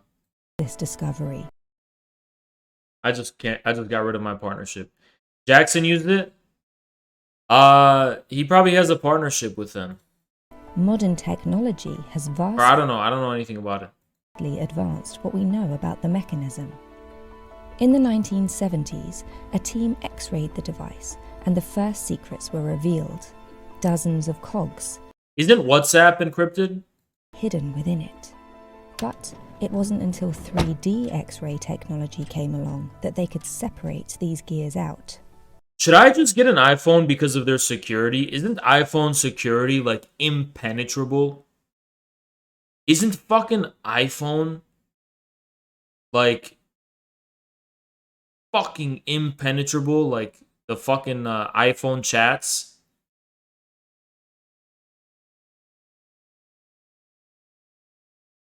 That's a marketing gimmick?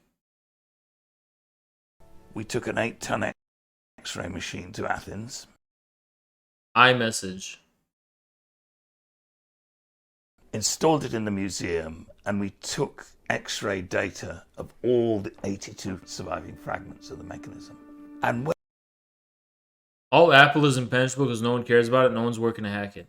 when we first looked at the results, just get a burner phone. Viak, that's what I'm trying to do. Get a burner, but how do I get a burner? Do you have like a smartphone burner, or do you have like a flip? Like, what do you do? Neat. My main daily driver is a Samsung Android, but I'm trying to get an iPhone as a burner phone for the hoes. Like, I got this for the bros and the fam. I got this for family and the bros. I'm thinking about getting an iPhone for the hoes. You know what I mean? A burner phone. Not just for the hoes, but for a bunch of other fuck shit, you know? Should I get an iPhone as a burner?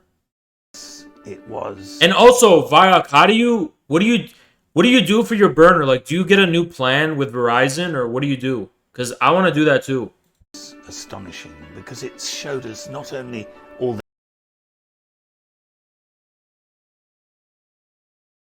the gear wheels in 3 dimensions so we could separate them, but it showed us all these new inscriptions in the fragments as well.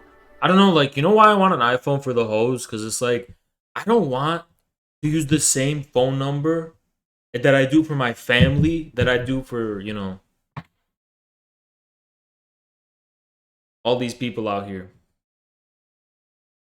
You know what I'm trying to say? Like, it just feels wrong. A new world I don't, you know. of secrets was revealed. A user It feels wrong because it's like I'm disrespecting my family. guide, hidden within the folds of corroded bronze. This was a wonderful revelation. Out of that data has come nearly all the breakthroughs in recent decades. Came the discovery that it predicted Cali Exos. I don't know what the fuck that is, bro. eclipses.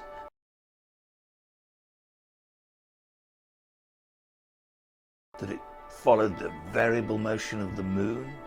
Previous experts had been able to model the back of the mechanism up until this point, but these inscriptions helped Tony and his colleagues with their latest model, which focuses on the front of the device.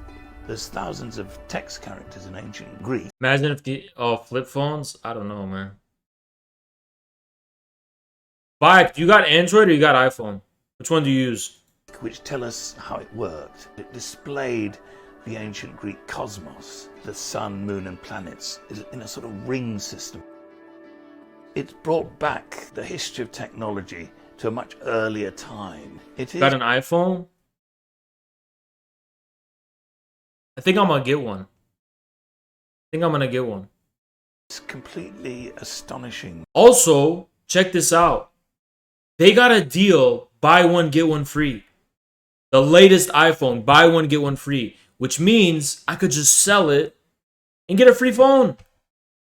The ancient Greeks first. Don't bother with the Pro. Bro, I'm not just getting the Pro, I'm getting the Pro Max. Because it's buy one, get one free. The big one, the iPhone Pro Max. iPhone Pro Max. This is the one I'm getting. iPhone Pro Max 13. The 13.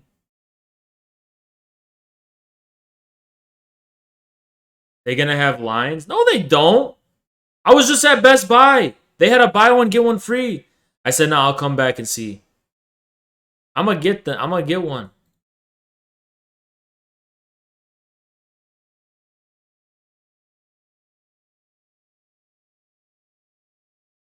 I'm gonna get that iPhone. I'm gonna get it tomorrow. Fuck it. Oh shit, I can't tomorrow. I don't got time. I can't get it tomorrow. I can get it because I gotta stream and be on the Royale, so I can't get it tomorrow. I'm gonna get it Thursday. Oh, by the way, guys, Saturday I'm not streaming. I am not streaming Saturday. Firstly had the conception of making this technology and Off the magic dragon, live by the sea. second, the ability to actually physically make it. We've had to rethink the history of Is the Royale happening? There's no reason it shouldn't. Because the producer would have known, right? Let me actually check. Of the magic dragon, live by the sea. I don't know what Zerka's up to, man. I don't know what he's doing. He's not really responding. But he messaged me today. So he's alive, but I don't know what the fuck's going on with him, man. This is a bit strange. What did he say in his latest video? Did he say anything? What did he say? In his latest one. Did he just say he was just taking a break or some shit? A bunch of people in Wake's chat were asking if he's okay. I was confused. Have you been keeping up with him, Vi?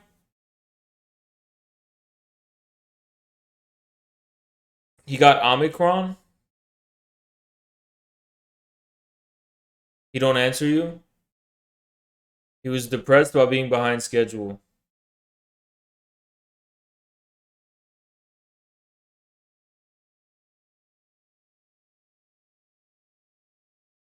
I don't know what's going on. Technology completely. Said he felt depressed. I called him. I called him yesterday and today. He didn't pick up. But he messaged me back on one of the messengers we use. As a result of this single object. The great Arthur C. Max, what the fuck are you talking about? Shut the fuck up. Clarke said, if the ancient Greeks had understood the capabilities of the technology they'd created, then they would have Mark can come on the Royale, but he's got to like cam up or something. I don't know. reached the moon within 300 years, and we'd now be exploring the nearest stars. Now, Tony and his team will take their theoretical model and use ancient Greek techniques to build a physical model of the mechanism. Every time I want like a product, like a new video game, a computer, an iPhone, it's usually just I want head.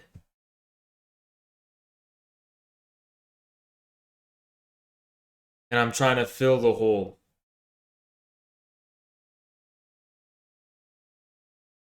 Every time I bought a new video game, I was like, wait, I didn't want this video game. I just wanted some head. You know what I'm saying? I always get disappointed. Like, it's not really the thing I want. It's just false consciousness. And modern technology may reveal more secrets of the ancient world still. Just get a GF. I don't want a GF. You know what I'm saying? Like, I don't know. I don't know. I don't know. I don't know, man. I don't know. I'm not one to be tied down at this moment in time. Were certainly in the ancient world more devices like the Antikythera mechanism. It wasn't unique. I think the only real hope of finding another machine like the Antikythera mechanism is from a shipwreck. The hopeful thing is there are thousands of shipwrecks down there under the Mediterranean, some of them at very deep levels, but the diving technology is advancing so much that it's becoming possible to explore quite deep wrecks. Get a sex toy.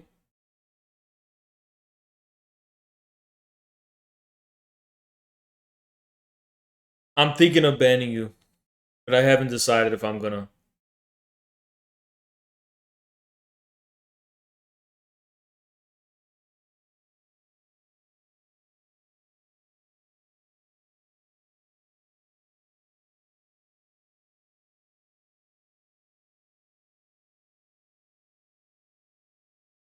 I will never, ever, ever use a sex toy until the day I am gone from this world. I don't care who it is. I don't care if she's asking. I don't care what the situation is. I will never go near those satanic entities. To understand. I do it God's way. The only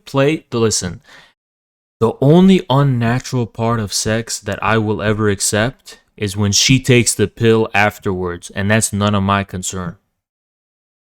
I am 1000% natural, the way God intended. And the technological world we live in. And head is included in that. today, we need to understand its history. What the Antikythera mechanism tells us is that that history is different than what we thought, that it started earlier, that it developed in this incredible flourishing of this sophisticated technology, and then it seemed to go backwards. We kind of take it for granted, I think, in the modern world that technology will just keep on advancing. But throughout history, this hasn't always been the case.